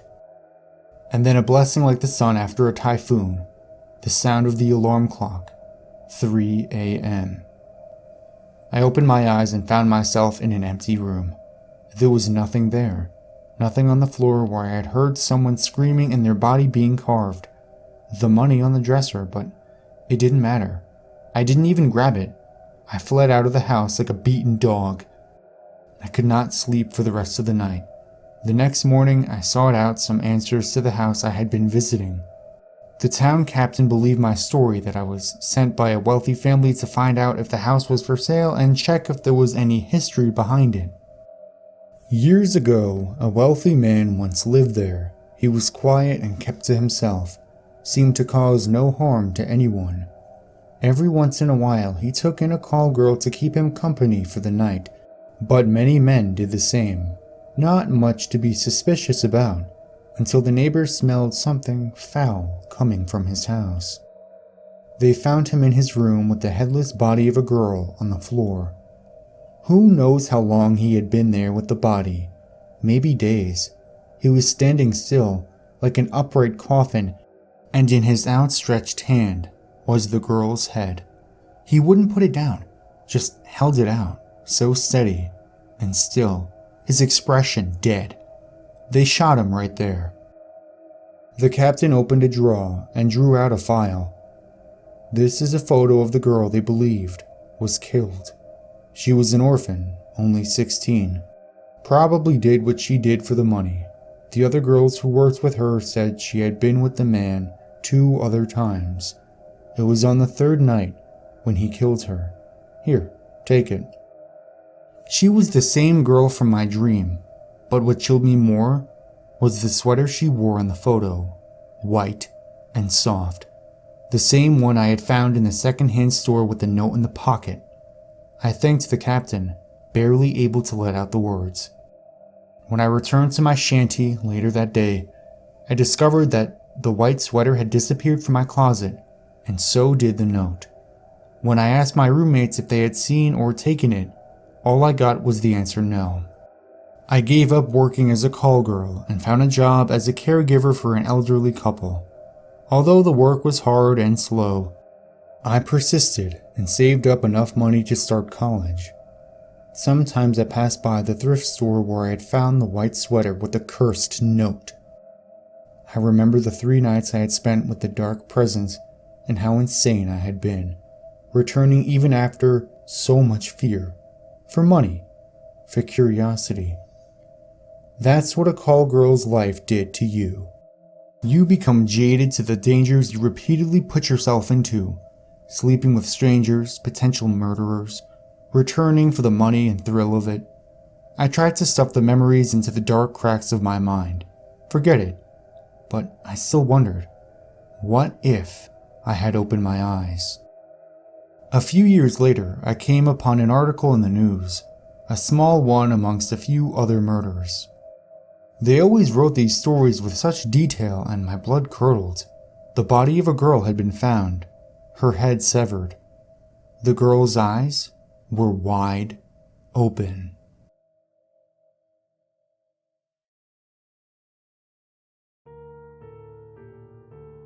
I was hanging out with a bunch of my friends over Thanksgiving break.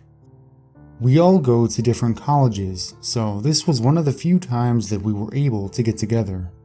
The group consisted of the usual suspects, which included Adam, Zach, Jupe, Luke, Brendan, Mario, and myself. We always end up at Mario's house and tend to keep to the basement because of its size and seclusion from any unwanted attention. Mario's house is giant and his basement is no exception to the luxuriousness of the rest of his house. Apart from being very spacious, the basement is also nicely furnished, carpeted, and comfortable to stay in. Basically, think rich man's basement. During most of our get-togethers, there was a fair amount of drinking, and after a while of being cooped up in the basement, my friends and I start to get rowdy and want to drive out to the local strip club. I'm not much of a drinker, so I usually stay sober during these events. Thus, I'm usually left as the designated driver for everyone else. Normally, I'm alright with driving everyone to the strip club, but during this specific night, I was really against going out. There were several reasons for this. 1. I would have to drive 6 drunkenly annoying people in my truck the day before Thanksgiving, which has the reputation of being the day with the most drunk drivers. I didn't want any of my friends to get an underage drinking violation, even though several of them already have one. And on top of that, I would also get in trouble if the police happened to find alcohol in my bloodstream while driving, which they definitely would have. The second reason why I didn't want to go out to the strip club was because there was a high possibility that one or several of my friends would end up in a fight. They tend to provoke people when they're drunk. This again leads to the police and underage drinking and all that damaging stuff. I really wanted to stay at Mario's and just hang out around in the basement for the rest of the night, but they were adamant about going and it was 6 against 1, so I finally caved in. We all started getting ready. As the time came closer to leaving, my friends became more and more rambunctious. I had to go upstairs in order to retrieve my car keys, so I left my loud friends roughhousing in the basement while I searched.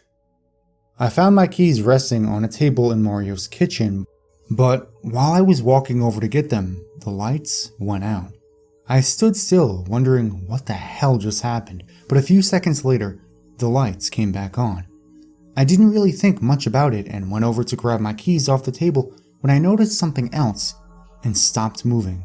I couldn't hear the muffled noises that my friends were making below me anymore. I just shrugged it off, trying to assume that they started to calm down, which was a good sign, and I went back downstairs. I reached the basement, but was surprised to find that my friends weren't there. The back door to the house is located in the basement, so I assumed that they left through that and were headed to the cars that were parked in the driveway. I quickly followed them through the back door and started heading towards the driveway myself. I got to where the cars were parked, but once again, my friends were nowhere to be found. Everyone drove up to Mario's house separately, and I got scared for a second, thinking that they all piled into someone else's vehicle and took off intoxicated toward the strip club. But I counted the cars and saw that all of them were still there. It was the middle of November, so it was cold as shit outside, and I wanted to go back in, but I still decided to take a quick lap around the exterior of the house just in case they were out there smoking or something. I walked around the entire house but didn't see or hear anything, so I went back inside through the back door. They still weren't in the basement, but they could have gone upstairs without me knowing. Since the basement is so big, there are 2 stairwells on either side of the room that are separated by a wall. I deduced that while I was coming down one of the stairwells, my friends had gone up the other one, probably in search for me. I went up to the first floor again, and looked around for my friends, but once again, I couldn't find anyone. There was no way that they went up to the second floor because that was where Mario's dad was sleeping. Intoxicated or not, Mario would not have let them on the second floor because the last thing he would want to do is wake up his sleeping dad while drunk. I went up anyway and quietly searched for my friends, trying to make as little noise as possible. I couldn't find them on the second floor either. The only place left inside the house was the attic, but it was actually impossible for them to get in there. They needed a chair just to reach the handle on the ceiling, and it was also locked from the outside. At this point, I was annoyed just as much as I was confused. Where the hell did they go? I went back to the basement and called Mario on my phone. It started to ring, but all I could hear was the buzz of it on the coffee table next to me. Damn, Mario had left his phone. I tried calling Zach. It went straight to his voicemail. I tried Luke, same thing. Then Adam and Jupe and Brandon. Every single one went straight to a voicemail. I didn't know what to do at that point besides wait. Wait for what? I don't know. I just sat there on the couch alone in the basement. I wasn't moving at all. I was just listening to nothing. It was eerily quiet in the basement all by myself, and I don't want to come off as a cliche by saying that it was almost too quiet, but it was. It's hard to describe the stillness that I was feeling. The best way I could put it is that I could literally hear the silence around me. I was starting to creep myself out and wanted to turn on the TV. I was about to stand up and get the remote when I heard something. It was very soft, but I knew I heard it. I stood still and let the silence consume me once again. After a few seconds, I heard the same thing again. It was still soft, but I could tell where it was. It was sniggering. The kind of sniggering that you make whenever you try to suppress a laugh by putting a hand over your mouth. That's when it hit me. My friends were hiding somewhere, laughing at me, and they obviously didn't want to be found, which is why they were trying to hold back their laughter. Once I figured out what the noise was, I became very annoyed that my friends were intentionally hiding from me, even though I was getting genuinely worried about where they were. I got up and started looking for them again, thoroughly checking all the closets in the basement, and there were a lot of them. While I was looking, the sniggering started to become more distinguished, but I could not figure out where it was coming from. I was at the end of the room and could hear the sniggering behind me, but once I went over to the opposite end of the basement, I would hear it behind me again. Like I said before, the basement is a big area with a lot of closets and closed rooms, but there are only so many places that a person could hide, and I felt that I checked all of them. Yet, the damn sniggering was still going on, and it was very noticeable at this point. Then, all at once, it stopped. It cut off out of nowhere. There was no way that my friends could have choreographed a stunt like this, especially while they were drunk. Something was wrong. Something felt off, and it was at this exact moment that I started to become scared. I was standing in the middle of the basement, not moving, and once again in complete and utter silence. That's when the lights turned off. I felt like I was in the beginning of a nightmare, and I wanted to wake up more than anything. Instead, I just stood there in the dark, too petrified to move. That's when I started to hear footsteps. The floor was carpeted, so they were quiet, but I could hear them as clear as day. They were coming from my right, but they were not the type of footsteps that you would have expected. These steps were very particular. They were taken slowly, carefully. Each step was followed by a few seconds of silence, as if whatever was walking did not want to be heard. Something was creeping closer to me. I dared not to move my body, but I searched frantically with my eyes to try and see what was approaching. It was still pitch black, but I could swear that I could make out a figure advancing toward me from my right. I closed my eyes and started to cry. I couldn't help it. Warm tears slid down my cheeks as I braced myself for the worst. Then, the lights came on. I almost screamed. I looked around, but there was no one in the basement with me. The sniggering was gone, and I felt the light headed from the amount of terror that was flowing through me. I was horrified, and I didn't want to be in the room by myself any longer. I still had no idea where my friends were, and as much as I wanted to leave, I didn't want to leave them behind. If this was some kind of elaborate prank that my friends were trying to scare me with, it worked, but the joking was over, and they would have come out of hiding by now. I texted each of my friends saying that I was going to leave if they didn't come out. I tried calling each of them 3 times, but just like before, it all went to voicemail, except for Mario's, which was still buzzing on the coffee table where he left it. I told myself that I would give them 5 more minutes to respond, and then I was out of there. 5 minutes later, I was leaving through the back door and was headed towards my truck. It was almost 2 o'clock in the morning at this point. I was tired, scared, and annoyed, and I honestly didn't know what to make of the situation. Once I got home, I started to realize how stupid I was for thinking that there was some monster in the basement with me when the lights went off. I knew that my friends were just trying to scare me for whatever reason, but I'm sure that I gave them the exact reaction that they were looking for, me crying by myself in the corner. They probably had it on video too, and were going to post it on every single social media platform they could. The more I thought about it, the angrier I got. I no longer felt bad for leaving them behind. As a matter of fact, I felt betrayed by them. I spent over an hour worrying about where my friends had disappeared to, and I tried looking for them. And in return, they scared the living shit out of me and made me feel like an idiot. Fuck them. I went to bed and waited anxiously for morning to come so I could give my friends hell for what they did. When I woke up the next morning, I immediately went for my phone and was shocked to find that Mario had sent me a text around 3:30 a.m. last night. I opened the text only to find that nothing but gibberish. It clearly looked like a drunk text. I wasn't surprised by this, but Mario had sent me many drunk texts in the past, all of which were similarly unreadable. It was almost 11 a.m., and if the guys had stayed up all night drinking, there was no way any of them were awake yet. I decided to wait it out and make them call me first, and it wasn't too long after I woke up that I received another text. This time, though, it was from Mario's dad. He said, "Did you guys go somewhere? I can't seem to find anybody." I replied with, "I actually left last night. I don't know if they went somewhere, but I couldn't find them last night either." He replied, "Have you tried calling or texting any of them? I keep getting their voicemail." "Yeah, I'm getting the same thing too." "Okay, well, if Mario or anybody else calls you, tell them to call me so I know where they are." "Will do." About 2 hours later, Mario's dad texts me again. "Hey, have you heard anything from your friends yet? Mario and I were supposed to go somewhere today, but he still isn't answering his phone." "No, sorry. I haven't heard anything yet." I didn't want to tell him about the drunken text because Mario's dad hates whenever Mario and his friends come over to drink. Around 4 p.m., Mario's dad texts me once again.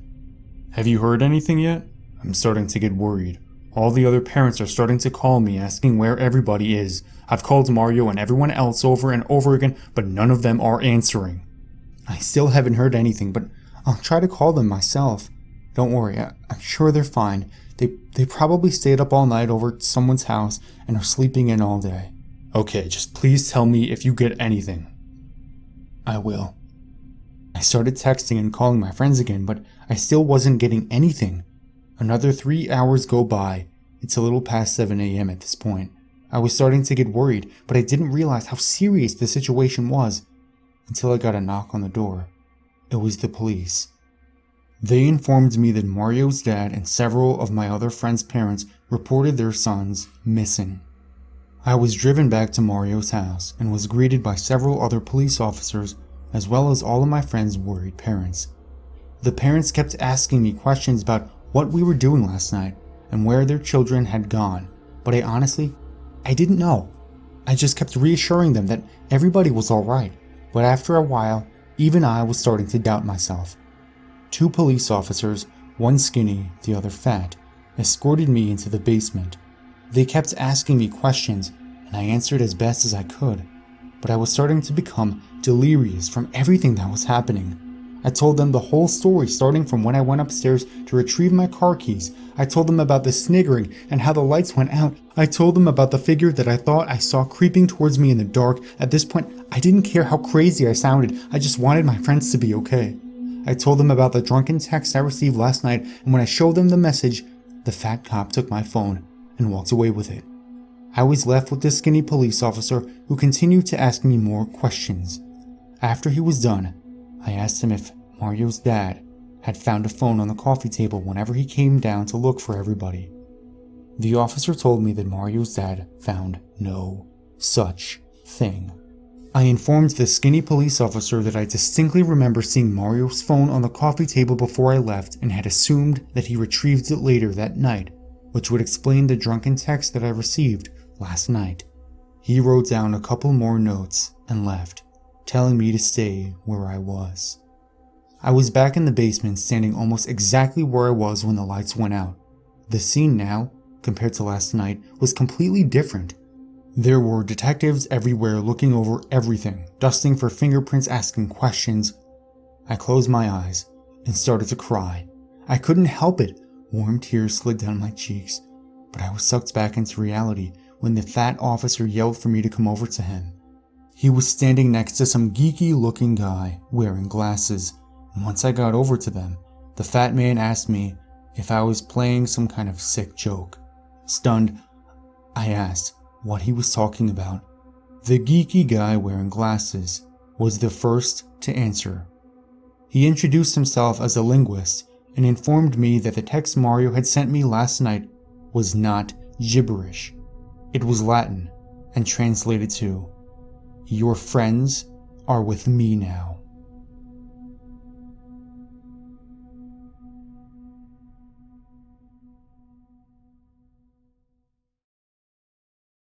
Have you ever had an experience that suggested someone else was in your house and just thought, "I don't want to know," and left it?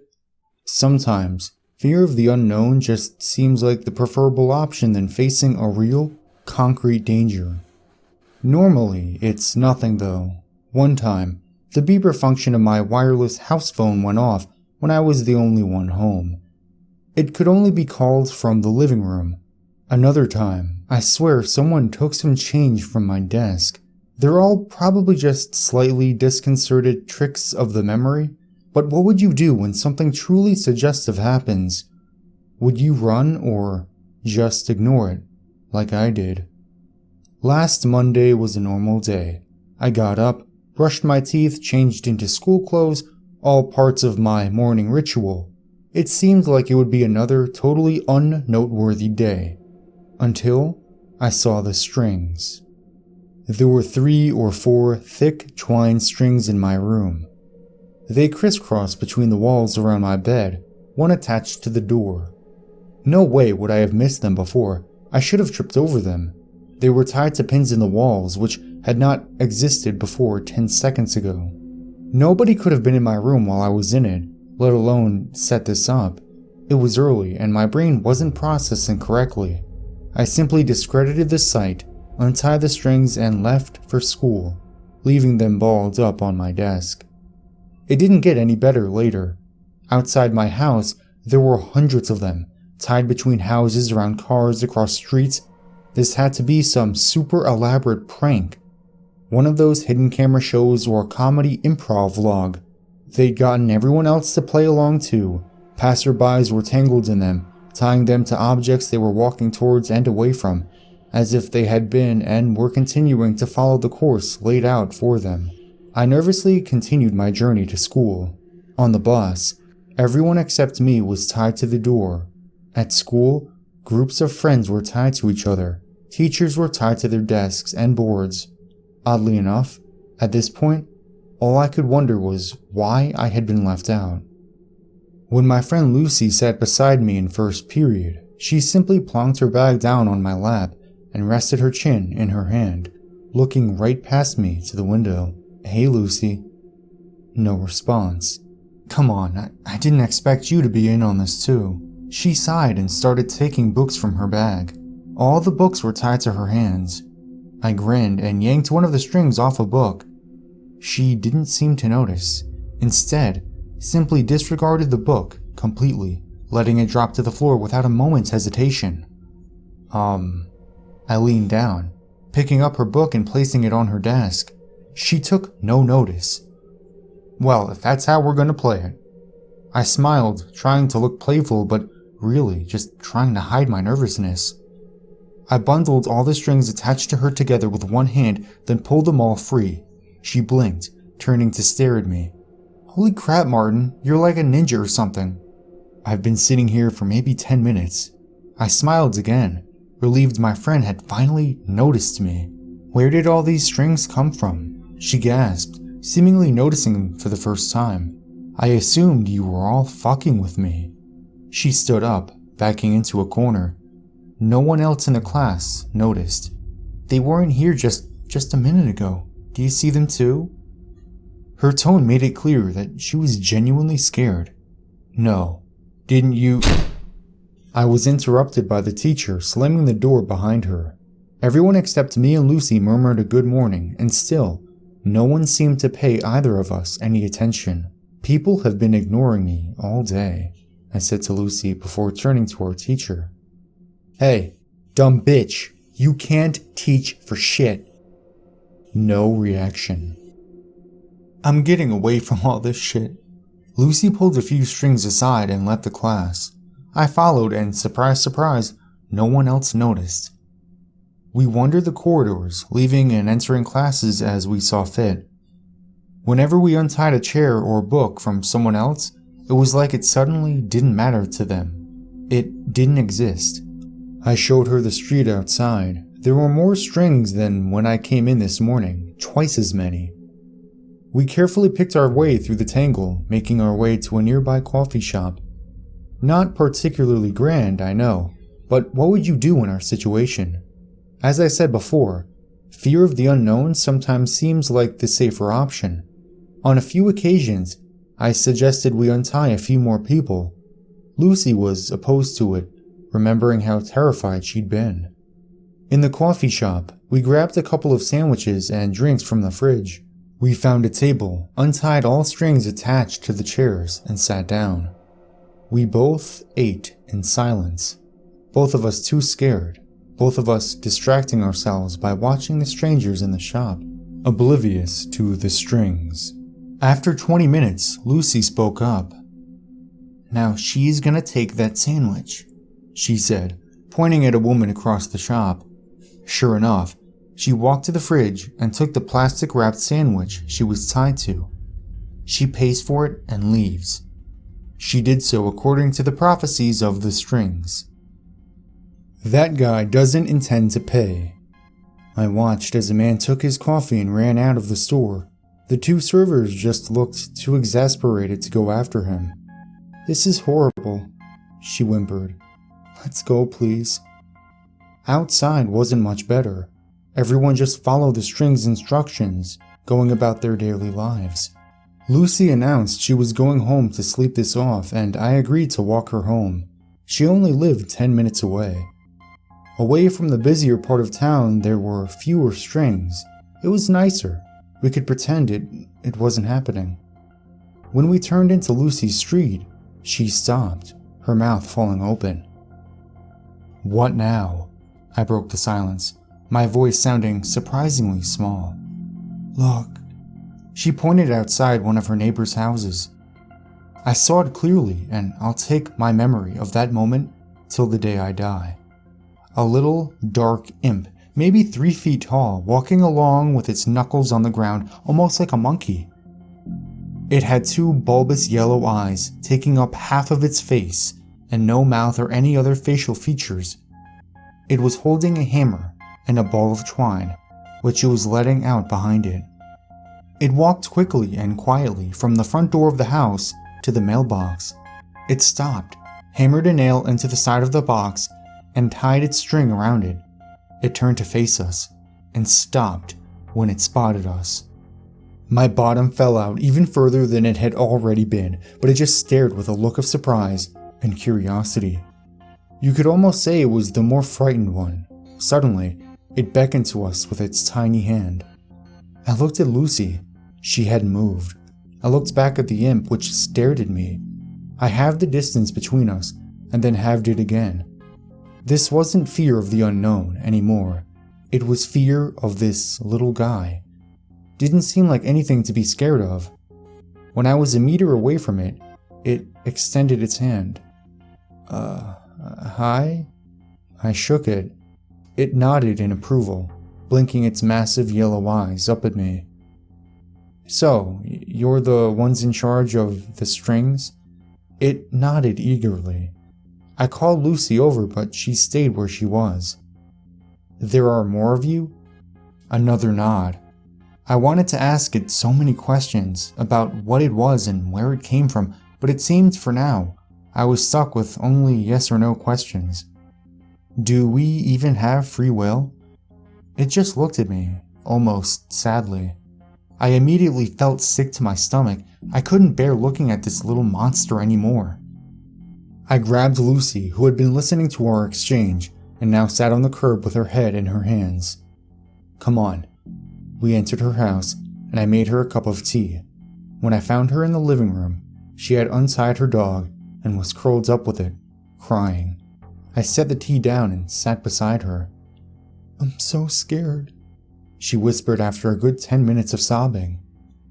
I didn't answer. I couldn't. I'm going to sleep. She mumbled suddenly and was under within the minute. Sleep was starting to sound pretty good all of a sudden. My eyelids suddenly felt like they were being weighed down. I collapsed to the rug, and the last thing I heard before I fell asleep was the scurrying of several sets of little feet nearby. I felt much better the next day, as if the whole affair had been a dream. I'd probably have believed that if I hadn't been awoken by Lucy's mother that morning, wondering what I was doing sleeping over without permission or something. Over breakfast, Lucy asked me why I looked so pale and nervous. I turned to her and smiled, mumbling something to her about feeling sick. But the truth was, I was scared because I couldn't see any strings and was wondering whether my actions were truly my own.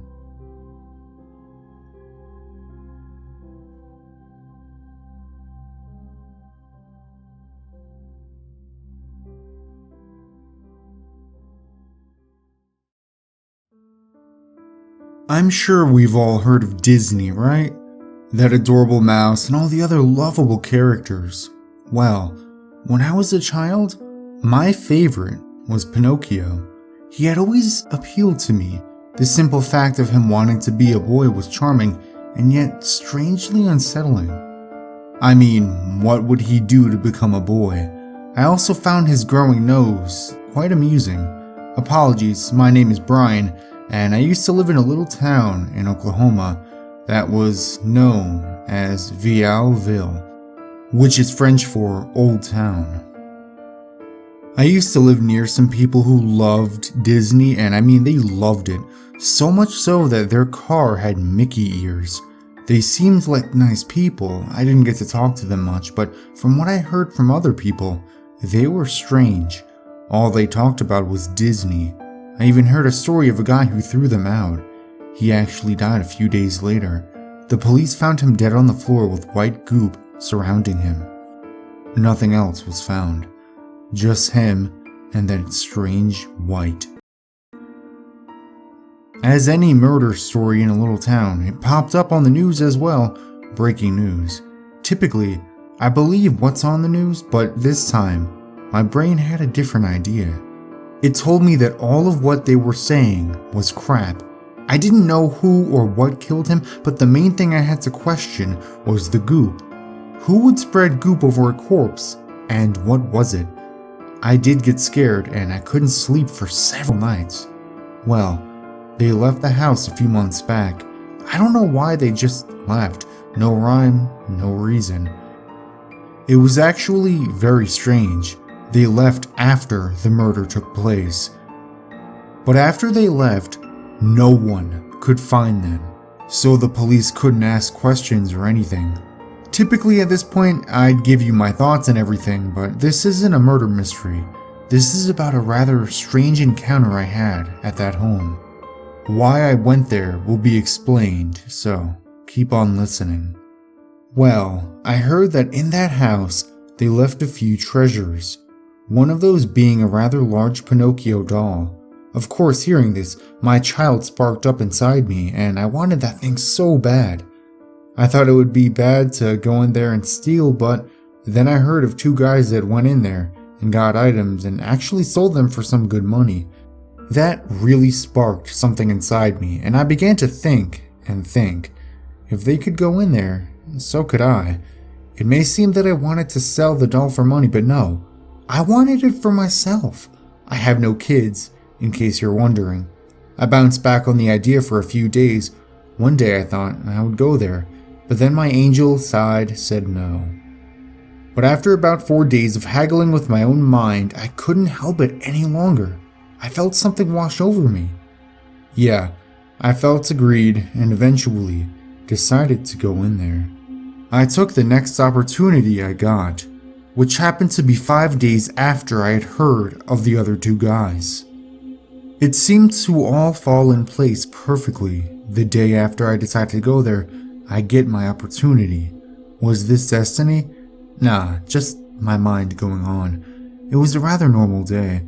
I didn't seem to have anything special to do, so I saw the opportunity and took it while I had the chance. My days seemed to stay on a schedule, but that's another story. I brought 3 things: a bag, a camera, and a flashlight. I knew it would be dark, so I brought the flashlight. The bag would be for whatever I took, and the camera was so I could show my friends so they wouldn't think I was lying. After I got everything ready, I was ready to go on this little adventure. Then it came. The night was upon me. It had come much faster than I expected. It had only taken me about 10 minutes to get everything ready. I made sure of my surroundings, and then I set off. Like I said, I didn't live very far away, maybe like a block. I mean, if I were to stand on a very high thing, then I would be able to see their house. Anyway, as I walked there, I seemed to be having flashbacks of the guy who died. I felt something uneasy in the air, and that uneasiness only seemed to rise as I grew closer to the old, rotting place. I didn't know what to expect out of the house. A rotting piece of trash? Yeah, I expected that too. I seemed to get to the house much faster than I thought I would. I was hoping it would take longer. I didn't know if I would be able to do it. It wasn't huge. It was only 1 story tall, and had what appeared to be maybe 5 rooms. It wasn't as bad as I thought it would be. It still looked horrible, but not the kind of condition you'd expect from an old home. Meanwhile, I stepped inside. It was dark, so instinctively, I turned on my flashlight. As soon as I flicked it on, something seemed to move. I looked around, and there was nothing unusual. I just shrugged and let my eyes wander the room, curious to see what was in there. This room had brown walls made of wood that seemed to be decaying every waking moment. The couches, which there were only 2 of, were white and very dusty.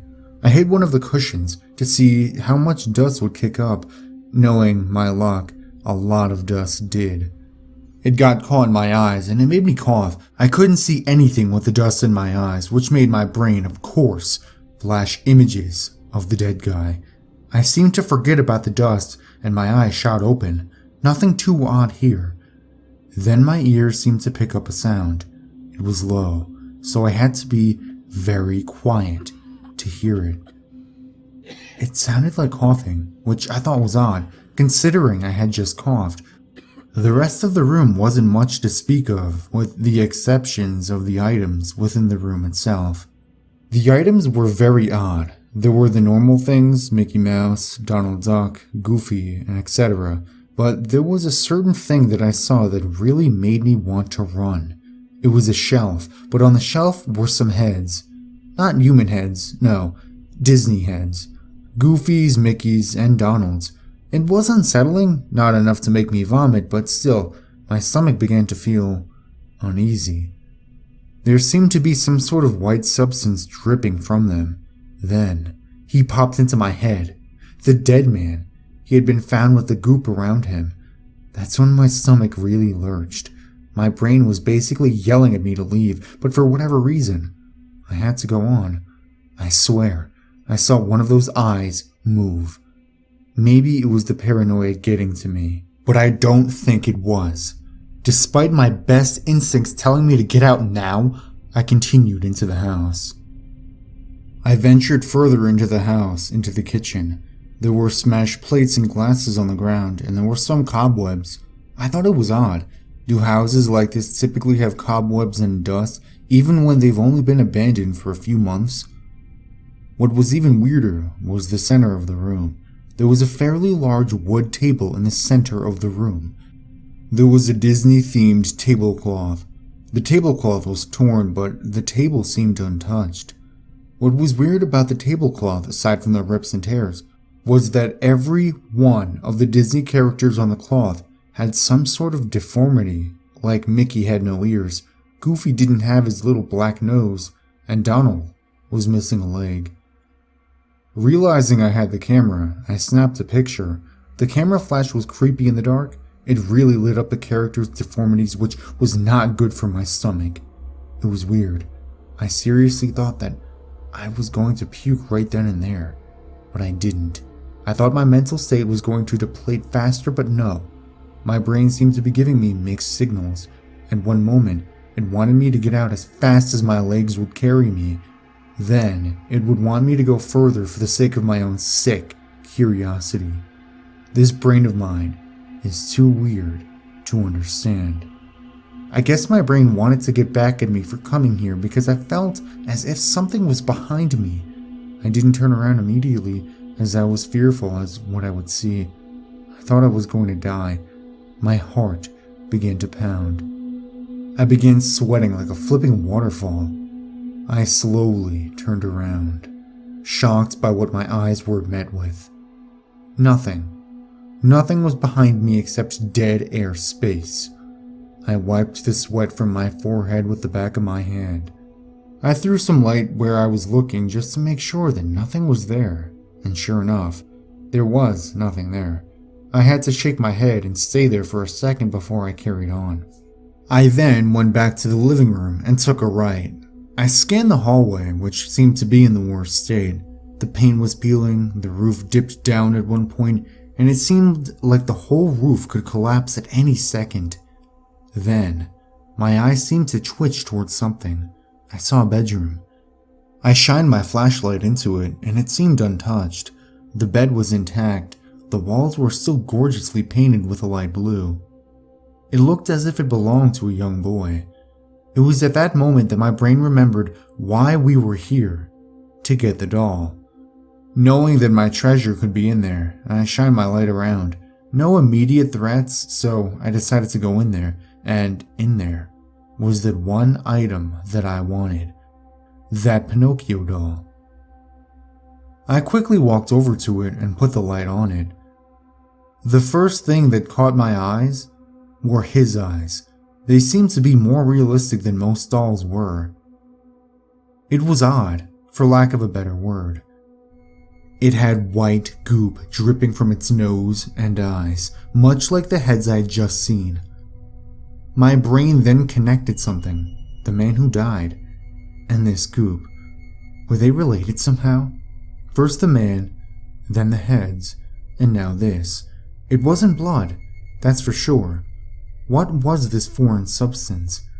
I decided to be stupid though, and put some on my finger. I lifted it to my nose and smelt it. It was awful. My nose wrinkled up and my eyes watered. It smelled like sewage.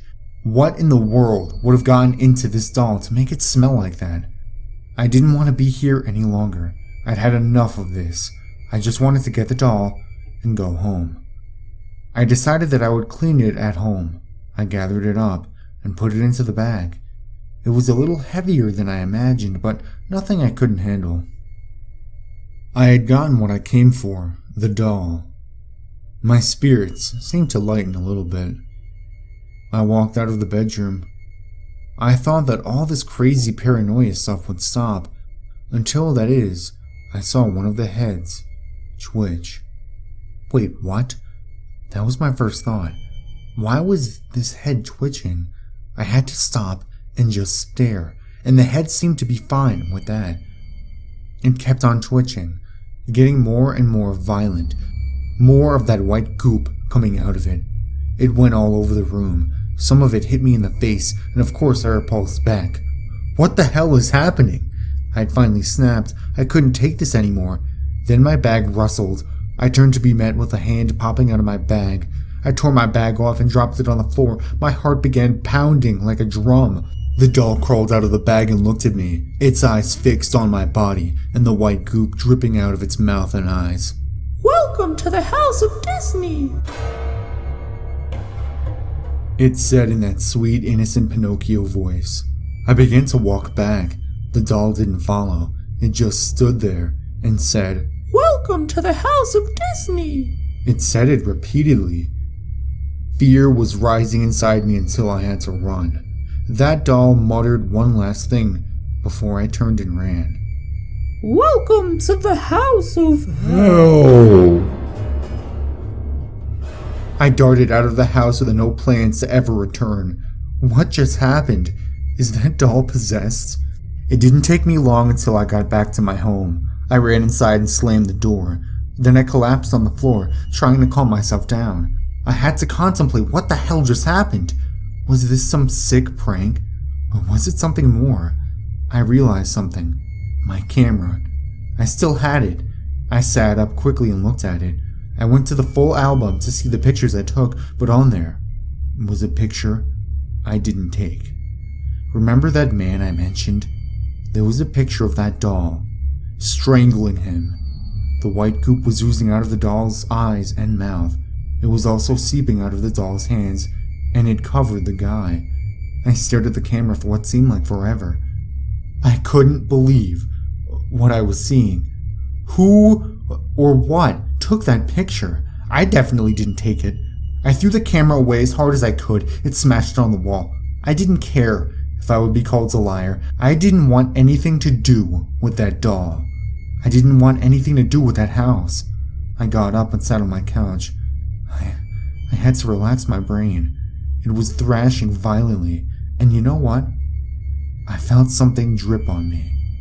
I looked at my shoulder to be greeted by white goop. I never figured out what had caused that goop. But remember how I said I used to live there? Yeah, that's the reason I moved. I was scared. I had to flee, and flee fast. Now that I sit in my home typing this, I realize now they might have moved.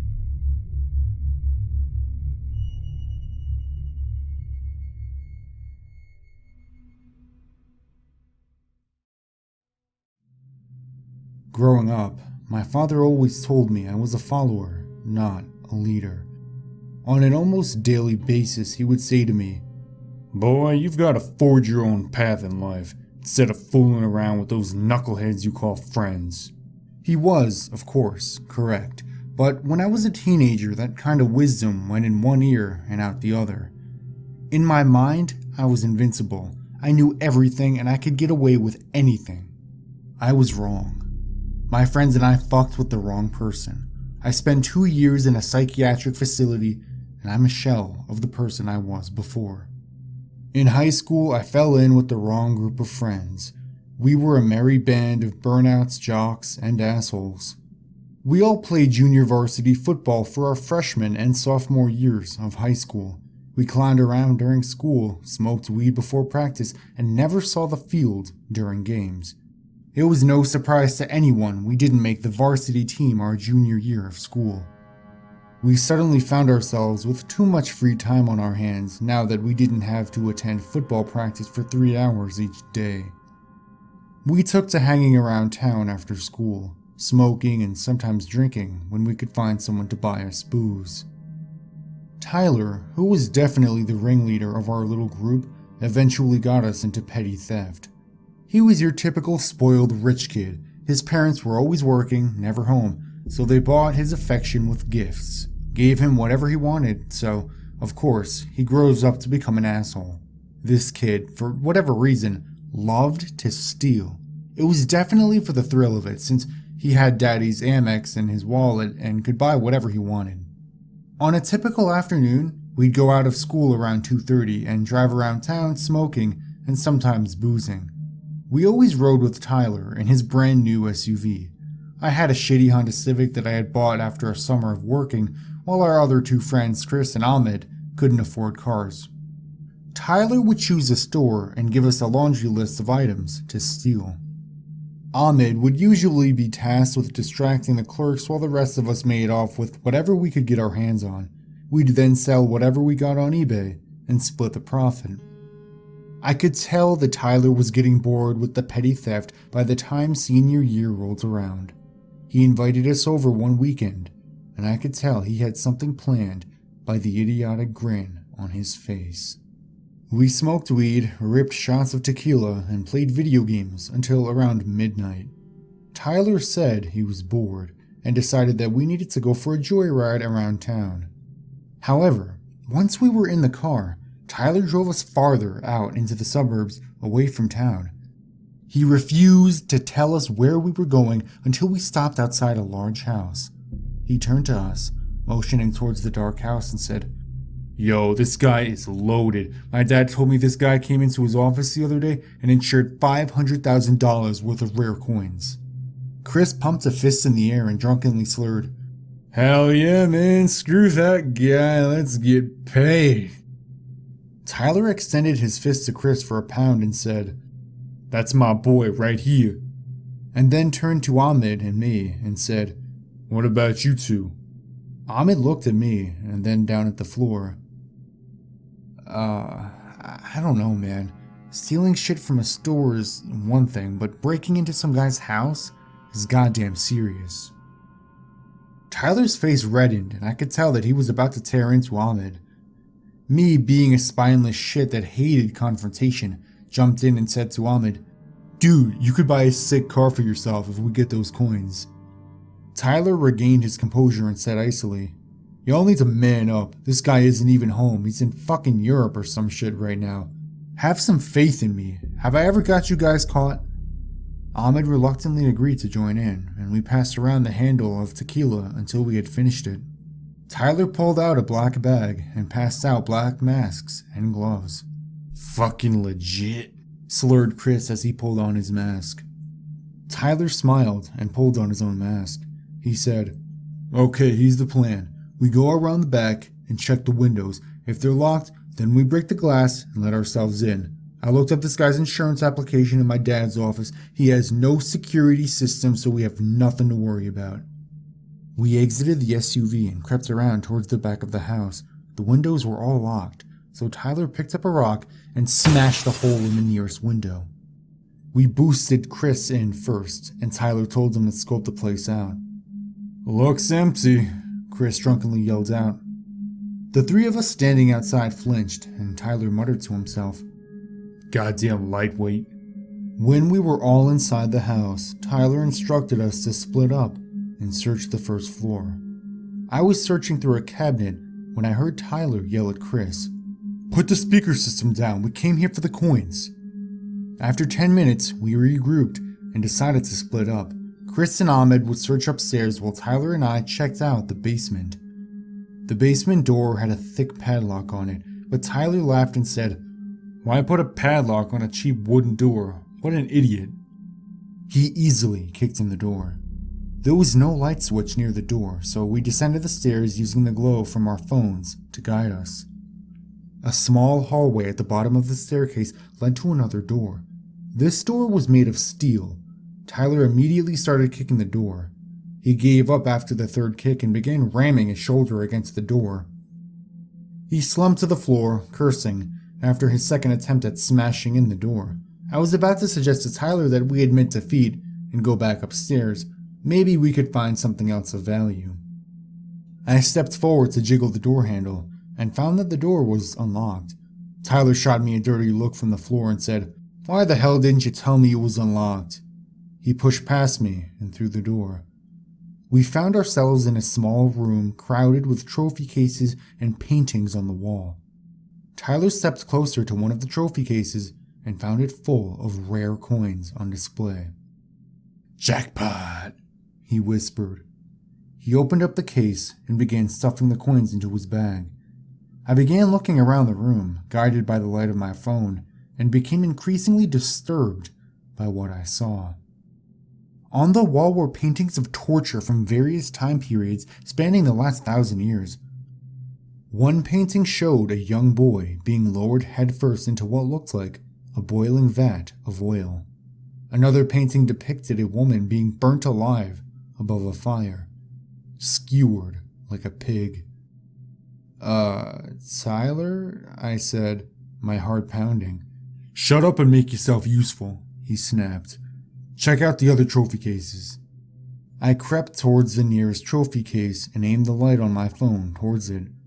It was full of pictures, dozens of pictures of young men tied up. Some seemed more alive than others. They were missing limbs, tied down to tables, or hung up on the wall.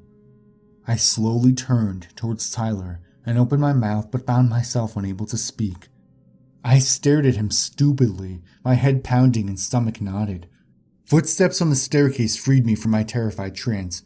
Tyler, we need to get out of here right now, I croaked. He said, What's the rush? Then called out towards the staircase. Ahmed, Chris, took you clowns long enough. Hit gold down here, boys.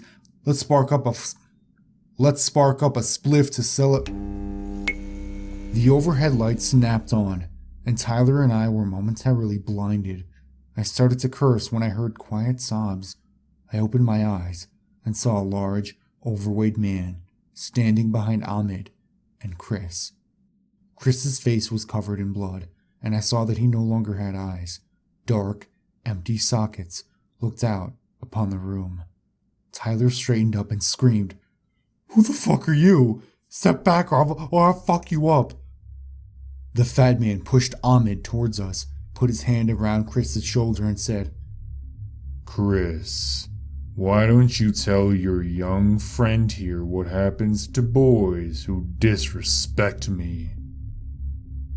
Chris opened his mouth and made a strange gargling sound. Blood dripped out of his mouth. Ahmed, tears running down his face, whispered to us, He cut out Chris's tongue and eyes. The fat man, eyes glinting, laughed deeply and said, Ahmed is correct, but I think we can all agree that Chris is much better behaved now. He patted Chris on the head, tousled his hair and said, Which one of you can explain what nice young men like yourselves are doing in my home at this time of night? Tyler took a step towards the man, raising his fists, and said, You have no idea who you're messing with. The fat man chuckled, causing his jowls to jiggle, and raised a pistol. Tyler paused for a moment, contemplating the gun in the man's hands. No way. You can't touch me. My father's a powerful man. The fat man laughed again, put the gun to the back of Chris's head, and pulled the trigger. Brains and bits of skull showered Tyler.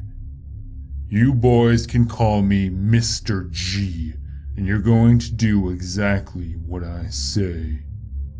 He nodded towards me and said, You, take the painting behind you and twist the knob. I did as he instructed, and a secret door in the wall opened, revealing a large circular room behind it. Move along now, said the man cheerfully. The three of us slowly moved into the room with the fat man not far behind us. In the center stood a stainless steel surgical table. The periphery of the room was filled with a variety of torture devices that looked straight out of the Dark Ages. I recognized a torture rack, Judas cradle, an Iron Maiden, and a large vat sitting over a propane burner. On a wooden table, there appeared to be a wide variety of knives, hammers, scalpels, and saws. Mr. G put his left hand into his pocket and pulled out a black plastic comb. He combed back his dark, greasy hair while still pointing the gun at Tyler. Where do we go from here? He mused aloud as he placed the comb back into his pocket. He continued, Tyler, only one of you will be allowed to leave my house tonight. Who should it be? A dark spot began to grow on Tyler's crotch. The smell of urine filled the large room.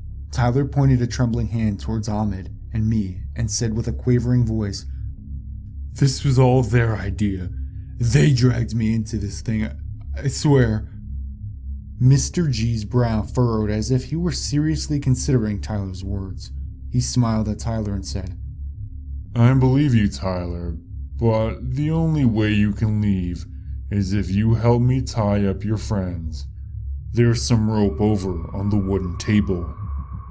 A look of relief came upon Tyler's face, and he smiled at Ahmed and me. He shouted out, "Whatever you say, Mr. G," as he quickly scampered over to the table to retrieve the rope. Good. Now bring it back to me, boy. He turned to Ahmed and me and winked. Tyler approached Mr. G, rope in hand, and said, "You know, Mr. G, I told these guys not to mess with a man such as yourself, but they just wouldn't listen." Yes, I'm sure you did, said Mr. G as he pulled out a small taser and knocked Tyler unconscious. Mr. G grunted, "You boys stay right where you are," as he bent over to tie up Tyler's hands and feet. He then dragged Tyler's limp body over towards the large vat and hoisted Tyler into it. He tied Tyler's hand to a hook hanging over the vat so that Tyler's head would not slip underwater. He then leaned down to light the propane burner under the vat and said, "Let's get this soup cooking." more to himself than to Ahmed and me. Mr. G came back to Ahmed and I and said, "Who's next?" Ahmed and I looked at one another, but said nothing. Tyler had awoken on the other side of the room and began begging for Mr. G to let him go. Please, I'll do anything. Oh God, it's getting hot. It's burning." Mr. G ignored the pleas and hummed to himself while staring at Ahmed and me. Tyler's pleas became shriller until they turned to gibberish and eventually one continuous scream, which lasted for minutes. The screams eventually stopped and the smell of cooked flesh filled the room. Mr. G returned to the vat and turned off the propane burner. Without warning, Ahmed sprang to his feet and sprinted towards the door. Mr. G cursed and fumbled for his gun, aimed and fired off a shot which hit Ahmed in his calf. Ahmed crumpled into a ball on the floor. He only made it halfway to the door. Mr. G walked over to Ahmed, grabbed both of his arms, and dragged him towards the steel table in the center of the room. He looked at me and said, "Lucky man, I'm going to put on a show for you." They were 10 feet away from the table when I made my move. I used every last bit of energy I could muster as I sprinted towards the monster in the middle of the room. He had dropped Ahmed's arms and pulled out his gun. I could feel the bullets whizzing over my head, but the adrenaline surging through my body drowned out any and all sounds. My shoulders connected with the man's abdomen, and I pumped my legs, driving him backwards like we were taught during football. We gained momentum as his obese body began to topple backwards. I dug deep to pull up whatever strength I had left. His body slammed into the open Iron Maiden. I released him and immediately grabbed the door and struggled to push it shut.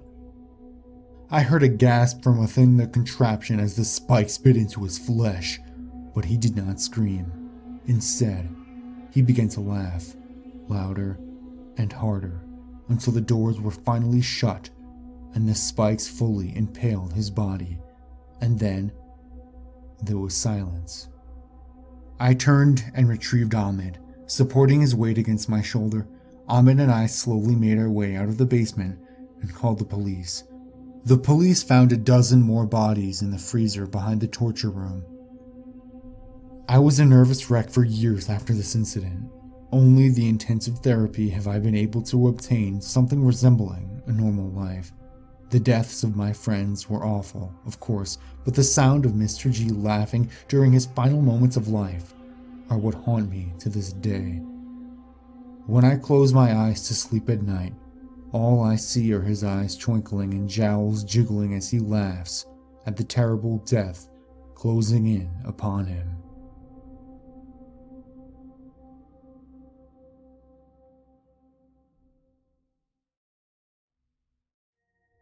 To start off with, I now reside in a completely different state after leaving my job with the Walt Disney World Resort in Orlando. I used to be what one would describe as a suit. I'm one of the guys that walks around the park in plain sight, yet hidden to the public. I'm part of the elite group of black polo-sporting undercover security officers that specialize in worse things than shoplifters and unruly park guests. You see, If you are at Disney World and you see more than a few guys in one place wearing black polos, then you're most likely in danger and you should leave the area immediately. The sad part is, we are so good at blending in with the woodwork that you wouldn't even notice us. Anyway, let me cut to the chase here. I've seen some pretty weird things at Disney World during my time. These anomalies that everyone speaks of, well, they are true, but the least of our concerns. See, the thing is, when you take hundreds of thousands of people and cram them into a relatively small place, weird shit is going to happen. We have had kids, even adults, get lost in the park, cryptozoological sightings, alien sightings, ghost sightings, and just generally unexplainable things happen all the time. I was a senior special security officer during the height of my time there and got called for some pretty dark shit. Many of you think we, as in the security detail I was in, were covering up for Disney Corp. But in our true nature, we were damage control and we were kept out of the loop on things and were trained not to question, but to diffuse. There was one thing though that to this day still bothers me. A cast member called us on the next cell to report that a group of 4 children had gone missing on the land. Of course, I thought, another one of those anomalies. For those of you who don't know the eerily calming nature ride called Living with the Land, it's located in the Land and the Sea Pavilion over by Soarin'. The odd thing about this report is that we have never received one of these complaints before, and of course, we're issued cover-up stories to tell cast members or guests to calm them down. My colleague calmly came up with a story and explained that the kids were part of an educational program and they exited the boat with a guide and were escorted into the botany lab that exists on the ride.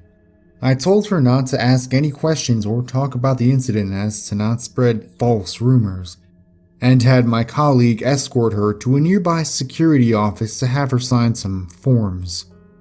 My human nature took over and I got curious and entered the ride on the next boat alone. Living with the Land is boring and not particularly popular, so I can understand how the kids would be on the boat alone and also how I could get on the boat by myself. I noticed absolutely nothing until I came to the part of the ride that has the prairie farmhouse. It looks like a fox house, but something about it just never sat right with me. As I've done hundreds of times before on rides, I jumped off the boat and onto the scene where the house is. I noticed something funny though. There were no pressure mats and the boat went away, allotting about a good 30 seconds before the next boat got to the scene. I've never seen a ride with no pressure mats to detect if anyone disembarks the ride. So, quick recap, kids disappear on ride. I show up and feed the cast member who reported it some story about how they disembarked mid-ride and are on tour of the lab and for her not to question it. A colleague of mine takes her away to debrief.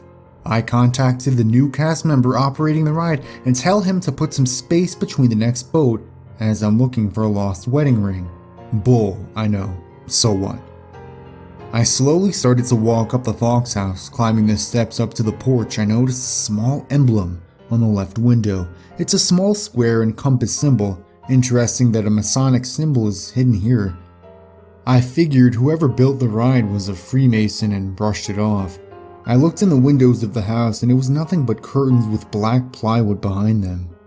I thought that there was nothing to see here, but still something inside me decided that wasn't good enough. The front door glided open to a bright room with a black and white checkerboard floor. There was a marble altar-like table on the opposite end of the room with some kind of a weird throne-like chair built into the front of it and a gold cup on the tabletop. The only other thing that was noticeable was a heavy wooden door on the other end of the room that was locked. There were no windows or anything else. I thought it was weird because I was always under the impression that this house was fake. Human nature took over again, and against my better judgment, I tried the door in the room. But I was relieved that it was locked. I tried my keys, but none of them worked. Here's the thing. At Disney, we use a lock system called BEST. This had interchangeable cores that have assigned numbers and/or letters. This is so we can issue keys only to certain areas. I have the General Master Key, which essentially is the real key to the kingdom. Interesting thing about this lock was that my Master Key didn't open it. I looked closer and it was a best lock, but the inspiration said CC on it, which I've never seen before. Since the door wasn't open, I decided to just leave it. On my way out, I noticed on the floor there was a fast pass printed out for Soren. I picked it up and put it in my pocket. It's amazing how trash works its way into odd places. I'm going to figure out where these kids went. I rode the boat back out of the platform and went back to the Epcot security office to play back some footage from the DVR. It took me a while, but I zeroed in on the period where the kids entered the land and sea pavilion and followed them. There were 4 kids total, 3 girls and 1 boy. The girls' actions were almost robotic and it sent a chill up my spine. They walked in a straight line through the pavilion, but what scared me was there was a man with them, escorting them through the place. I paused and looked closer when I realized the man was wearing a black polo and khakis, the same thing I was wearing. Holy shit! I even recognized him. He was one of my colleagues. Alan is the guy that was at the scene before I got there, the same guy who fed the cast member at the control podium the bullshit about the kids going on a tour. I thought maybe he did actually send them on the tour of the botanic lab and lost track of them until I hit play on the film. The boy was not walking in line and I could tell he was giving Alan problems. He keeps venturing away and getting distracted by various things in the pavilion. The benefit of the doubt I gave Alan subsided when I see the kid go press the button for the fast pass on Soren and take the paper fast pass almost like a prize. Alan then tugged him away and stood back and observed as the kids walked to living with the land. I saw them get on the boat. I saw them through the storm scene, through the rainforest scene, then through the desert scene. After the desert, I lost the boat on camera. The ride stops momentarily. You could see it on the other scenes, and once it resumes, I saw the boat again in a scene with the pictures of farmers. The boat was empty. I also saw freaking Alan looking down off the observation deck, which explains how we responded so quickly. I switched the cameras back to live view and left the area. I haven't been exactly honest with you thus far. I know a lot of things of what Disney does and things that we respond to that a regular security officer wouldn't deal with. I have seen them experiment so many things, such as eugenics, pharmaceutical engineering, even experimenting with gas. Have you ever noticed that on both Spaceship Earth and the monorail that you get a strange calm feeling on those rides? Well, they're pumping low doses of laughing gas in those areas. Ever heard of Room O? They were wearing gas masks for a reason. Ever hear of gascots? Well, that's not important right now. I would encourage you to research it. I never thought what we did was okay by containing these dark secrets, but it paid well. I've seen them quickly inject some experimental drugs on guests and throw them back out there. Our job was to monitor and contain them if things went haywire. I know that I'm the bad guy, but this wasn't normal. This wasn't procedural. First thing I did was go over to the room where we keep the keys. I looked through the logbooks for the core labeled CC. I found it but had no zone or specific location issued to the core, and the number of copies was marked as 1. The key was in our system, but my master key didn't open it. I grabbed the core key and a few Zone 1 cores. The core key is a specific key that, when inserted into the lock, will remove the core so it can be replaced with another. I put this in my pocket and make a beeline for the land and sea pavilion. I may be paranoid, but I swear I saw Alan following me in the shadows. I got to the ride and got to the house and back in the front door to the Masonic room and locked the front door as I entered. I inserted the core key into the lock on the wooden door, removed the core, and inserted the Zone 1 core into the lock. Now, my master key will open the door, and boy did it. The door glided open and was heavy and steel on the other side of the wood face. There was a velvet red carpet staircase leading down to some kind of utilidor, but we are in Epcot, what the hell. There is one small utilidor in Epcot, but it doesn't go this deep. I descended the stairs and walked down the red carpeted hallway to these 2 double doors. Behind these doors was my answer and the truth as to what happened to these kids. Through these doors was the darkest side of Disney, a side of Disney that even I couldn't believe. Would Walt be in favor of this? Or is this one of Eisner's little ideas for making more money off his guests? Behind these doors was an empty, dimly lit room with a small circular platform in the center. The carpet was the same lush red velvet carpet from the hallway. There were 6 leather armchairs around the circular platform, all with telephones and card readers on the table next to the chair. Inside, I knew what was going on. I knew what was happening here. This is one thing I will not cover up for Disney.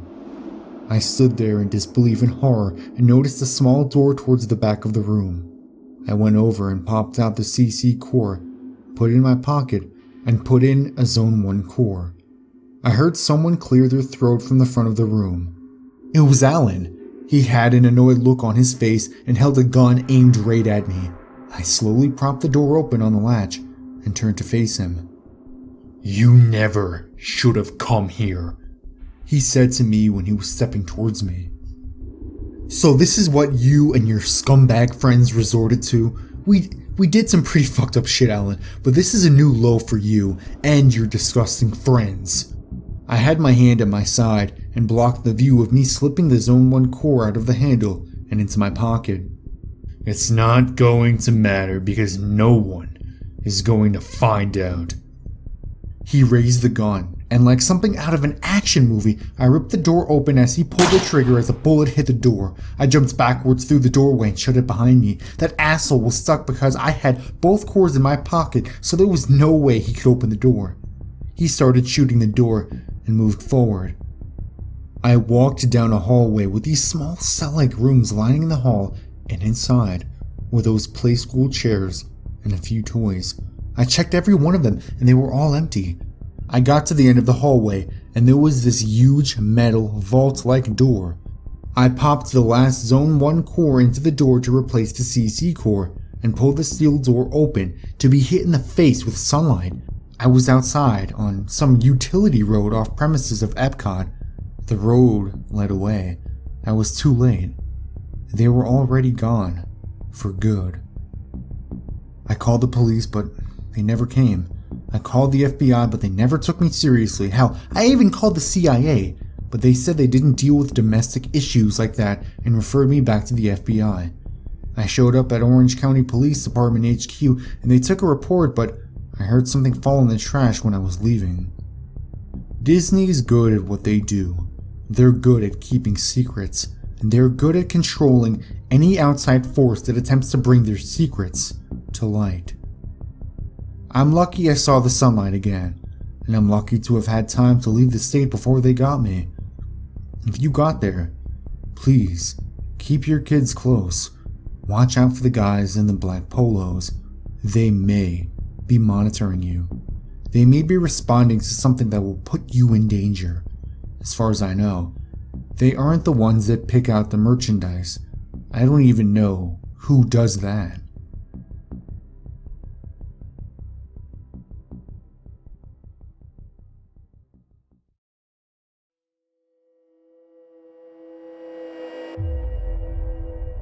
This story was told to me by one of my good friends, who's of Navajo descent on her father's side. It happened several years ago when she was spending the last 2 weeks of summer visiting relatives on a reservation in New Mexico, and is by far one of the creepiest things I've ever heard. My friend, Jessie, was 12 at the time and playing outside with her cousins. They were tossing a frisbee around and one of the younger kids threw it too hard. It flew over the fence and was swallowed up by the small grove of parched burk oak trees. Jessie, being the eldest, went to retrieve it, leaving her 11-year-old cousin Ellie in charge until she got back. The sun was setting, lighting up the sky in a brilliant shades of orange as Jessie made her way over to the grove. After some poking around, she found the frisbee caught in one of the tree's branches. As she climbed, she began to sing an old Navajo song, but paused when her body suddenly went cold. That's exactly how Jessie described it to me. Cold, as if she'd been dunked in ice water. You know that annoying, scary story cliche, a feeling like you're being watched? Well, it's only cliche because it's true. Jessie could feel a pair of eyes following her even when she looked around and saw nothing. Seriously creeped out, she grabbed the frisbee and ran back to her grandmother's house just in time to see the old woman step onto the porch and call for the children to come inside. The true horror didn't start until 7 hours later. Jessie, her cousin Ellie, and Ellie's little sister Clara were asleep in their grandmother's guest room when Jessie woke up to the strangest sound she'd ever heard. She described it to me as a cross between radio static and the noise an old movie reel makes. At first, it sounded distant, but after a minute or two, Jessie realized it was getting closer. Beside her, Ellie rolled over and muttered, "What is that?" "Don't know," Jessie whispered. The girls waited, holding their collective breath. By now, the sound was right outside the window, and Jessie realized it was singing. At this point in her retelling of the story, Jessie went white and began glancing over her shoulder. She told me the song was the exact same one she'd been singing in the tree grove earlier. "It sounded so wrong," she said, rubbing her arms as if a cold breeze had rushed by her. "Remember when we listened to that clip of the very first recording of a human voice? How weird it sounded." When I nodded, Jessie added, "It was like that, but a little clearer. Somehow, that made it even worse." Jessie and Ellie were both terrified, while Clara, unaware, slept on. Through the thin blue curtain over the window, they could see the dark shadow of something peering in at them. To this day, Jessie can't explain what motivated her to get up and see for herself since she was scared shitless. Ignoring Ellie's protests, she slid out of the bed and walked across the room on shaky legs. As soon as she drew back the curtain, she regretted her decision. Staring back at her was the most horrifying creature she'd ever seen. It had the head of an emaciated deer with antlers like dead tree branches and eyes so black they seemed to absorb the faint silver moonlight. It had a scrawny humanoid body with abnormally long arms and legs, and as Jessie stood there, caught in its hideous gaze, it raised a claw hand and scratched at the window with a horrible screeching sound that made Jessie's skin crawl. It was Ellie's scream that jolted Jessie out of her terrified stupor. She stumbled back from the window and landed on the carpet floor. Clara woke up and began screaming too. Then their grandmother ran in and turned on the light. The thing at the window had vanished, leaving behind 3 long scratches in the glass and 3 terrified little girls. Jessie's grandmother managed to calm the hysterical children enough so they could tell her what happened. As she listened, her age-weathered face became progressively paler. She hustled the girls downstairs to the living room and made a bed for them on the couch. She then sat by them all night, and whenever one of them asked her what was going on, the old woman simply shook her head. Needless to say, Jessie and her cousins didn't sleep for the rest of the night. The next morning, Jessie's grandmother announced that everyone was to stay inside that day. No arguments. She looked so shaken, nobody dared to protest. Around noon, she called for a medicine woman to come and bless the home. Later, after the woman left, Jessie marched into the kitchen where her grandmother was loading the dishwasher. "Tell me what that thing was," she said bluntly. Her grandmother sighed and motioned for Jessie to sit down. "You've heard the legend of the skinwalkers, yes?" Jessie frowned and nodded, vaguely recalling the story. "So, that was a skinwalker?" Her grandmother nodded, yes. "Grandma," said Jessie as the light dawned, "I think it overheard me singing in the tree grove yesterday." Her grandmother's dark eyes narrowed. "Why do you say that?" "Because it was singing that same song. You know, the lullaby you used to sing to me when I was little." Her grandmother was silent for a long time before whispering, "You are a very lucky girl, Jessica, but luck has its limits. From now on, you must be more careful."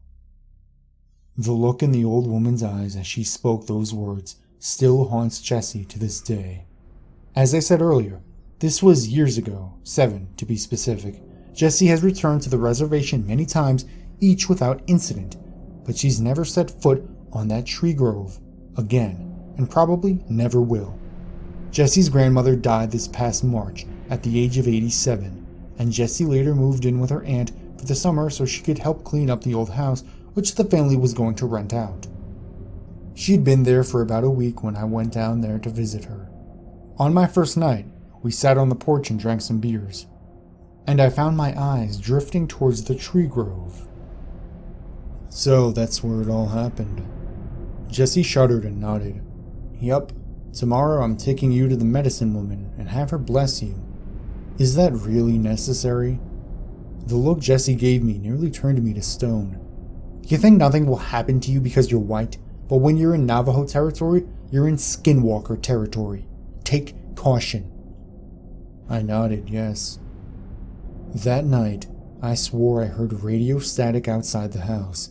When I brought it up to Jessie the next morning, she didn't speak, but grabbed my arm and practically dragged me to the medicine woman, where I was blessed.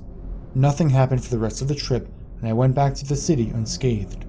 I didn't post this here with the intention of teaching a moral, but I suppose if there is something to be learned from the story of the singing skinwalker, it's that there are things out there we can't explain. The look in Jessie's eyes when she recounted her experience told me everything I needed to know. What she saw truly horrified her, and all I can say is I'm grateful I didn't have to go through it myself.